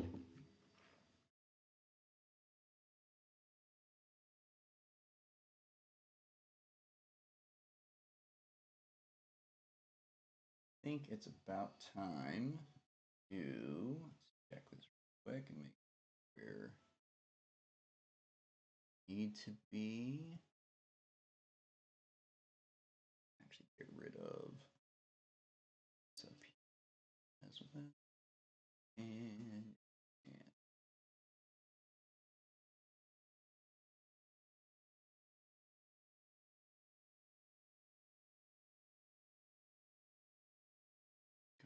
grab this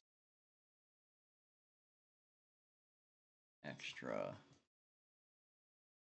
spider web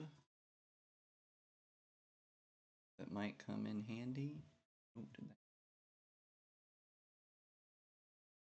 Yeah, that does kind of go crazy, doesn't it? Okay, let's just do that then. Like that, and this. Connect. Okay.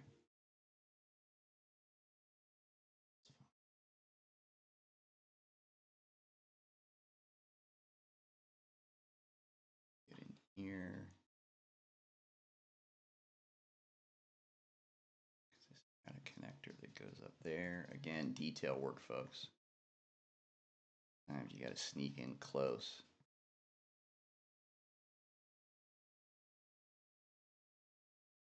That's it.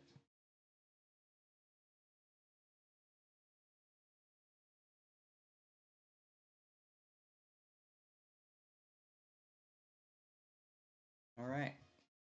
So we'll add that in there. And again, that's just a little tiny thing that makes those two pieces connect and look like they are intentionally one image. Now we're going to go ahead and merge these two together because the rest of the editing that I need to do on this image I can't do unless they're one layer.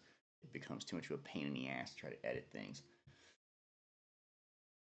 So we are going to do a little spot healing here. Like we want to get rid of a couple little drops that don't make any sense. They aren't connected to anything.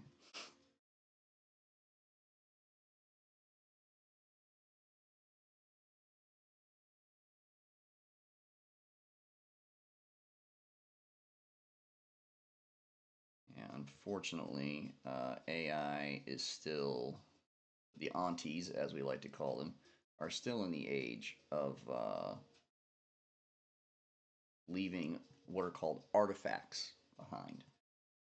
As you can see, there are all kinds of little dots and extra pieces and who's it, what's it's of all kinds left behind when AI does an image. So, one of the many parts of our regular process is to run through uh, an image and remove all the artifacts ourselves. Um, is it a pain? Absolutely. Is it something that has to be done? Absolutely. Um, is it cheating? Well, I guess it depends on how you look at it. I guess if you're an anti AI person, and that's perfectly fine. I'm not the biggest fan of a lot of AI things. Uh, but if you're an anti AI person, I can see how you would say that's cheating because you're taking an AI image and all you're really doing is, erasing the bits that prove it's an AI image, um, and passing it off as your own. Well, there's a little more to it than that. If you just do that, you just take the artifacts out of it and you leave it the way it is. You're probably still, in most cases, gonna be able to tell that it's an AI image. You're gonna have to do work. Like actual work has to happen to make this stuff not look like an AI image and look like something that was crafted, which is the whole point because it is being crafted. Like, I'm going to get rid of these lines in here. I did like them previously. I don't like them now. Because that looks like some AI shit. And that's why we build it, we clean it, we look at it from every angle. I am a big believer in realistic fantasy, I guess is the right way to put it.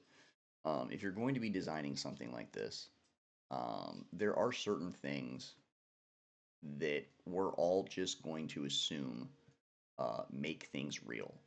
Like the fact that you generally don't have little pieces of spider web hanging off a mushroom while also having a little piece of spider web just floating in the air by itself. There's got to be a reason for that. So we just get rid of those things because they don't belong there. Um, you do have to pay attention to the physics of what you're looking at because AI a lot of times does not. That is not its default position. Anyway, right, so we got rid of those. This stuff I don't mind so much. Doesn't really matter. We are going to get rid of you eventually anyway. All of that looks great. All right, I think now what we can do is we can fill in our mushroom cap bottom here just a little bit because right in this area, like you see how this stalk is huge right here, and then all of a sudden just kind of gets tiny right there. I want to fill that out a little bit on this side and a little bit on this side right here, so that stalk is still really thick once it gets up there. Couple different ways you can do it. The way I generally do it, regardless of AI or not, is going in and copying and pasting different parts of the stock that's already here. Like if we're working on this side, we're gonna take parts that already exist and just copy and paste them on top and kind of build the edge out that you're not seeing. Same thing with the right side. Initially, it's going to look repetitive. We'll fix that later. Once you get the structure, remember, we're looking for content and structure. That's where you start.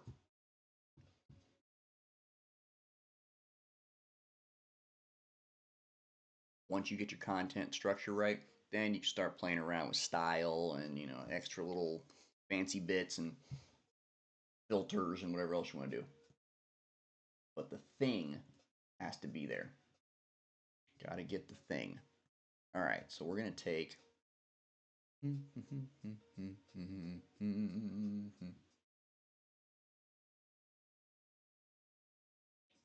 I think we're going to take this section right there. We're going to copy and paste that. One moment.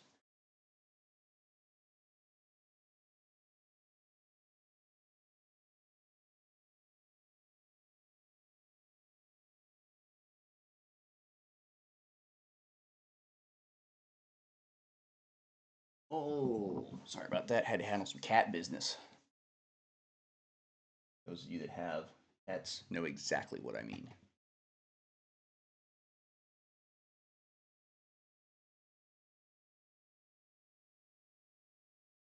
All right, so our object is pasted exactly where we cut it from. Now, I'm going to move along, it up a little bit, and kind of bend it out some.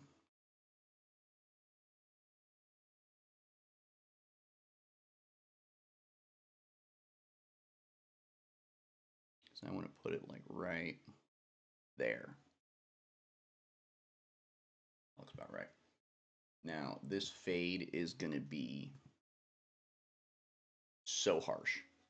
It is not going to look good.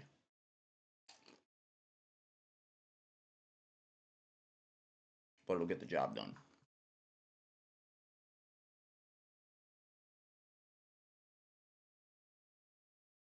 Fade this in just enough.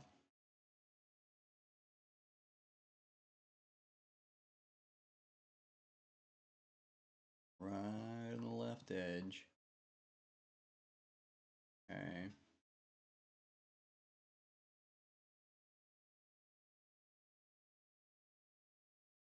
Right on the left edge.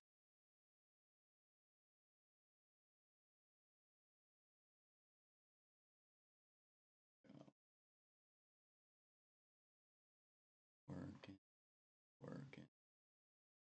Bring that there. Get rid of that. Clean this up. Get rid of. There we go. All right. Actually, clean that a little bit. Now we take this. We fade this down.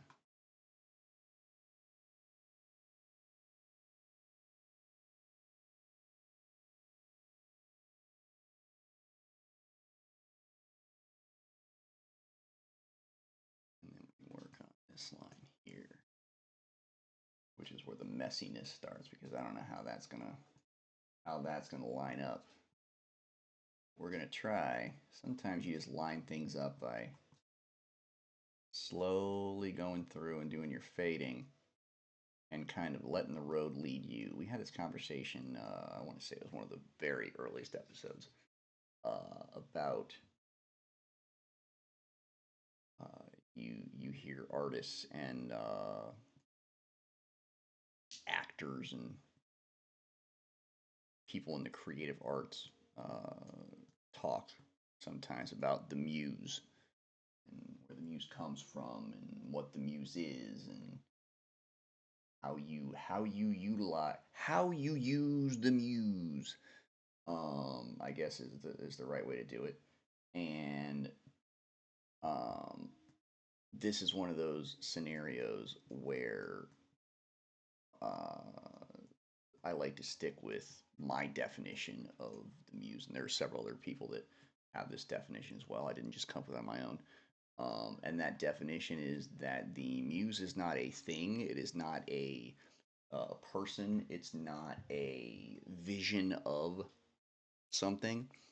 Um, those of us that are lucky enough to have the creative gifts for the creative arts, um, and have the ability to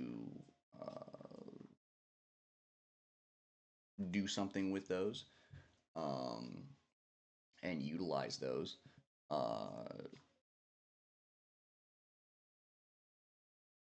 are more of a conduit for the muse. We are just the vessel that is able to take whatever vision is out there in the ether and turn it into something physical, productive, that you and I can see, buy, use, whatever. Um, but the muse itself is really just it's kind of a directional sense for the most part, more than anything else. And by being a directional sense, I mean, I'm sitting here talking to you and I'm working on this. I don't know exactly where I'm going to put my cursor next to clear things out. I do it by sight. I do it by experience. I kind of know what this should look like, so I slowly put it together, um, including all of the tools and abilities that I have and skills that I bring to the table by having done this for so long. That's what you walk in with, much like when you walk into the beginning of, let's say, Wonderland Nightmares and Dreamscapes. You come in with very little. You're walking in at level zero, folks. Um, you walk in with a couple of items and you run from there. That's kind of how design works. You walk in with whatever tools you have, and that's what you have to use to get from concept and nothing to finished product. So along the way, you kind of have to feel it out, and that's where that muse comes into play. A lot of times you're just going by sight and letting the muse direct you as you keep moving forward. Sometimes you got to turn around. Sometimes you make a wrong move. That happens. But you generally, as a professional creative, you're open to it. You're aware of when you're at a point where you need to let whatever directs you actually direct you. Which is kind of what we're doing now. I'm letting the muse just tell me, okay, I need a left side, I need a right side to this stock. This is really pretty. I like this better than that. That's all the muse. That's it, just kind of, running through me and saying, I like that, I don't like this looks good, this isn't good, let's move this over here. Making those little decisions along the way and just keeping the road, keep walking down the road until you get to the finished product. Because, I mean, what you're looking at right now, that is not at all what we started with, folks. But it's going to look baller when we're done.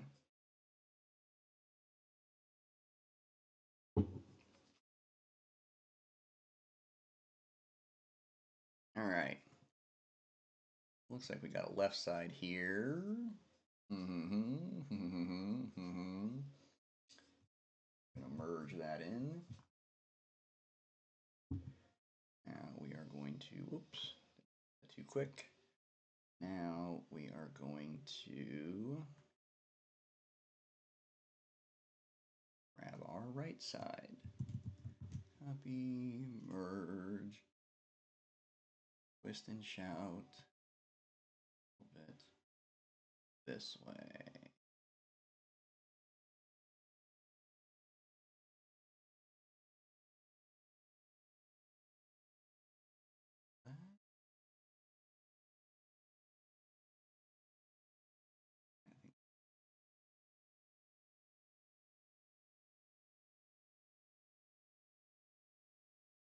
Now this is going to be an interesting one because we are going to have to connect a piece to its original place, and there actually is no connector area in between. We're going to have to kind of,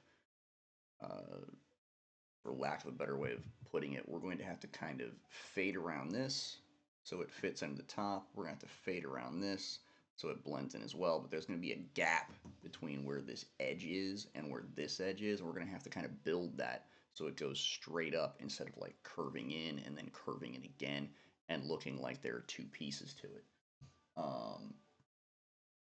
This is surgery, this is patching, this is what you do. So, go over here. All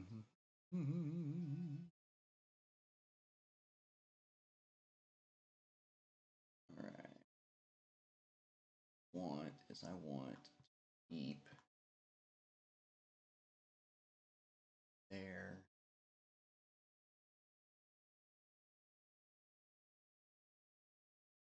Rid of this right here. That to look like for the stock. Connects.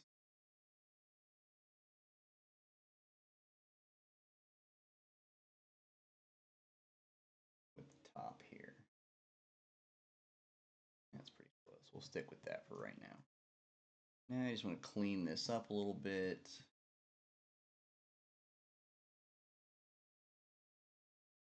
Parts of this don't have a definitive edge, so you technically could just go right here. All that it.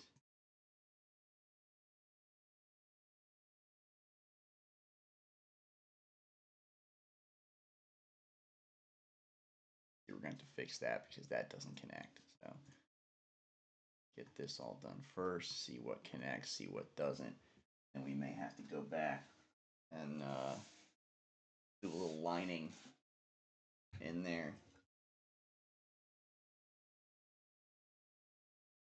Do some actual hand-to-hand illustration. Like I said, all the tools in the tool belt, all the cards in the deck. Oh, did we mention that there is a Wonderland deck of cards? Well, now we have. Being designed by moi. There will actually be 2 decks because our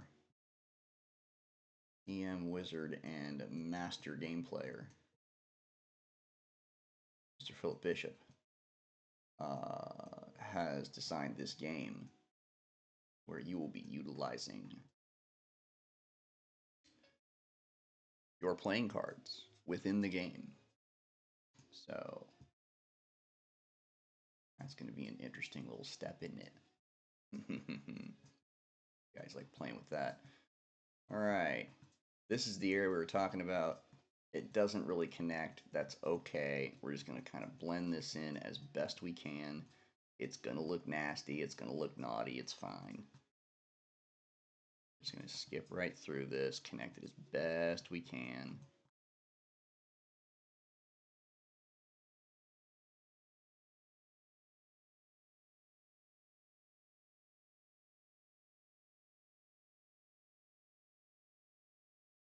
Just try to fade it in.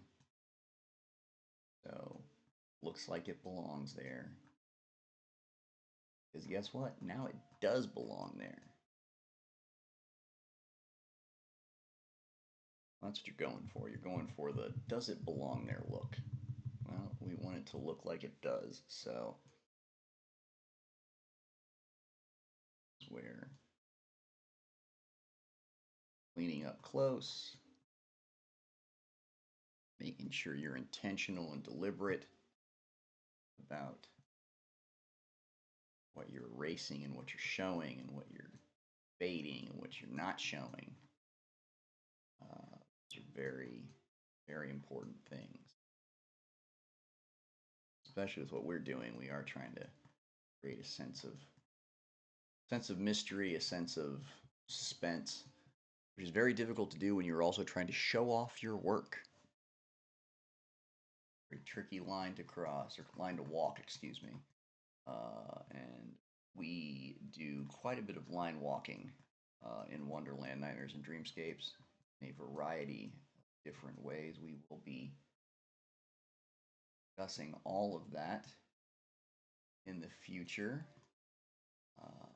Philip and I are putting together a behind the scenes series that we will be releasing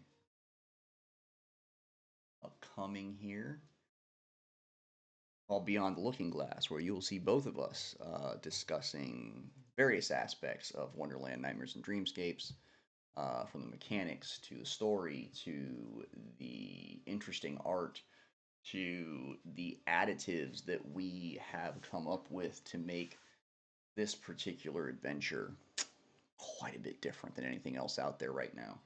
All right, so let's look at what we got. This is looking not horrible, but not, fantastic either. So we are going to take this chunk that we just chopped up. We're gonna warp it, because I would like to bring this section way down here, that inside, that outside.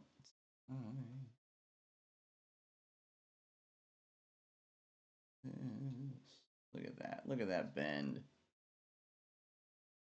There's nothing like making Photoshop do yoga. Nothing like making Photoshop do yoga. It is entertaining. So we have it there. And now slide it.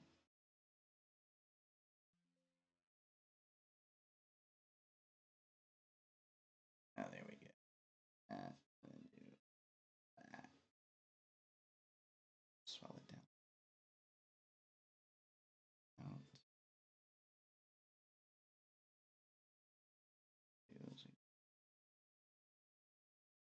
Maybe that's what. Well, I want to do that. I don't want to do that. Okay. We're going to keep it like so. We're going to bring this like, yeah. Right there's good. And that is how you move around an object in a wide variety of ways to make it do what you want. Now we can get rid of this. We don't need this anymore. We're going to cut right into this area here. That's going to merge with that.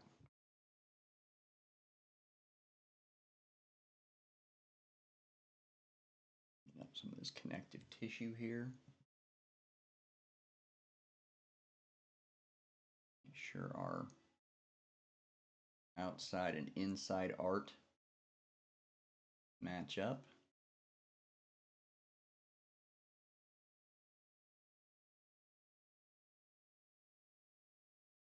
Cleaning some of that. All right. We got this area where we have to lean this up. You gotta go. There we go. Not perfect, but it'll work. And yeah, we're connected pretty well there.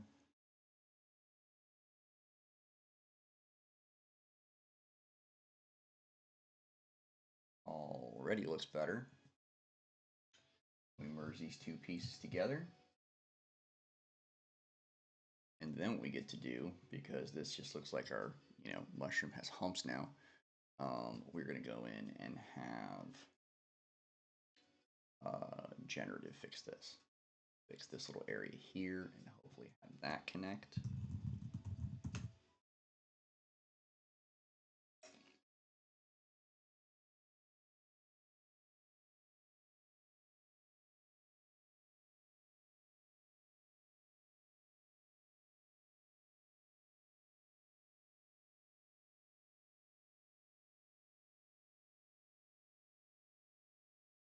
that again.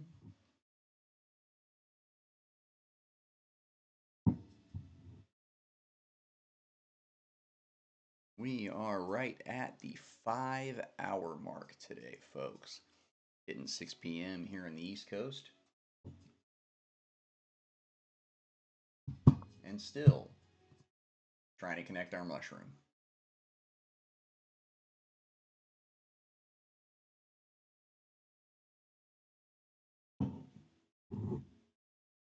That's pretty close. It's not where I exactly want it, but I can fix that.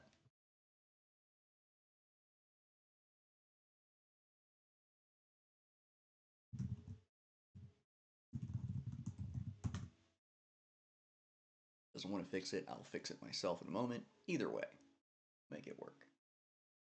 Nope, it wants to keep doing that curve. Okay. That is fine. That is fine.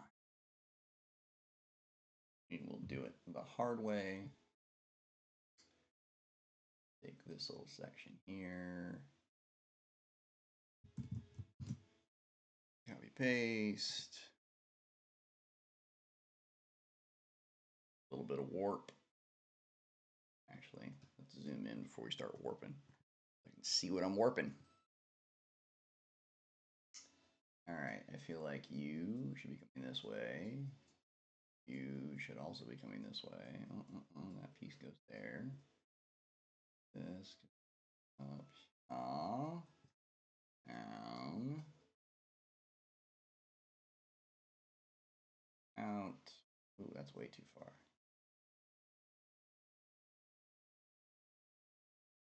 Where I want you.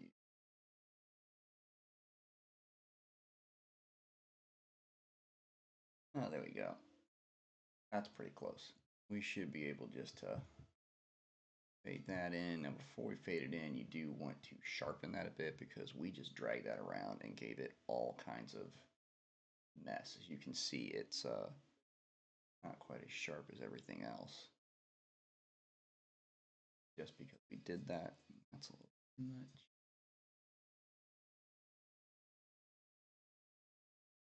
Let's do 3. Yeah, that'll work. Now, take this, we fade it. The outside we didn't move too much. Keep that outside line.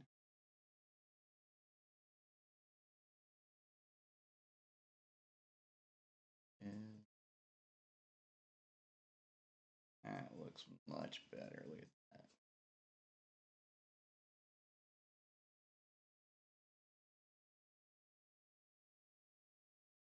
And there you go. You can barely tell.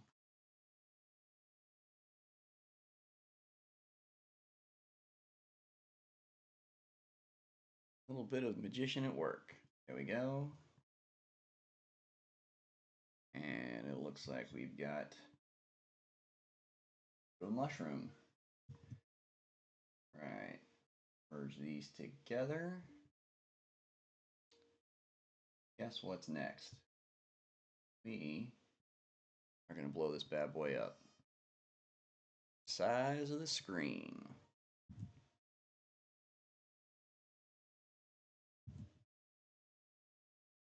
Oh, that. And we'll put this down here and we'll slide this over.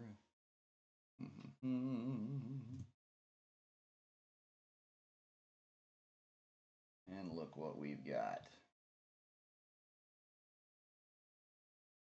Gonna need it a lot bigger than that, boys and girls.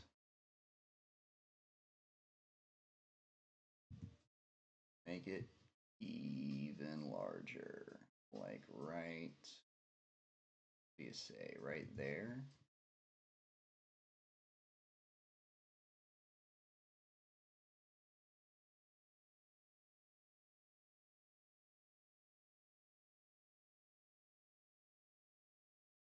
I think that's pretty good. I think we want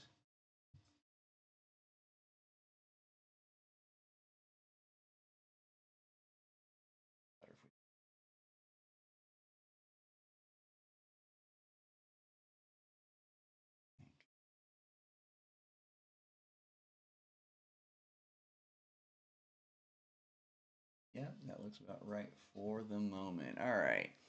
Since we're just over the 5 hour mark, we're going to take a little 15-minute break. Looks like we've got kind of our mushroom image set up here. We've got some stuff down to work at the bottom. We're going to extend this out a little bit and get a little creative with Wonderland perspective. When we get back, yep, let's take a 15-minute break and we'll see you shortly. And we are back. All right. Building Wonderland, Nightmares and Dreamscapes. I think we're at like volume 4 or 5 for today. We're at 5.5 hours, so we've done quite a few sessions. But we are in the middle, and I just want to finish it. We are knocking out Module 4 cover from scratch. It's finally starting to look like what we want it to look like. Don't get me wrong, it's a ways off. Obviously, this is a little meshy and mushy, but considering where we came from, which was absolute black page or blank page, this is not too bad. So we're still working on our mushroom. We finally got in the place we want, style we want. You know what I'm thinking? I think I blew this up right before the break, made it larger. And I actually think what I want to do is go back because we're pretty sure we're going to use this one. Yeah. I want to keep that version. Keep the full page version as it is. You never know when that'll come in useful. We're going to keep that right there in the back. And before we blow it up, I do believe we had some editing to do. We can get rid of this dude here, that guy there, and go with that. Remove object. And if you did not check out the beginning of the program and you are just now catching this, we do have a few more things we need to add to this scene that are not already in the scene. Now there is a fair amount of, as you can see underneath our mushroom here, there's a fair amount of spider webs, or we're calling them spider webs. We're going to use them as spider webs. There's a fair amount of those underneath there. We're going to extend those and add some more. That is part of what we are doing in this image. And then also, we've decided that we're going to add our heroine into this image. She is becoming part of every cover in one way, shape, or form. Sometimes she will be the focus. Sometimes she's just present. But each time she will be there somewhere. So once this actually comes out, which will be later this year, you folks can feel free to play Where's Lorena in every cover. All right, so for right now, what I want to do is I want to extend this stock. It's fine right now, but this looks like it's pulling out of the ground. So we want to go ahead and fix that if at all possible.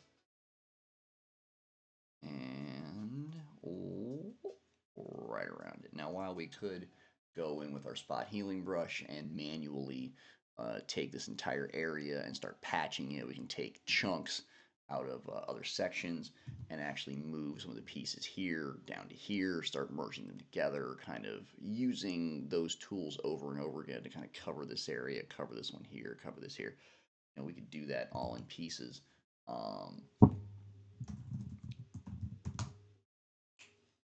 Generative AI can do the same thing. It will just run through those steps a lot faster and give us the same kind of result that we would get doing it manually.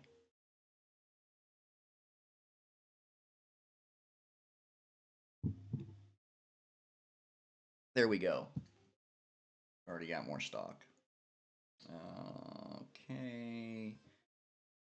I actually like that one better, even though it has that weird stringy doodad going on in there. We'll get rid of that in a second. We'll do that same process over here in the corner. Actually, you know what? We will do this side as well. All down through here and up through there.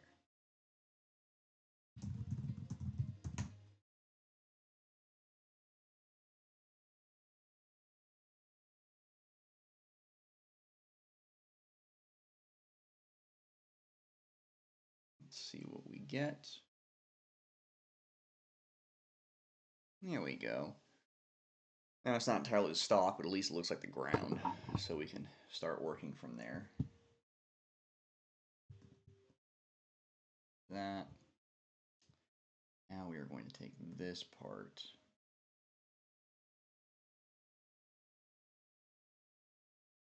See if we can get it.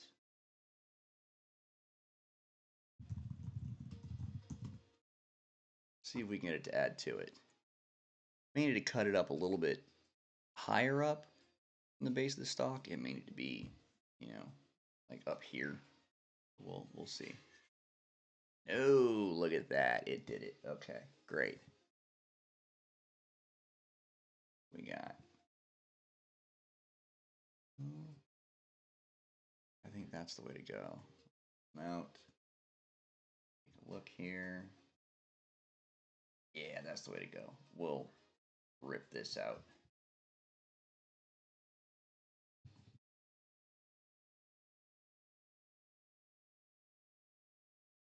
That we won't actually use AI for. We'll just use the healing brush for that. We'll do pieces. We'll grab that part there.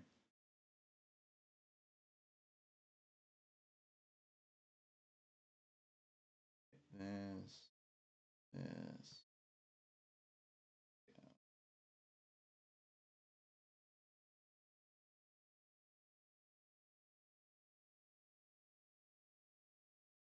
See, that is one hang up of the spot healing brush on here that you don't really have to deal with. You have generative AI actually do it for you instead. Is sometimes when you have two shades of a similar color next to each other and there is a gradient that is separating them, if you use the spot healing brush to fix that, sometimes what it'll do, if you cover the entire area, what it'll do is it'll just put a straight line right between those two colors, giving you almost like a cut in color, which is very rarely useful and very rarely how anything works, or very rarely looks how anything actually does look in real life. So that you have to actually fix with the generative AI. Happens every once in a while, but that is one of the drawbacks of the older brush, where generative actually will cover it for you. Right, and I think that's pretty good. What we do is we want to get this in here too.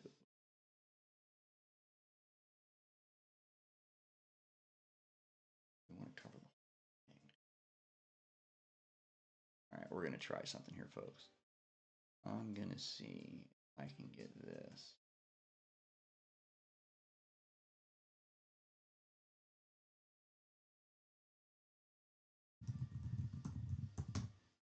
To extend the whole base. And slide it down this way so it covers over all this area, making it much bigger at the bottom. Let's see if we can do that. Okay, that's not bad. Yeah, we're getting there. Let's see. That's kind of dented. That looks better.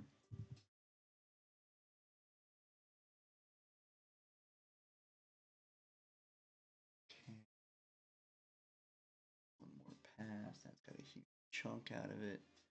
That's a bit better.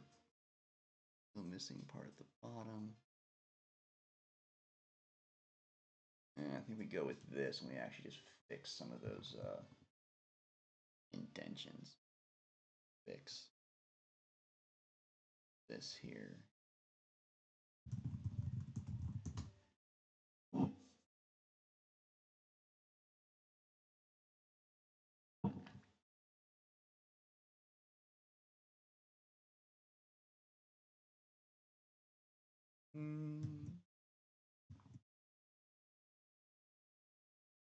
There we go. And I think if we this piece.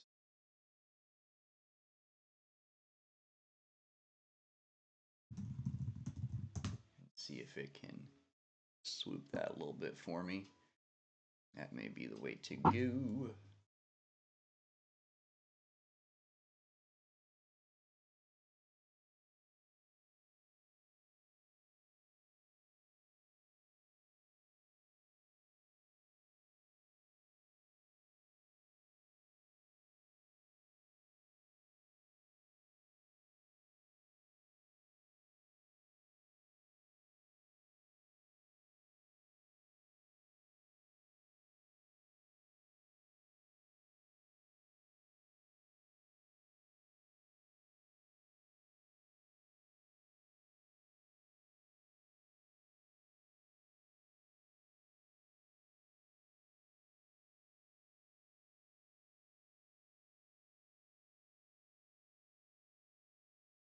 All right. Well, that's not too bad. It's not too bad either. I think we're gonna go with the first one.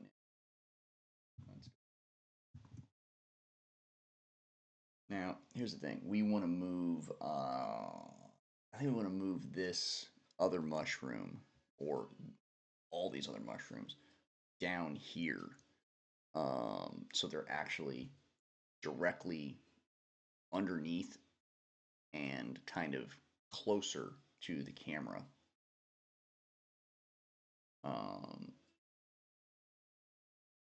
For anyone not familiar, when I say closer to the camera, I assume every image is like a photograph. So the camera is in my hand and I'm taking a picture of the image. So anything that's closer three-dimensionally to the camera is going to be down here. This stuff is designed so it looks further away. And then we move these, they'll actually be in the middle of that. This will be in the distance or the high distance, and this will be closer up, lower to the ground. At least that's the idea. And that is how you create perspective in a flat image by giving it almost steps backwards.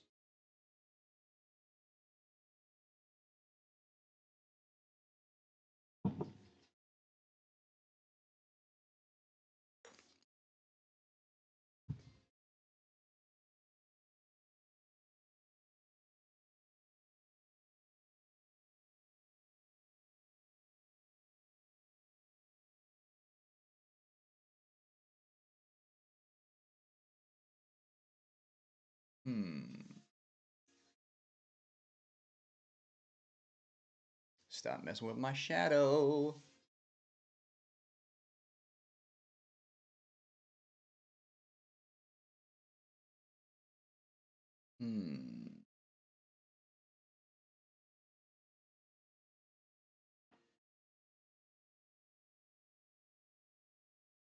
Which one of those I like? Definitely not that one. That's probably the least problematic. Let's get that. All right, now what we want to do is we want to chop these mushrooms and put them down here. So I'm just going to round these bad boys up. Take this whole section.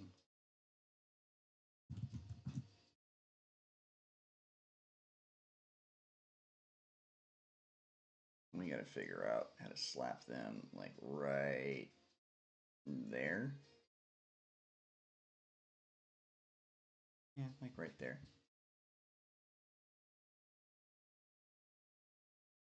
Look.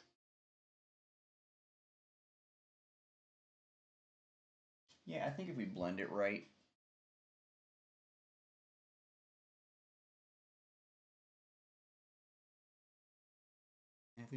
that'll work. The angles bother me right now, but it won't once it's cleaned. All right. We've got that piece. Let's get rid of the background version. Definitely don't need that. And I actually don't think we need this thing in the corner either.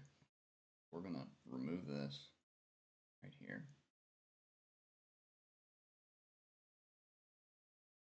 One more.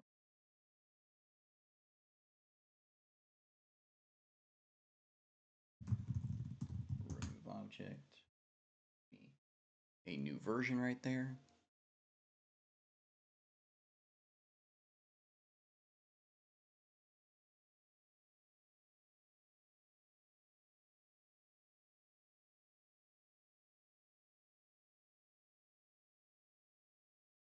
Very messy. We can fix all that. We can fix all that. That is not a problem. Heal this.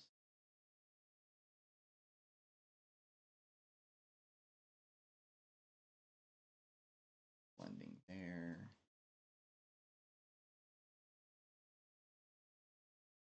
Get rid of this section right in the middle.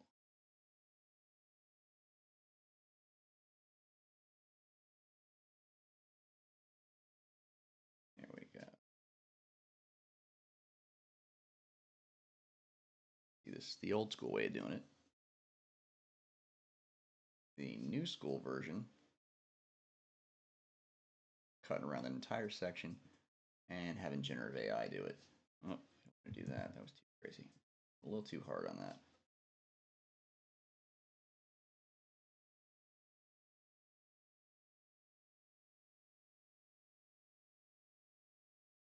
We'll deal with that momentarily. That's messy enough to not bother me too much. What I'm really worried about is making sure we remove these mushrooms. Cut out of the way. Place them place else. That we're going to have Photoshop do for us.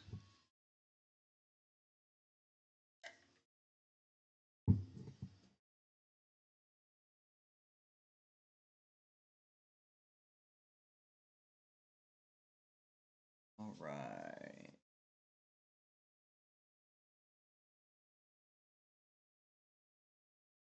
There we go. That's pretty close.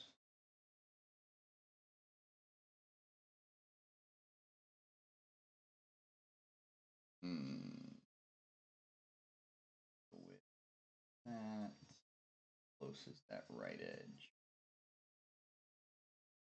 Right there.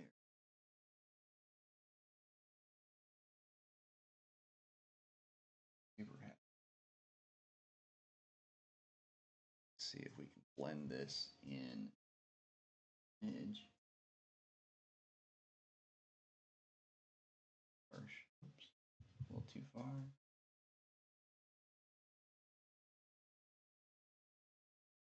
Better. Okay. Put these down here. These together.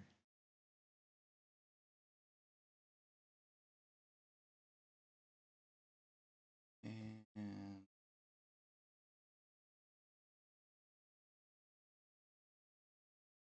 we're going to go down here. We're going to check real quick and see if Photoshop can do it for us. I doubt it. Yeah, look at that. It chops out part of the top of the mushroom there. I figured that might be the case.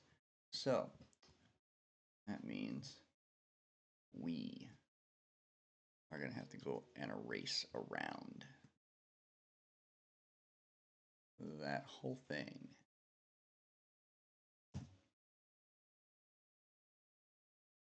So let's let's get to it.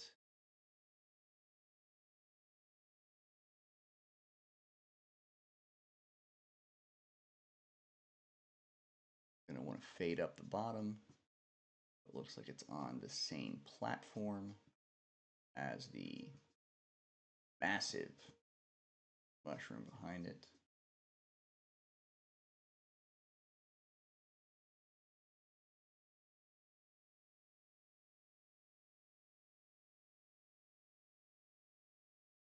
All right, so you got that out of the picture. This out of the picture. Well, keep that. Way too hard to keep. Let's not bother with that.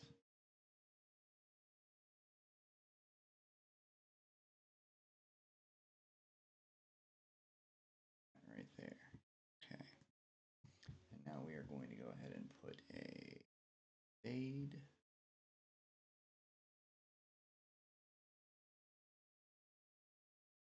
Right up here.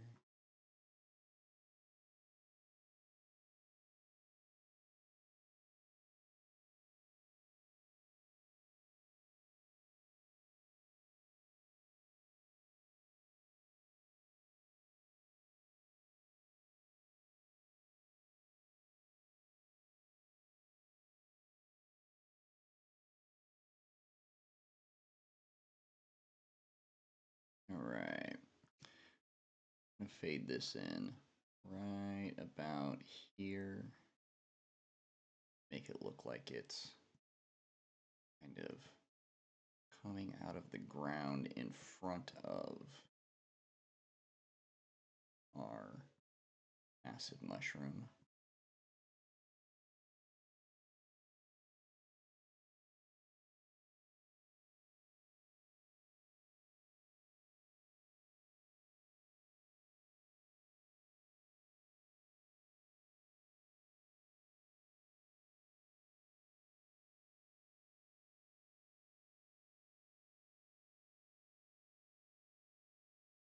All right. Now, if we zoom out for a sec, hold that a little bit better. Maybe that harsh cut wasn't the way to go. It looks like the stuff down here at the bottom's a lot cleaner. Oh, we can fix that post. What we will do is we will come in and clean around the mushroom itself as best we can. Now, this will take a minute, not the most fun process, but it is part of the process. You do have to hand erase around things.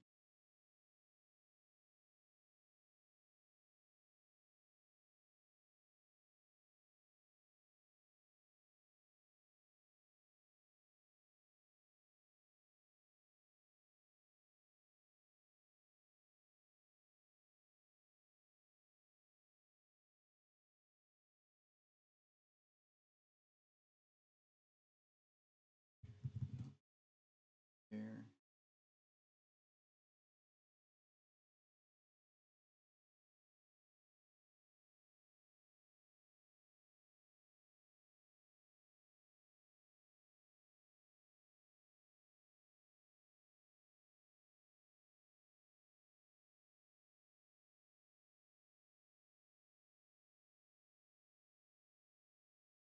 Sometimes it's very difficult to see exactly where that outline is. You just got to remember that, especially when you're using colors back to back, where it's like a dark navy and a black or a dark brown and black, your guesstimate is probably fine because you're going to see a contrast in what's behind it anyway. So even if it's not exact, it'll end up looking black.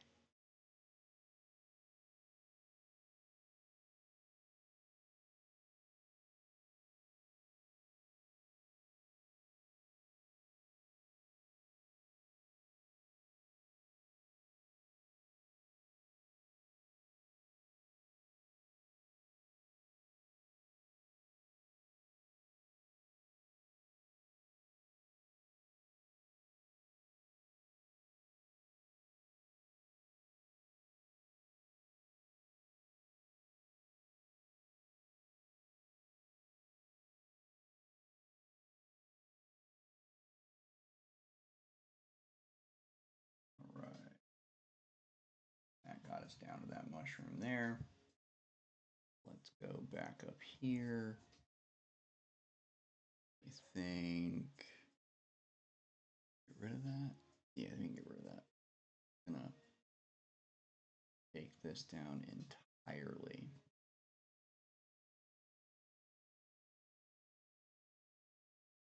That's not even there.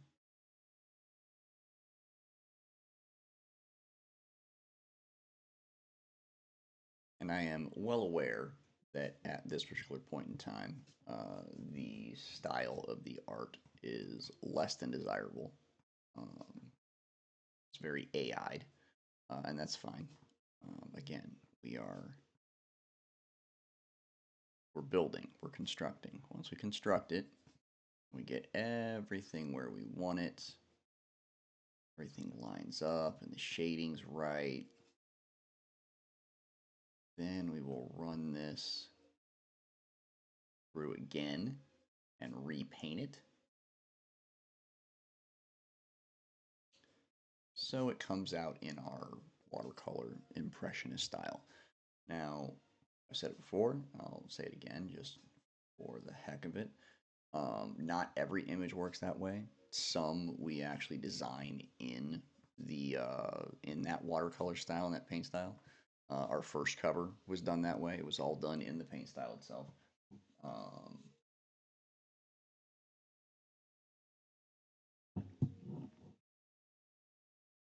That being said, every build is different. Same with characters. Some characters are built the in that watercolor design style, and then some we have to create separately, build the pieces of, and then repaint that style over it. Just like using a filter on your phone. Same kind of concept.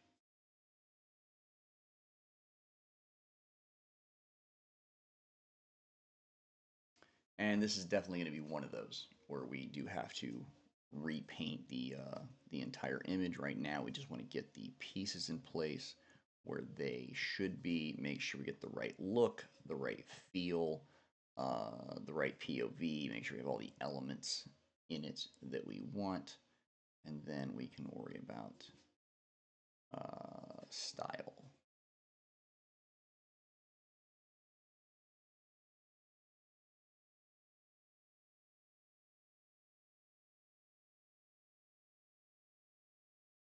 As I said before, we will be putting our heroine, Lorena, into this image shortly.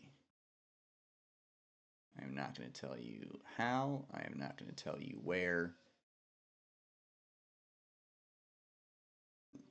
You will just have to watch the stream. Sneaking up on 6 hours now. About 10 till.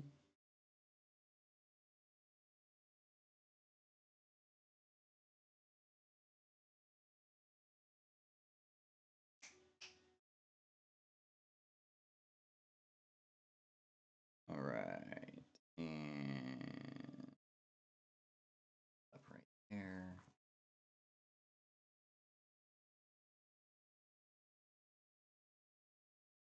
We may have to go back over parts of this because the black outline may be a little bit too thick for the rest of the background. We'll come back around and thin it out if we need to, just to make sure it blends well.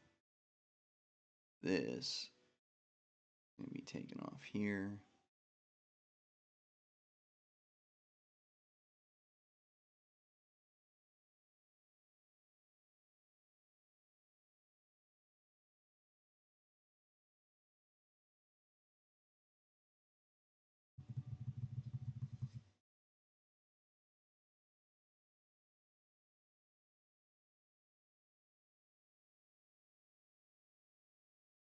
Go to a little bit smaller brush here. We're going to have to do that anyway shortly because we are getting down to the details.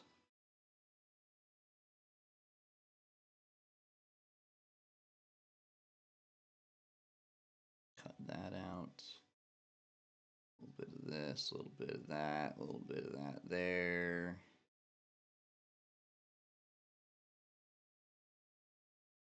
Let's not mess with that. Looks like a good deal. Let's go back up here and do a little bit of cleaning. This needs to be trimmer. This also needs to be slimmer there and slimmer here. And we've got some here too we need to deal with. This.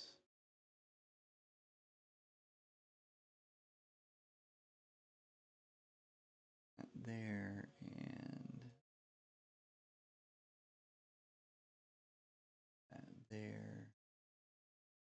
And you got this.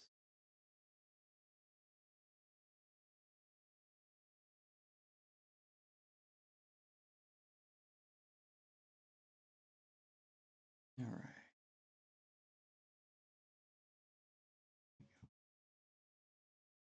A little bit and see how those look. Okay, not too bad. We are definitely gonna have to thin this edge out over here. That's looking a little too thick. That's okay. Not bad at all.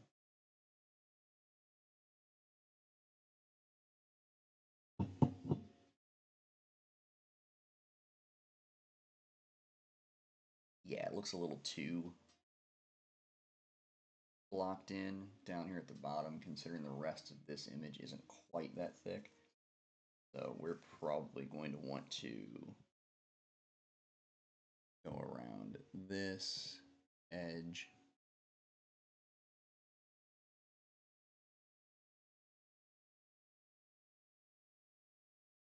And slim this down quite a bit. You still want the outline. Just don't want it quite as dense.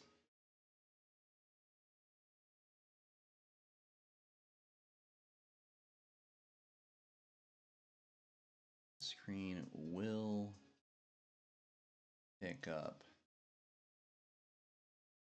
how dense that is.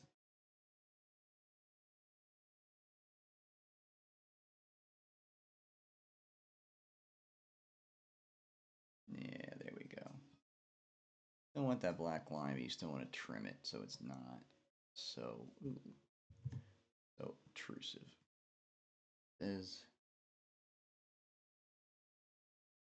of course will here as well.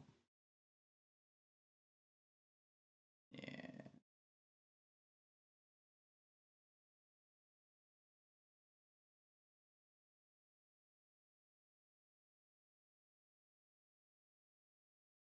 Don't want to be able to tell there's a separation, but it doesn't need to be so pronounced.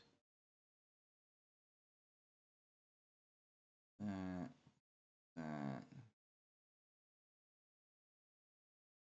Go.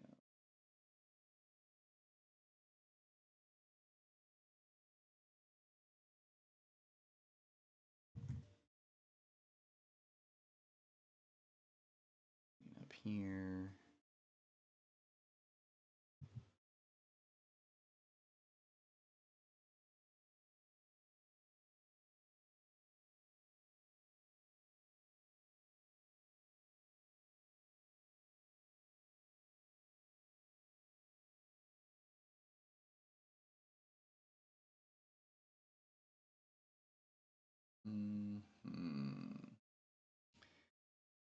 Now, if we zoom out, that's a little bit better. You've got a little bit of dark right there, and I think that's just because this needs to be cut a little bit different.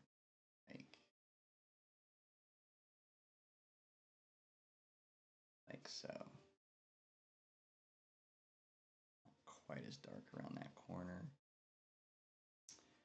And then we're just gonna lock this off right here because it is very dark and it's getting in the way of the imaging of this mushroom. So cut that out. One of those things you have to do, guys, is sometimes you just have to cut out a little piece of garbage because it's not serving purpose anymore. There we go. Now we'll clean this up a bit so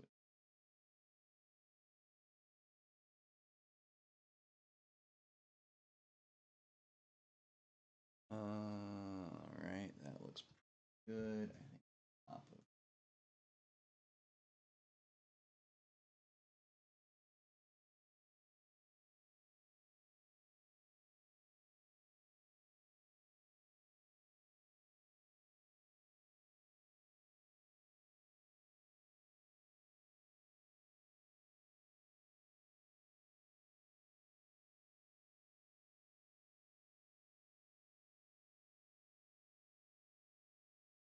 and much better.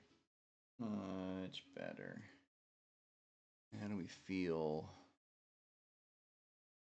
down here? Okay. That looks okay. I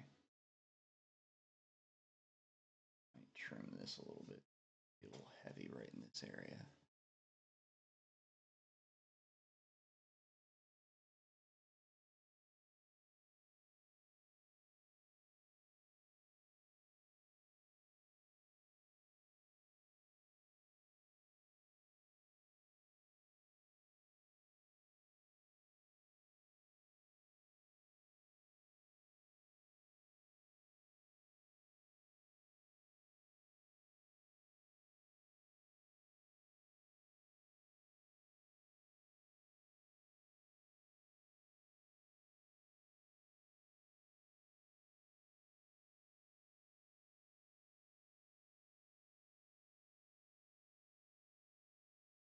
Yeah, that's better. Back out. Yeah, that's much cleaner. Okay. Next area is right here. And this up a white. Thick through here. All that.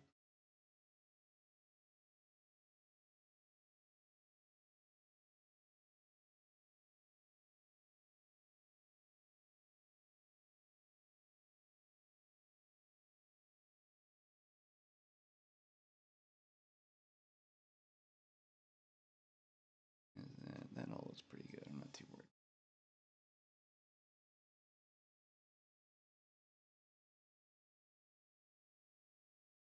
Yeah, that'll work. All right, let's go around the inside or outside. Which one's first? That inside's gonna be a minute. Let's take care of the outside first. Ooh, a little bit bigger brush out, and there we go. Racing around the edge.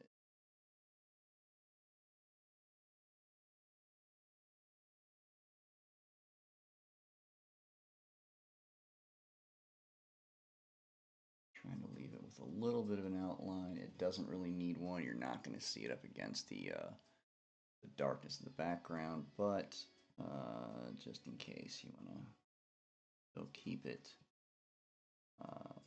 design style wise with the rest of what you're creating.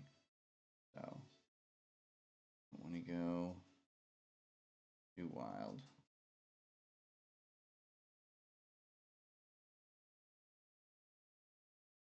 All right, clean this up, that up, there.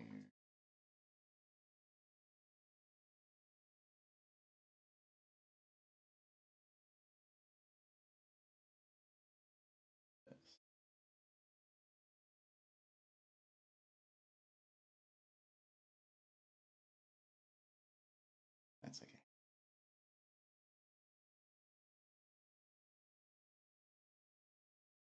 Ooh, too close for comfort. All right. There we go. Okay. chopping off bits right and left here. Okay.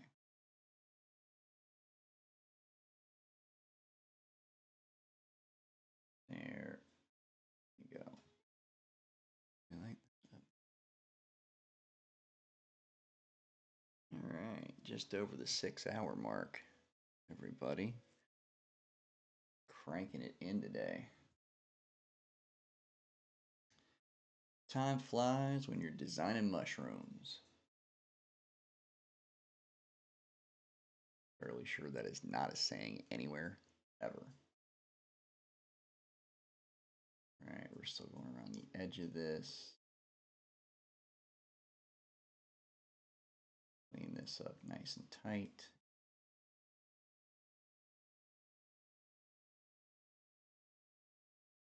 How does that line look when zoomed out?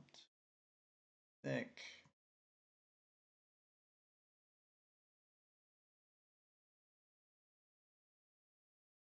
Oh, I think that's okay.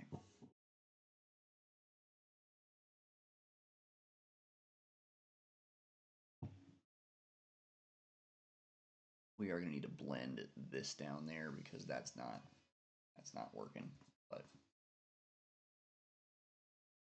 we can go ahead, doing exactly what we're doing here. Clean this up. That is working.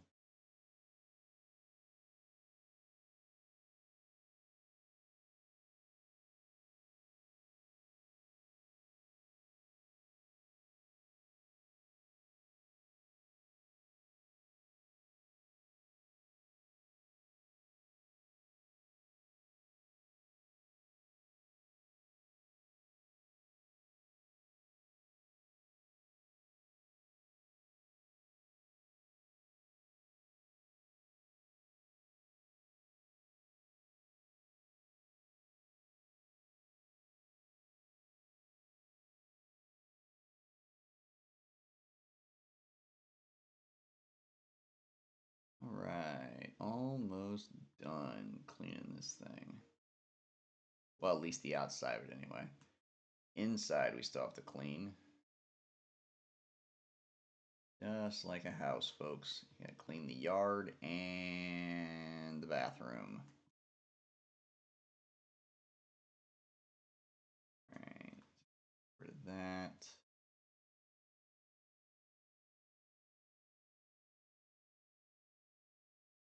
Alright.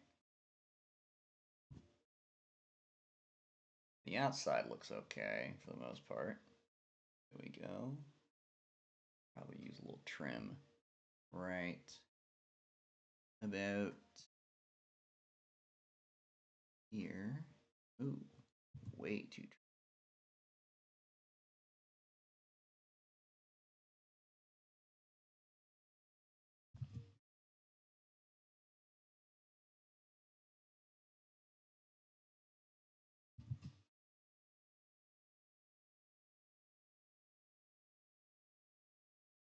We'll go with that.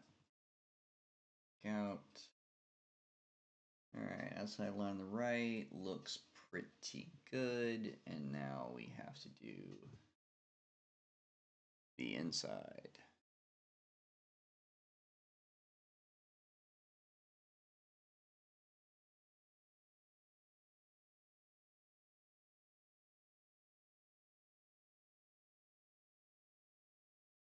And I don't know about you, but this is going to take about, I'd probably say about 15 minutes.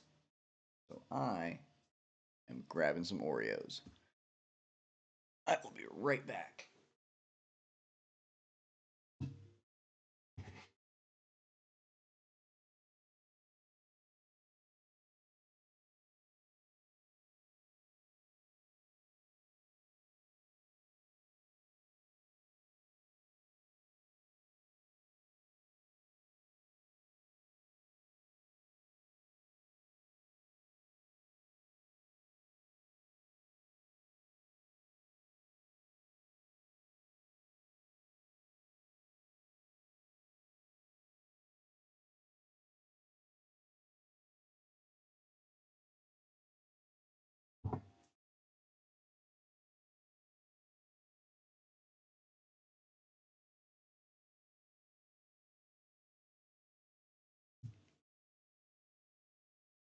All right, back to cleaning.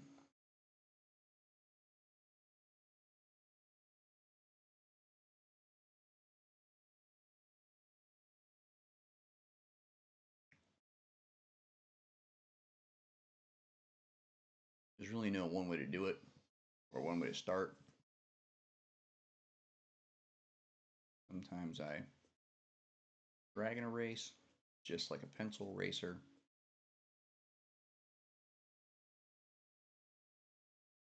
And sometimes you have to do it point by point because the area that you're working in is very tight. You don't want to miss anything.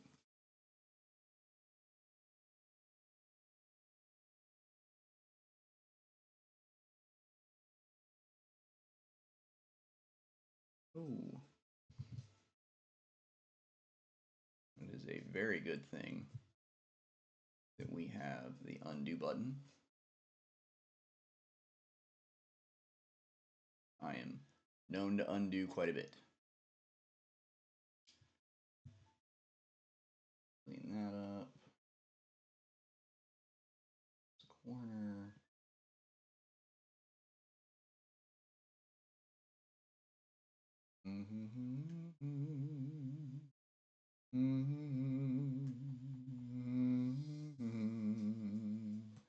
All right.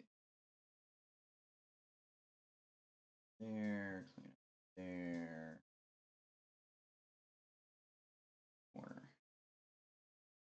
Okay.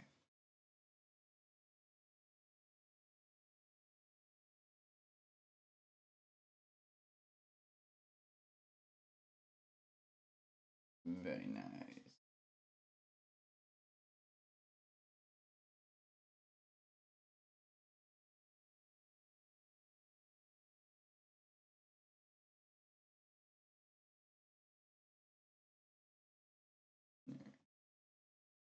Here, not necessary.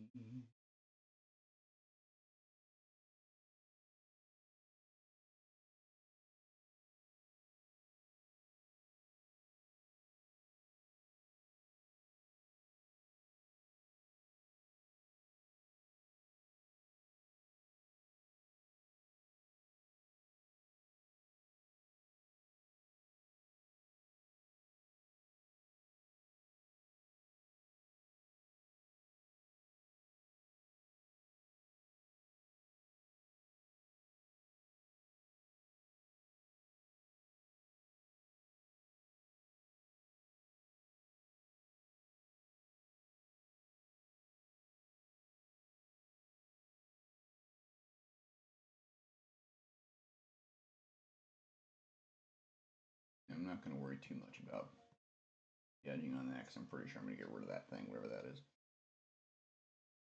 But we do want to make sure this area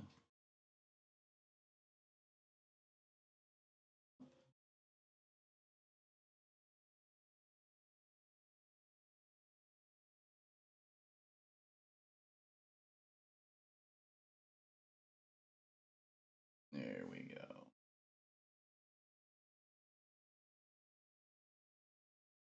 This right around the edge here. Oh, much.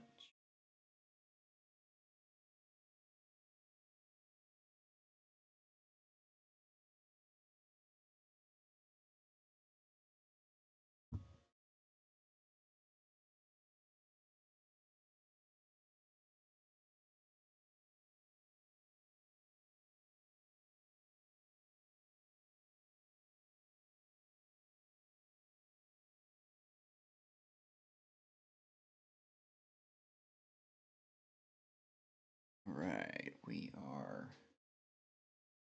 past the 6-hour mark.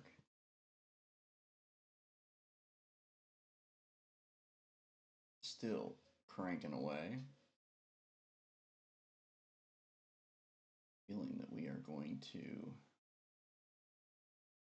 get done cleaning these. I have to break for the day, come back and finish this up tomorrow. Maybe. We'll see.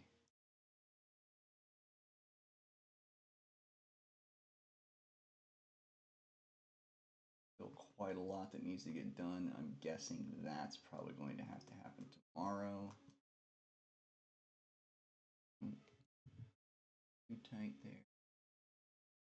Was not expecting to have to hand erase parts of this.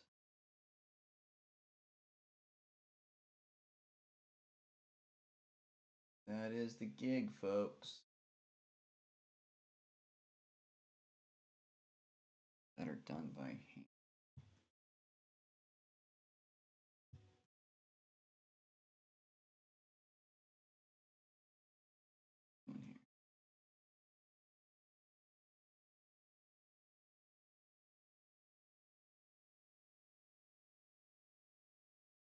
And erase all of that. Write down the stock of this.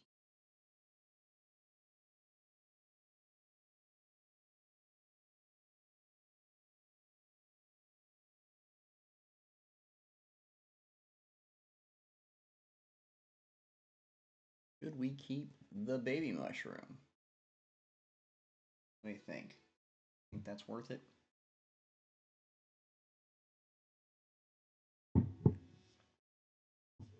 Yeah, why not?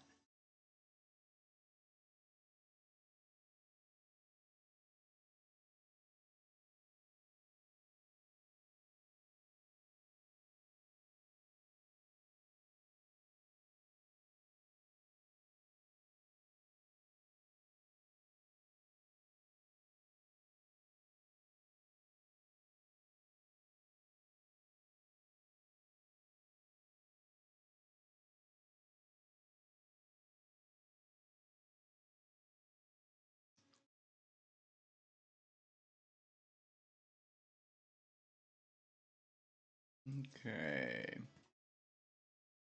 Clean up that edge pretty quick.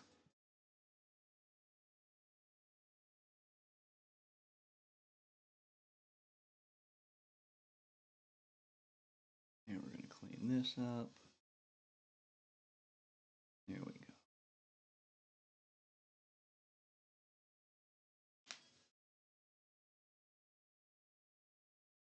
I don't know what was going on here. We're going to run right through it.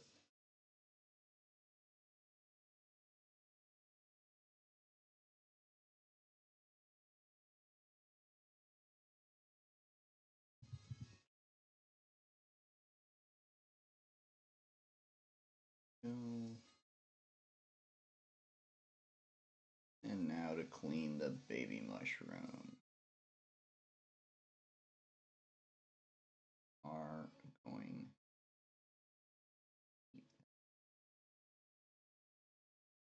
right where it is.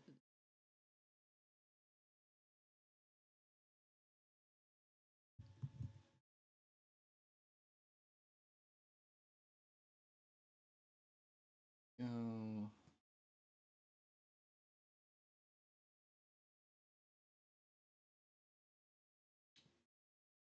Just a bit more cleaning, folks. Getting very close to being cleaned up here. Just kind of around this little mushroom. And pretty good.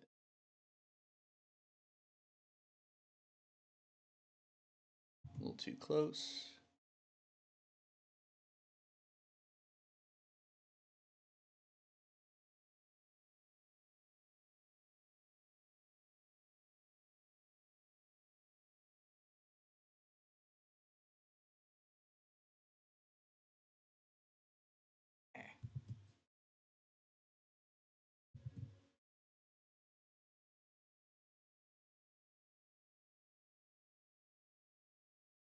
Go around the edge.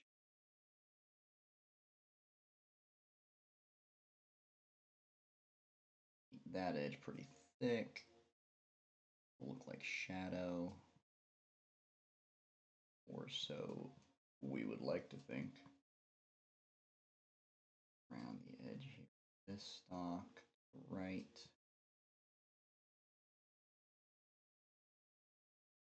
Right around pieces. There we go. Right back up.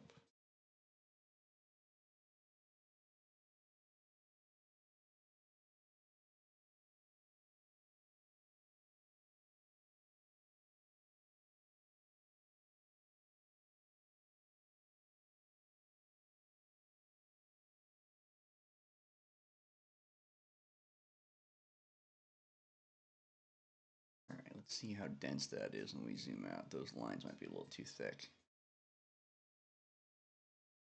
No, I think they're okay. They look all right. We're gonna want to clean up whatever's going on over here.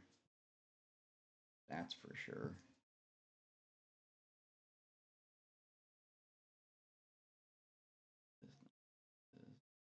That there and do some of this.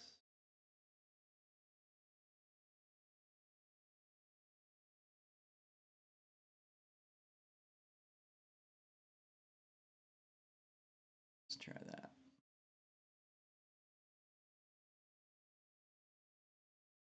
Okay. Good.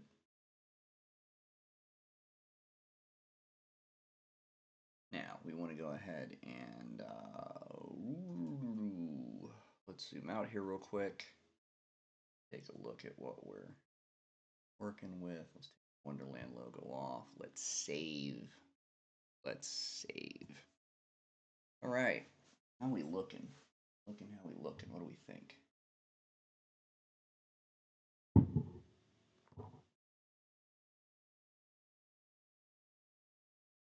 Hmm.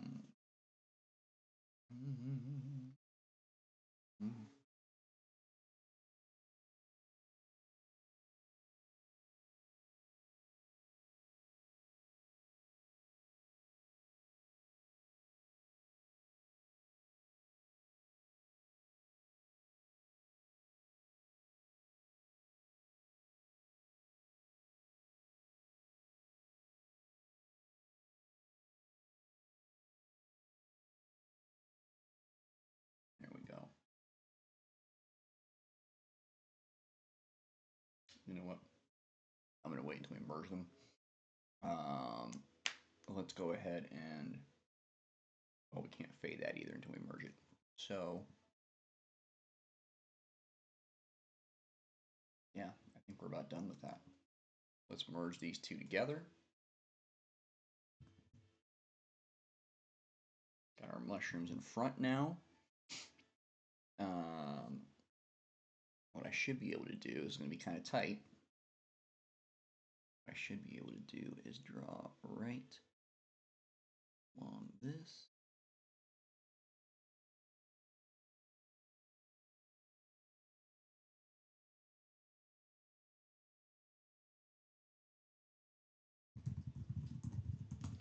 See if it picked up that little edge of light blue there at the top.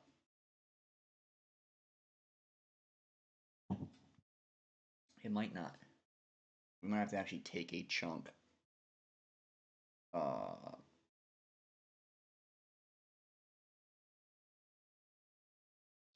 mean, that's not bad.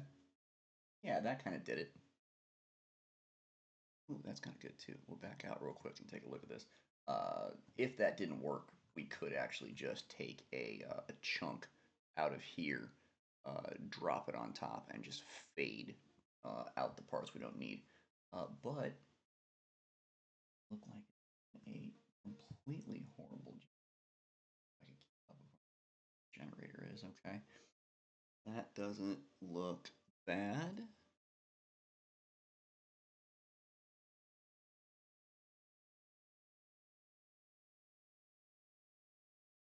Okay. Like that. That look more realistic. So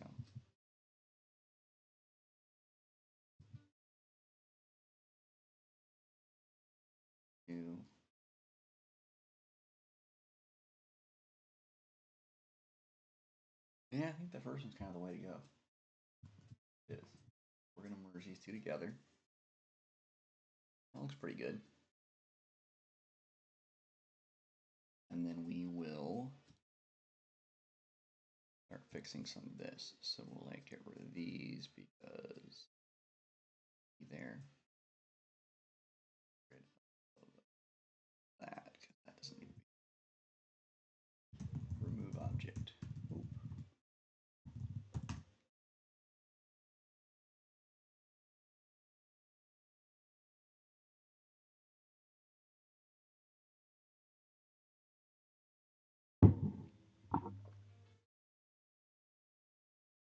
See what we got going on here.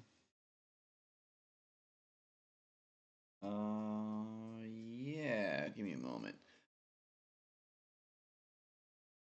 1 second. Let us. That looks pretty good. Go with that. We are being called to a meeting. Sometimes that happens when you're busy. So what we're going to do is we are going to zoom back out. We are going to save this. And essentially, we've got our background here. We do want to go ahead and add some spider webs. We want to go ahead and add Lorena. Then we're going to repaint. Before we repaint, we'll go ahead and shadow, but then we'll repaint. And then we'll have our cover. I think that's enough to run another episode tomorrow. We are roughly at the 6.5 hour mark, so I think we've done pretty good today. Getting module 4 done. Yes, I think adding Lorena in is actually going to be pretty cool. I'm going to put her on top of this mushroom right here. She's either going to be standing or sitting or something, but she's going to be real tiny. So there's that. We'll get to that in the next episode. You want to check back in tomorrow at 1 p.m. Eastern Standard Time. We'll go to roughly 4. If I'm in a good mood and we're cranking along, we might just hop on Module 5, but we will see. Until then, this is the Design Merc, Building Wonderland, Nightmares and Dreamscapes, signing off for the night. You guys have a good evening.